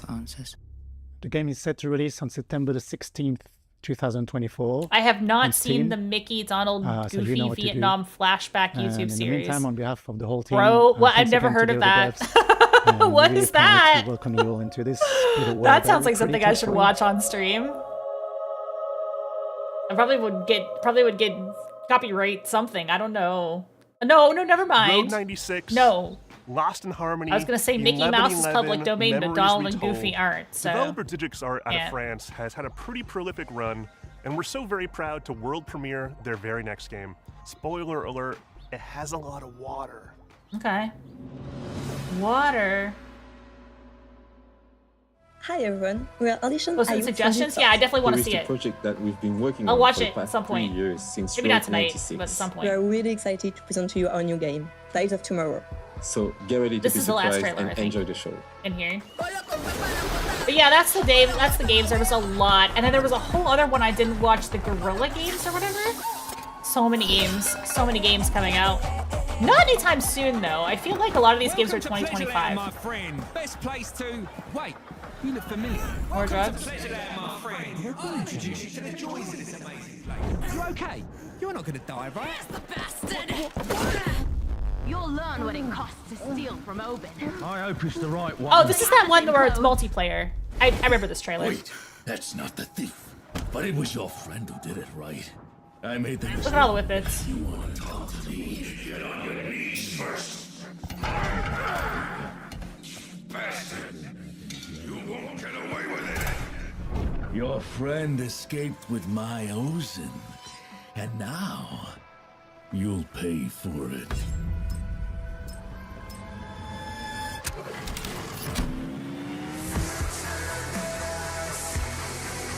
I'm not exactly sure how this works, but I guess like you basically do stuff and then you can view your friends' ghosts and do what they did or something. Don't know. With Day of the Devs, our mission is that's always the end of this. Celebrate the creativity, Particular. diversity, and magic of video games. We strive to give a voice to emerging I'm not sure I and understand the underrepresented mechanic, but it and to looks like connect it might be players interesting. with developers and their games. For more than 10 years, we've featured hundreds and hundreds of games at in-person events, and our digital showcase have been watched by tens of millions of fans globally. That's the end of this, but let's put on the ambient music. Mario Kart Replay Ghost, or a single-player story mechanic.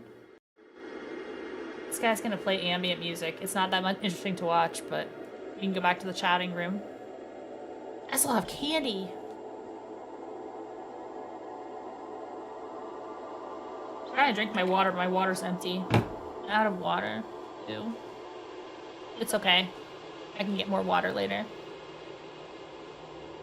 Oh, video games. We can give us Belated Devolver Sworn to Hiss by 20 minutes. Yeah, this is just like a long, like, he just plays music for like a long time. But it's in the background, so vibes. Oh wait, do we want to watch Jeff Keighley awkwardly try to explain Honkai Star Rail? Because that's in here, and I forgot to show that part.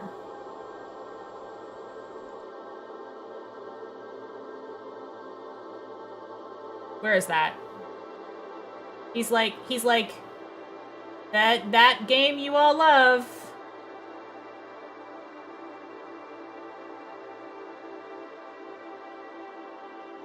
You know you play this game, kids. I forget where it is though. I forget where it is in the showcase. It's after the skate thing, the awkward skate thing. Power World has a thing dropping. How do you do, fellow kids? Where is that? You have to find it. I don't know where it is. It's here somewhere. Not in the beginning, because we watched the beginning. I'm gonna find it. How y'all doing? Y'all stepping by? Yeah, we got we got Japanese candy, which is one of the things I got on my webcam here. I mean, I like to open up my Tokyo Treats box and eat the candies and stuff while I'm doing. You just met Giphard? Yeah, nice. Where is it in here? I'm looking for it now. Well, I just moved to the other screen because I'm like, I don't know where it is. Awkwardly explaining Star Rail, but I must have skipped over it because there's like a whole... This chicken game takes forever. That segment takes forever. It's like a 95-minute chicken game segment. They also did Inside Out 2. Does anybody think it's weird that Inside Out 2 invented new emotions? I get why you would, like, you know, but I mean, does the Inside Out girl just have more emotions than everybody else in the whole world? Because in the previous movie, they only showed like a few emotions, and then they were like, oh, here's a bunch more emotions that we invented. It was right after New World. Oops, I just punched back in the thing like an idiot. Now you can't hear the music anymore. Yeah, so she like I invented new emotions that nobody's had until now, and now you also have those emotions. Wait, when was New World? 150-ish? Okay. I don't remember when anything is in this. Yeah, here we go. Okay, we found it. It's time for Jeff Keighley to awkwardly explain Honkai Star Rail. Inside Out Girl's SCP. She invented new emotions that nobody else has. That's her power. That's her right, parents only have the base emotions, but she has extra ones. PS5, Xbox Series X and S, and PC. Okay, I'm glad I'm not the only person that's like, why are there more emotions now? Solo player or play co-op and use. You established a world where everybody has these emotions things in their heads. Right now, you can comment. They established that. That was the world building. Special in-game. You can't just add more emotions. Of Stellar Jade from TikTok Game Rewards. And speaking of Honkai Star Rail, Hoyoverse's latest space fantasy RPG just concluded its version 2.3 special program a few hours ago. But there's more. A sneak peek at the upcoming expedition featuring a beloved character who is clearly ready for the forthcoming journey with her brand new look. He has no idea what he's talking about. Why do people choose to sleep? Yeah. Bro is just reading off that card. To wake up from the dream. He's just reading off that card. He has no clue. Everything is possible in this land of dreams. He's like, it's time for some anime bullshit, kids.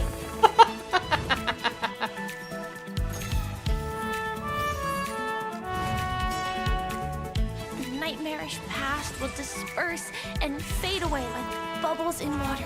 In the future that you don't. Oh my god, she has a whip. Marry me.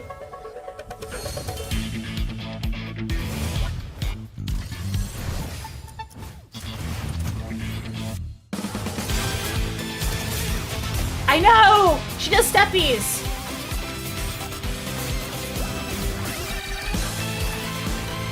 Ah! Sam also steps on people. It's true. Sam also steps on people. Why do Sam's people wife. choose to slumber? Because in the end, we will wake from our dreams. It's cute. We're excited. We're excited. I'm excited. Very cool characters. I'm sad Penacony's over. Yeah. I mean, because then we got to go back to the damn LeFou. Okay, here's the rest of the trailer. War dance? I can't miss out. I'm joining too.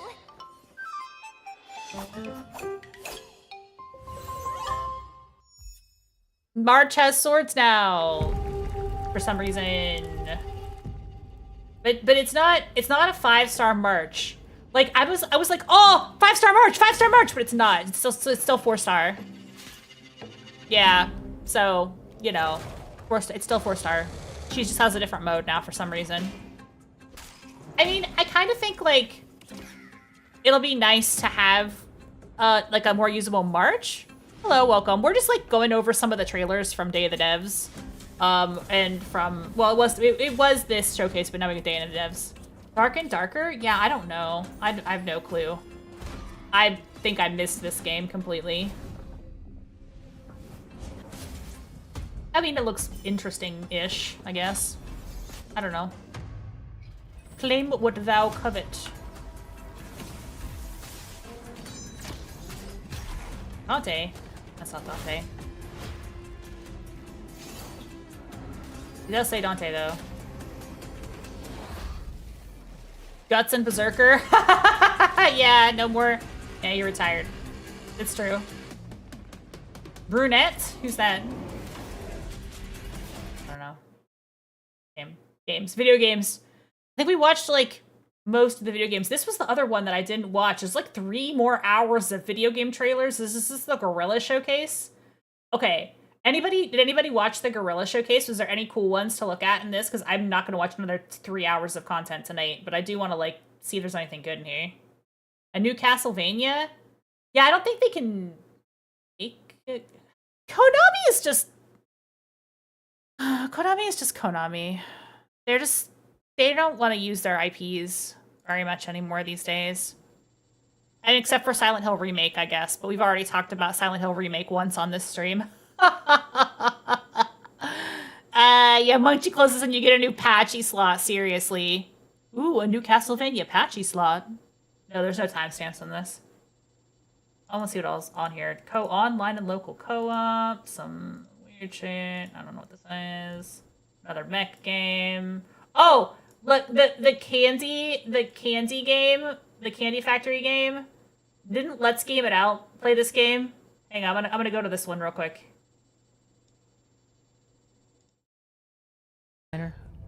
Not this. The next one. It looks good. Chocolate Factory. Is that the developer? We watched the Let's Game It Out video of this. It's really funny. That's not chocolate. That's candy. It's like Candyland.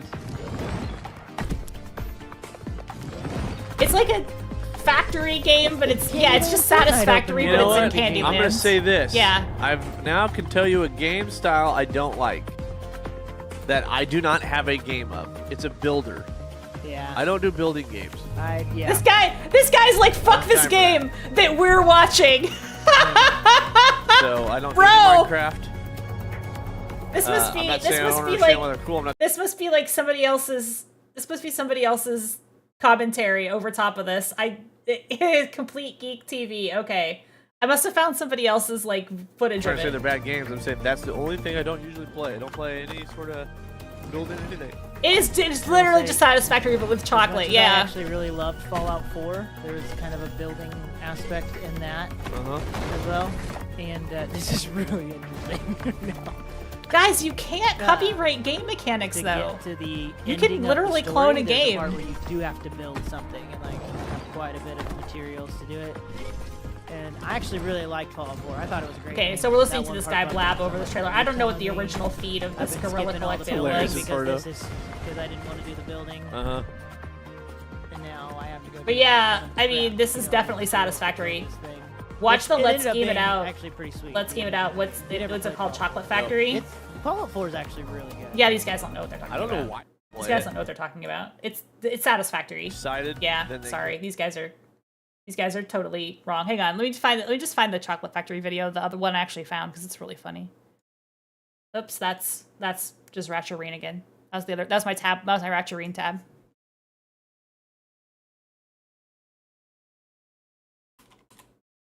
Here, we're just gonna watch this. I built a nightmare factory that manufactures only chaos. All right, here we go.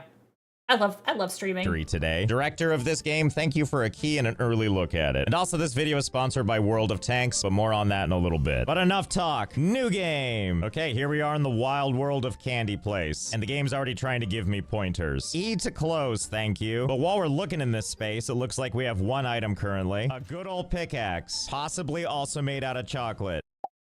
Yes, thank you, game. Press G to open the tech tree. I see that. I don't need the help right now. So it looks like we have a lovely world here full of candy creations. Yes, thank you, game. I know. Stuff like lollipops. I mess with this. So it looks to be kind of like gummy candy. And oh boy, is it oh so colorful. Just press G. Yes, I know, thank you. And the land is just covered with surprises. Like, look at that over there. Candy corn trees. Just press it already! Okay, fine, I'll press G to open the tech tree. Will it get you to stop? Okay, here's the glorious tech tree, which it looks like now we have access to two things. One, we've got sugar crystals. Excellent. And the other, chocolate rock. Hey, and look, there's a chocolate rock right now. Why do I have to mine this? Why can't I just put my mouth on it? Or hey, why not both? Why not put my mouth at the bottom of the screen right here and just let it run all into my face? Okay, so that's the glory of chocolate clay. Oh, and what's this over here? Is this ghost candy? I bet it is. Oh, right, it's sugar. Yeah, definitely sugar crystals and not blue meth. Okay, good. Now we have plenty of sugar crystals that look like we could stab someone with them. Right next to our steaks. No, wait, chocolate. It's chocolate. And my god, am I excited to just do so much with all this candy. I mean, if it this were does real, look like I bet a everything penis. is It edible. looks like I a bet sugar this tastes penis. like cotton candy, and I bet this The tastes sugar like cocoa. dildo. And those are those mint things everybody hates, but I love them. Not to mention this, a river of piss. Gosh, I'm just so hungry now. Oh my goodness, and what's this? A citizen of Candy Place. Hello, hi. I come in peace. Can we share snacks together? You'll get an infection. Do not use sugar. Stop trying to hit me. Oh my god, don't make me do this. Definitely gonna infect you. It's definitely gonna get some bacterial infection in there. Tree right now. Stop bringing this thing up. Oh god, I'm so sorry. Well, he's dead all right. Oh, I can't even search his body or eat his face. Well, that'll teach you. We could have just been friends. Hey, what was that? Why, that must be World of Tanks, the sponsor of this video. So yeah, now we're like watching YouTube videos on YouTube, but I just wanted to show the game, like, because he goes like way nuts with it because he always does. Watch this video; it's very funny. I'll post the whole thing in chat in my Discord later. But like, he builds this like pieces of chocolate clay. He just tries to build shit like wherever he possibly can, and like it gets like built like everywhere. It looks like absolute chaos. Just notice we have some new fun things like foundations and stairs. And then eventually he like look off the side. Of course, builds a stairway all the way to the top of the map. And closer, and just patiently glide our way into a landing. Afterwards, all we have to do is turn around, walk deeper into the moat, and begin the whole process. With radioactive waste instead of chocolate, it's making you hungry. You want to eat the chocolate in the chocolate video game? It does look kind of funny. It does look kind of delicious. Like the roots of the gummy mountain stuff. He's underneath the world now. Mysterious structures, and more than that, we then conveyor belts. And then he has to build conveyor belts to like get back into the real world and like clip through the chocolate. Still pretty neat. The chocolate I also have another question about something. Swamp at the bottom of the. Can we build machines? Oh, jeez. Like a yes so far. I think I got another comment on my YouTube video, and I don't want to look at it. I got the funniest fucking comments on that video. Guys, if you haven't watched the Silent Hill video, watch it. Let me know what you think. Let me know what you think. Help me to help me help you. We got into a pretty good conversation about it because like go through them. My video is the piss lemonade. I think so. I think it's lemonade. That or it's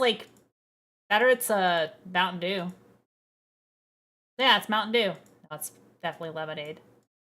I mean it's not good, right? I mean the yellow water. Live react to the comments. Okay, we can do this. I guess part of me does not want to like rebut the comment. It's just so Let's see if people are this thing and hold on. come on. There's a handful of things I want to say. So that's what I'm talking about. First of all, they're mostly mid. Yeah, they're mostly mid. No, I'm gonna show you.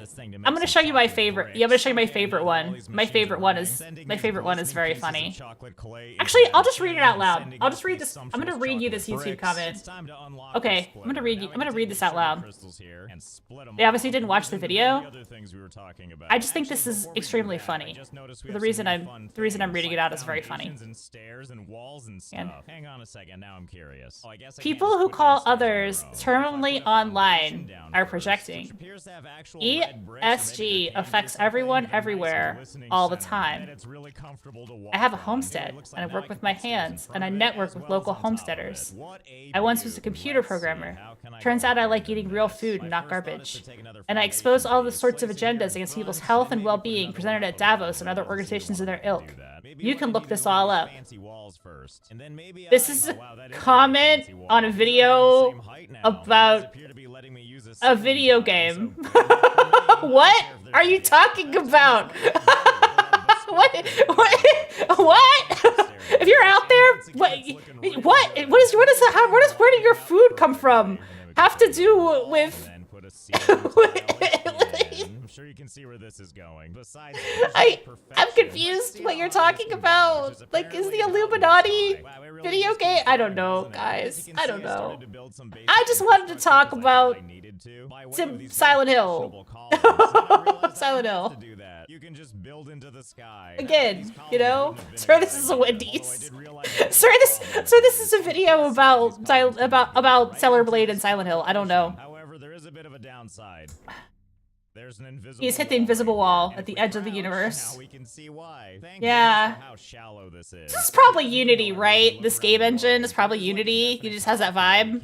Can't go. Like this gummy island over here is just out of our reach. Then I thought maybe I need this thing to get over there. Various nurses vibrating in the kitchen. The worst Wendy's possible.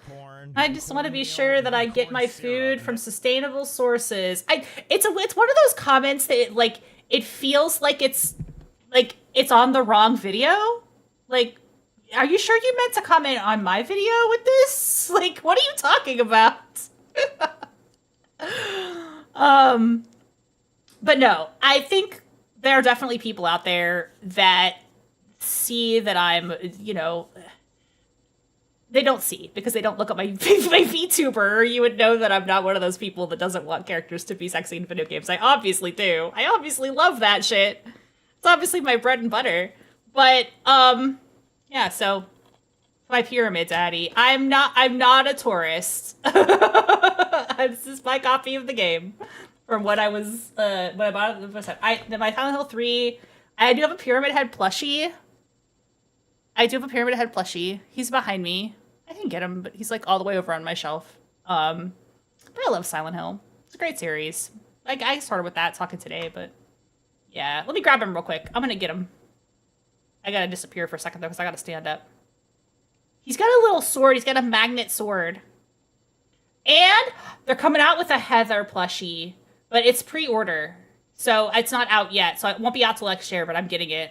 I love Heather so much. Let me get my pyramid head.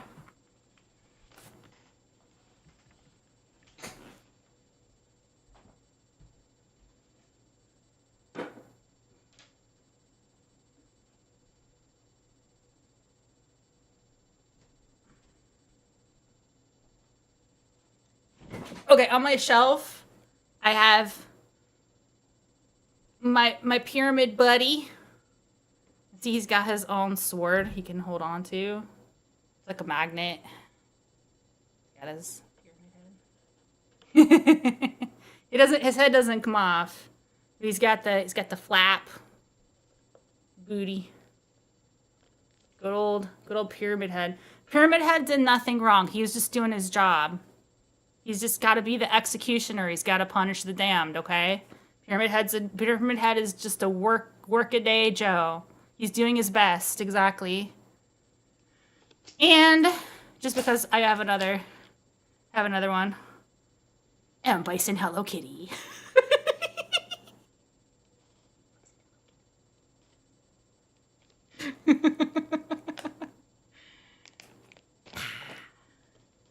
Bison's back.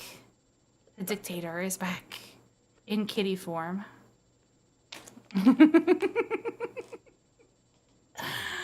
I love my dumb collection of cute stuff. Not his fault the guy's something. Yeah, exactly.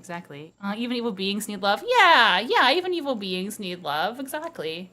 So they can be friends. Be friends. Is Hello Kitty going to main the new M. Bison? Yeah, possibly. What's y'all's take on the new dictator? I have so many thoughts. Did you watch? I showed the trailer earlier, so it's not like did you watch the trailer, but I showed the trailer earlier. But there's also like did the full trailer get actually launched? Hang on. Me too. I think it's really cool. Okay, because originally they accidentally dropped it, and then they had to like take it down because it was like it got uploaded early or something. Hang on. Here we go. I forgot to read here, but I'm back. Look, he's got the horse. Oh, it's so cool. He's finding new angles to attack from. Yeah, all the horses. The horse is so cool. He's a horse guy now. He's a horse girl. I shall take that name. Yeah, referencing the Napoleon painting from the movie. Interesting. I like that he just has his arms crossed. He doesn't even hold on to the horse. It's all leg. It's all the thighs. Although he's maybe not like that. Yeah, see, that's the question. You guys think it's really the same person, or is it like somebody else who like got the hat powers, or is it like the old soul in a different body? Like, what direction are they gonna take this? That's my question. You have a freak theory. He says something like, what does he say at the beginning of the trailer? He says, "I look like that man." Okay, right? And he just decides to go with it. He has all the moves. He stole one body.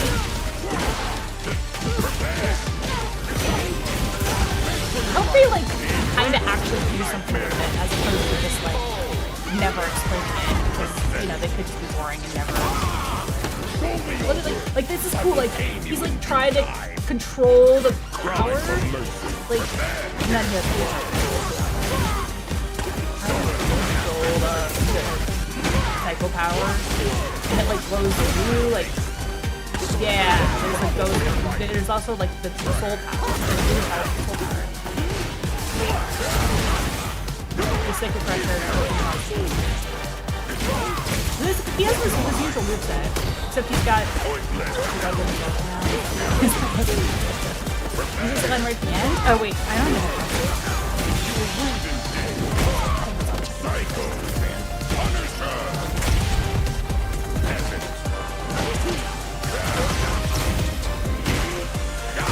Oh, it's so cool. It's such a cool look.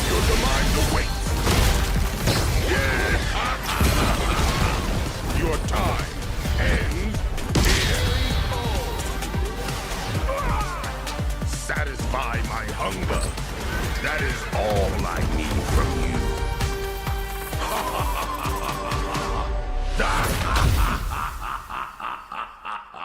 Oh, Nikali. Oh, I see where you're getting that from. Maybe. I see where you're getting that from. Satisfy my hunger. Like, that was a man who likes to eat? Nikali, like, was so not a thing, though. Like, they teased this guy, and he was, like, pretty awesome, and then it was like, I don't think it's Seth, because Seth has already got a body. Nikali was super pushed, but everything but the story. Seth has the girl body now. So I don't think it's Seth. I mean, it could be, but Seth has the girl body, so I don't know. I think it's still the same. Yeah, they can't take Seth's body away again. I think it's the same dictator body. I don't know. Because he can like split his soul up into multiple pieces because part of it's like in rows, and then like he can change from body to body. And then at one point, I think it's in Falca's story in 5, you actually fight his ghost. Like, this is what I'm making the video about, by the way. I'm making the video about Street Fighter lore and like how weird it is.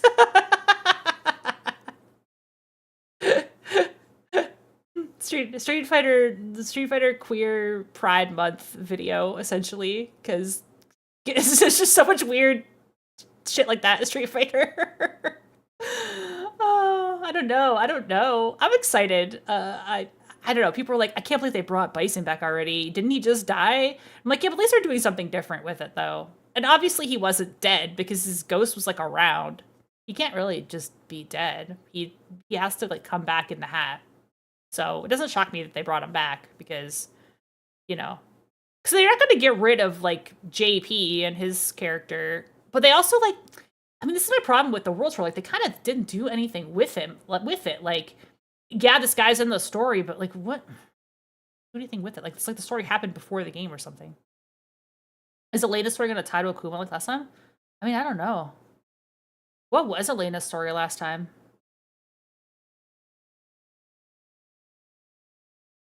We got Akuma already.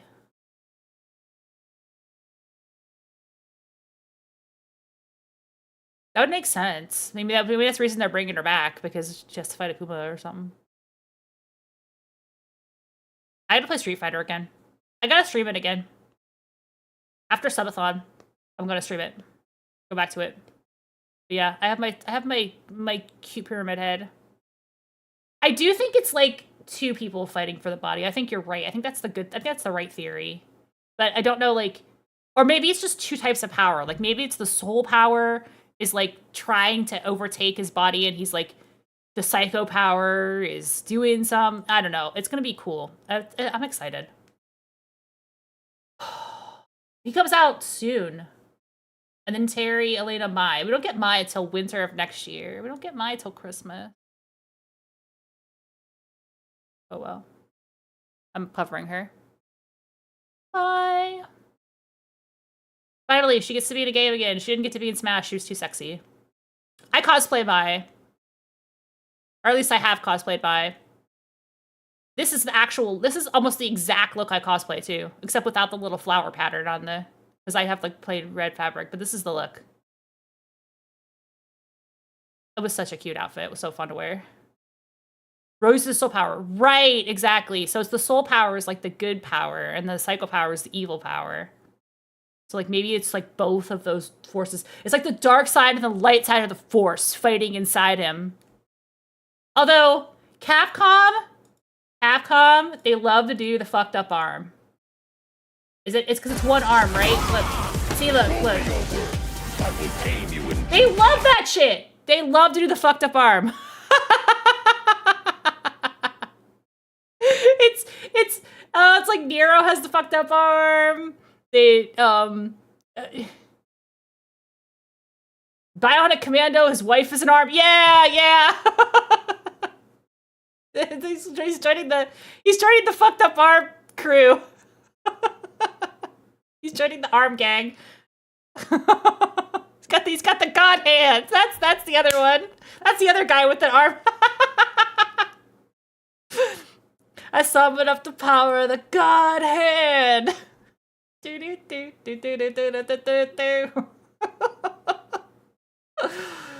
Oh, I'm telling you. They love it. They love to do it. They love to give you one fucked up hands. Link had that, but he stole that from Capcom. Link had the one fucked up hand. Finally a Link.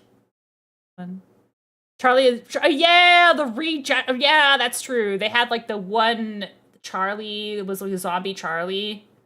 Poor Jury, she's not having a good day here. Yeah, I just noticed that. I was like, oh, yep, they're doing the arm thing. They love to do the arm thing. He's like, no, roll back.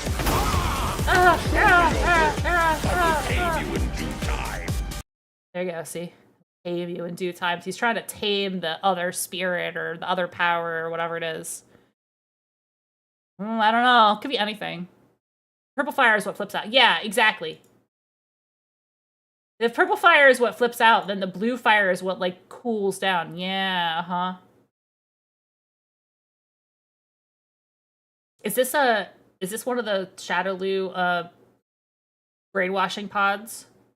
Is there somebody in there? There is. I will tame you in due time. Yeah, psycho power is purple. His usual shit is purple. See? But there's, like, blue mixed into it. Blue, that's blue. Now I'm like way overthinking this. Yeah, teal is, yeah, the blue teal is rose. Soul power. Yeah, it's a weird color. It's something a little bit different. It's like a bluish greenish color. Am I like cooking way too hard with this? Capcom's not gonna do anything with it. They're just like, yep, this bison, never mind, don't worry about it. This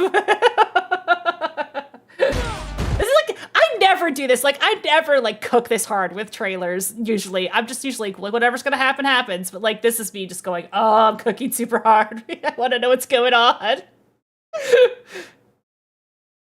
Whoever's making these characters is cooking. Yeah, they're cooking hard.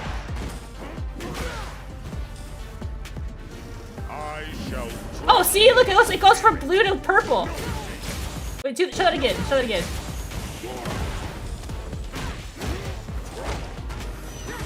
Did I not rewind it far enough?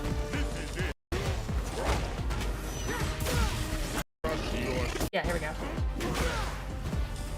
Blue, it was green and blue, purple. Oh, it's so cool. Something is happening there. It's so cool. It's weird. The next stage is the ready process. Yeah, something, I don't know. It's like something is happening that's really cool, and then somebody's like, oh, wait, we forgot to write a story around that. We forgot to actually write something happening.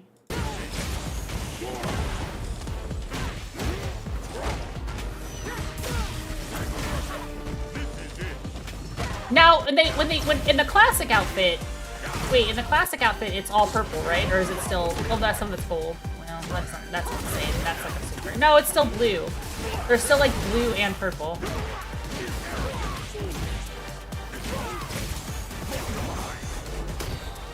Yeah, that's blue.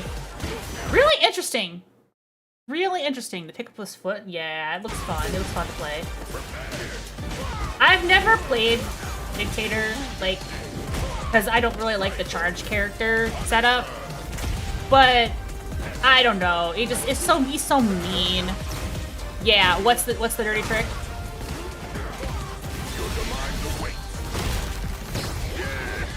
The other guy just explodes? Oh, I don't know. Yeah, I don't know. We'll see, because he drops pretty soon, I think. Oh, was it? Watch it again.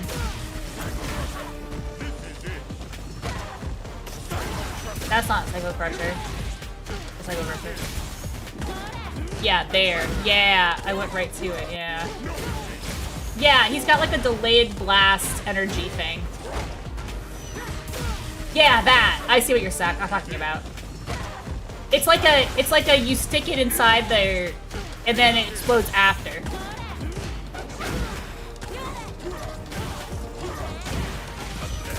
Oh, that's me. Yeah, that's mean. I don't know what that is. Wait, let's do that again. Oh, yes, yeah, there's some kind of delayed blast. We just watched fighting game trailers the rest of the night. Hang on, let me look up is it the Benet one?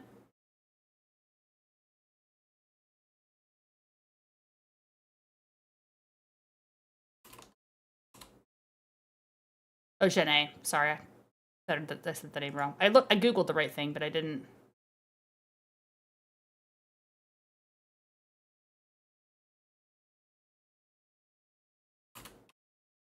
Is it KOF 15? Okay, here we go.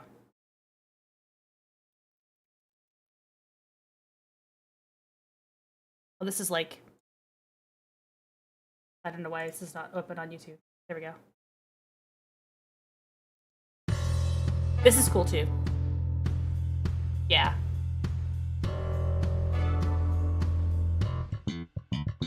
This is our full trailer.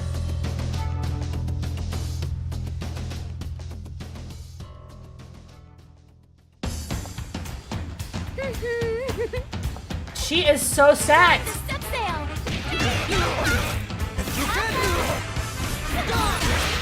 I love fighting games. I fucking love fighting games. Because I love thick women. Where else are you gonna see thick women?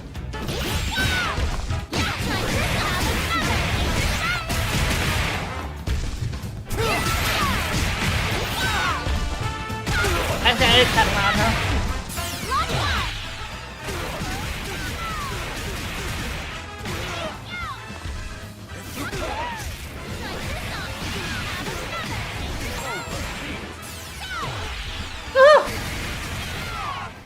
What a move!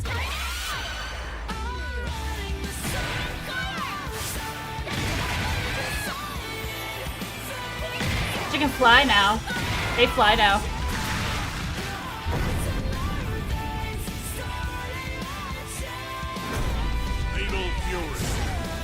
Fatal Fury, man. Okay, let's go back. Let's back this one down. I love fighting games. Fighting games are just fun. Look at that butt bounce. Some thickness. Anime bullshit go. Guilty Gear. Yeah, I never really got into Guilty Gear. That's a series I kind of let pass me by a little bit. I never really got into it. It's a lot different from like Street Fighter, you know, and Mortal Kombat and King of Fighters. The anime fighter style.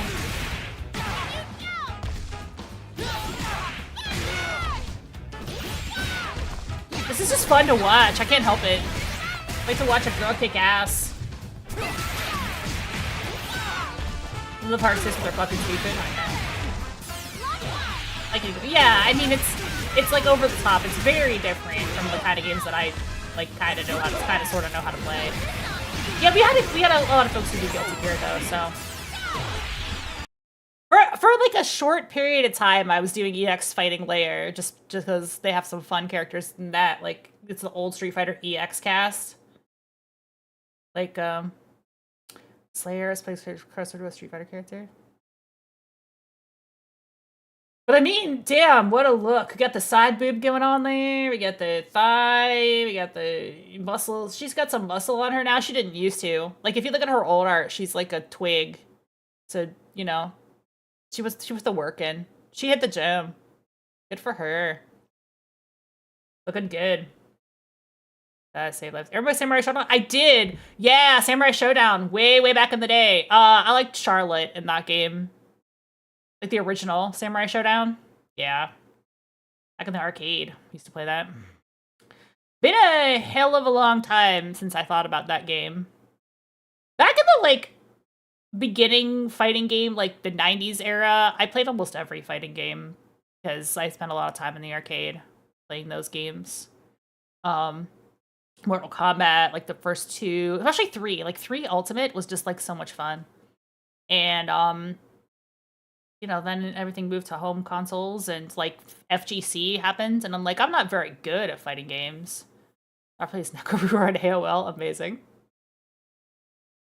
I'm not like good at fighting games, but I like them because I like the character designs. I like to cosplay the characters. I just think they're just like the most fun characters. Designs are just iconic. It's kind of like, I've noticed, like, if I cosplay a fighting game character, it only works at certain cons. Like, I did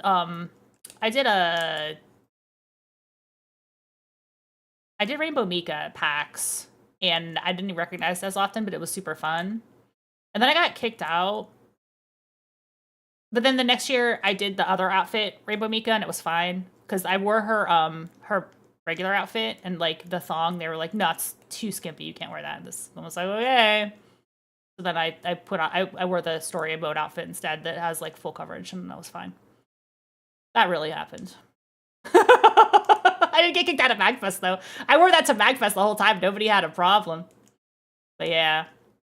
But then I don't really get recognized when at PAX was one of the reasons I was like, mechanical bed frame. They cosplayed as the bed frame. That's awesome. I haven't cosplayed in a while though. I'm out of shape. I used to be, like, in good shape for this kind of shit, because I was hitting the gym all the time. I did go for a run today, though. Good for me. So I'm back. I'm exercising again. Working on it. But then I'm sitting here eating candy and snacks, so maybe not. Although I finished eating snacks. I'm not eating snacks right now. You put the image in? Oh, okay. Oh my god, it's, like, half after midnight already. I love to yap with y'all. This is just fun. I love hanging out. I love hanging out, looking at shit, just talking about video games. But I probably should go to bed because it's a work day. It's work night. There is not going to be a Thursday stream this week because I'm planning for the subathon, so I got to make all my graphics and shit for that. I might stream on Saturday though. But I will be on the Discord. If you're not in the Discord, the new Discord, jump in. Discord actually got back to me about the old Discord, but then all they said was, that's not the right username. And I was like, yeah, I know, because the old username was deleted. You have to, did you guys not read my ticket? So I don't know. They just don't know what's going on. Thanks. Subathon Sunday. Might do more Stellar Blade on Saturday. I might do more Stellar Blade on Saturday. Because I kind of want to get close to the end of it and like finish it, maybe. Subathon's gonna be fun. We're gonna start with Hades, and we're gonna kill some dads. We're gonna do Hades. We're gonna do Devil May Cry, and then the rest is up to you because you have to chip in. But everybody who subbed today, I think we had 4 new subs today. I'm counting you. I'm adding 20 more minutes. I'm gonna start with the 4-hour timer. I'm adding 20 more minutes now, so it'll be 420, which is the magic number. And if anybody else subs during Saturday, we'll add that to the timer as well. Sounds good. I gotta put my theme music back on. There's no music happening. Let's do the outro. Y'all know I could yap all day. I love to unlimited yap works. I love to yap and yap and yap. I would probably yap for another 6 hours. I should do more streams like this. Because I love to just talk. You guys know that. And sometimes when I'm like playing a video game or something, then it's like, oh, I'm yapping over the video game and I'm not playing the video game. Or I have to concentrate on the video game, so I have to stop yapping. Which is a fate worse than death for me. And shut my mouth.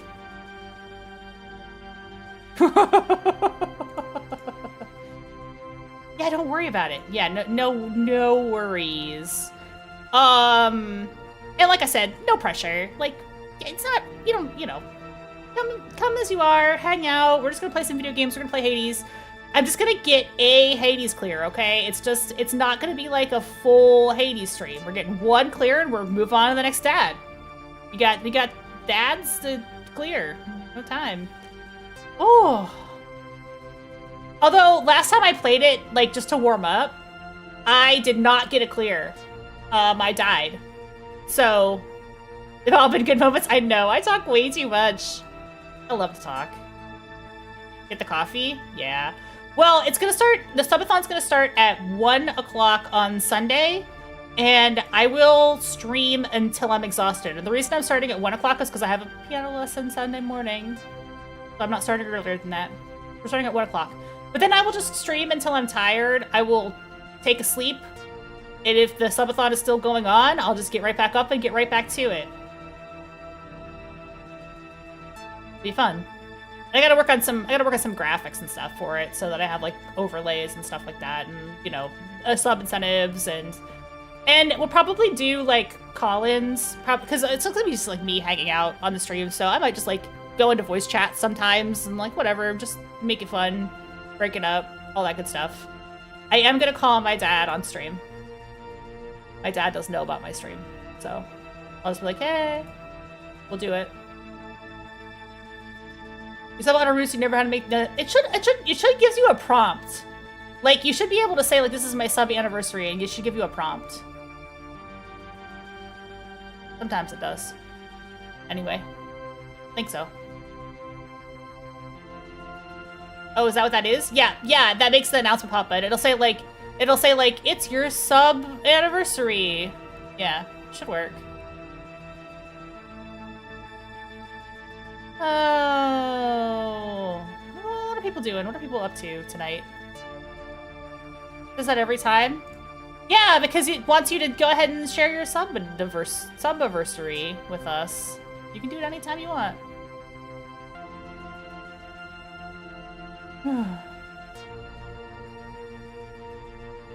Alright, who we raiding, guys? Why are so many people playing Elden Ring tonight? It's like 5 people playing Elden Ring tonight. There's so many subathons, right? Yeah, it's summer. Summer is the time. Mine has a gimmick, though. Mine has to be this weekend because it has a gimmick. You just heard hers yesterday? Oh. Is she still alive? Or is she sleeping?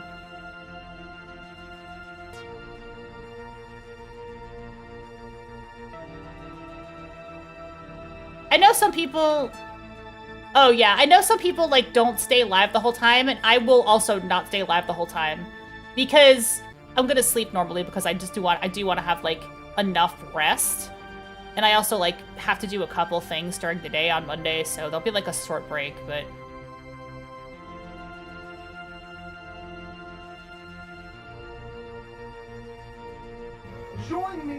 Oh, there we go. That's 425 minutes now. You broke the 420 thing. That's okay. You're on. Thank you so much for subbing. Thank you. Thank you all for stopping by today. Thank you all for listening to my rants and rambles. I'm gonna do a random raid here. We're gonna raid. He's playing Mega Man 3, which is one of my all-time faves, so we're gonna do that if we can. Rants mean based opinion. Thank you! Thank you, that's so nice of you to say, man. I mean, I try to have based opinions. People, not everybody agrees with me, but that's okay. I feel like if everybody agreed with me, then I wouldn't have said anything interesting. You know what I'm saying? People disagree with me on whether or not... on a lot of things. And I think that's alright. I think that's okay. Whether or not Stellar Blade was censored. And whether or not you should murder your wife. Don't murder your wife. Alright, everybody. Stay safe out there. Have a great night. We'll see you on Saturday. I'm gonna be online Saturday. I'll definitely be online Saturday. Or on the Discord. If you're on the Discord, we'll see you there. Don't kill any wives. Well, I'm out.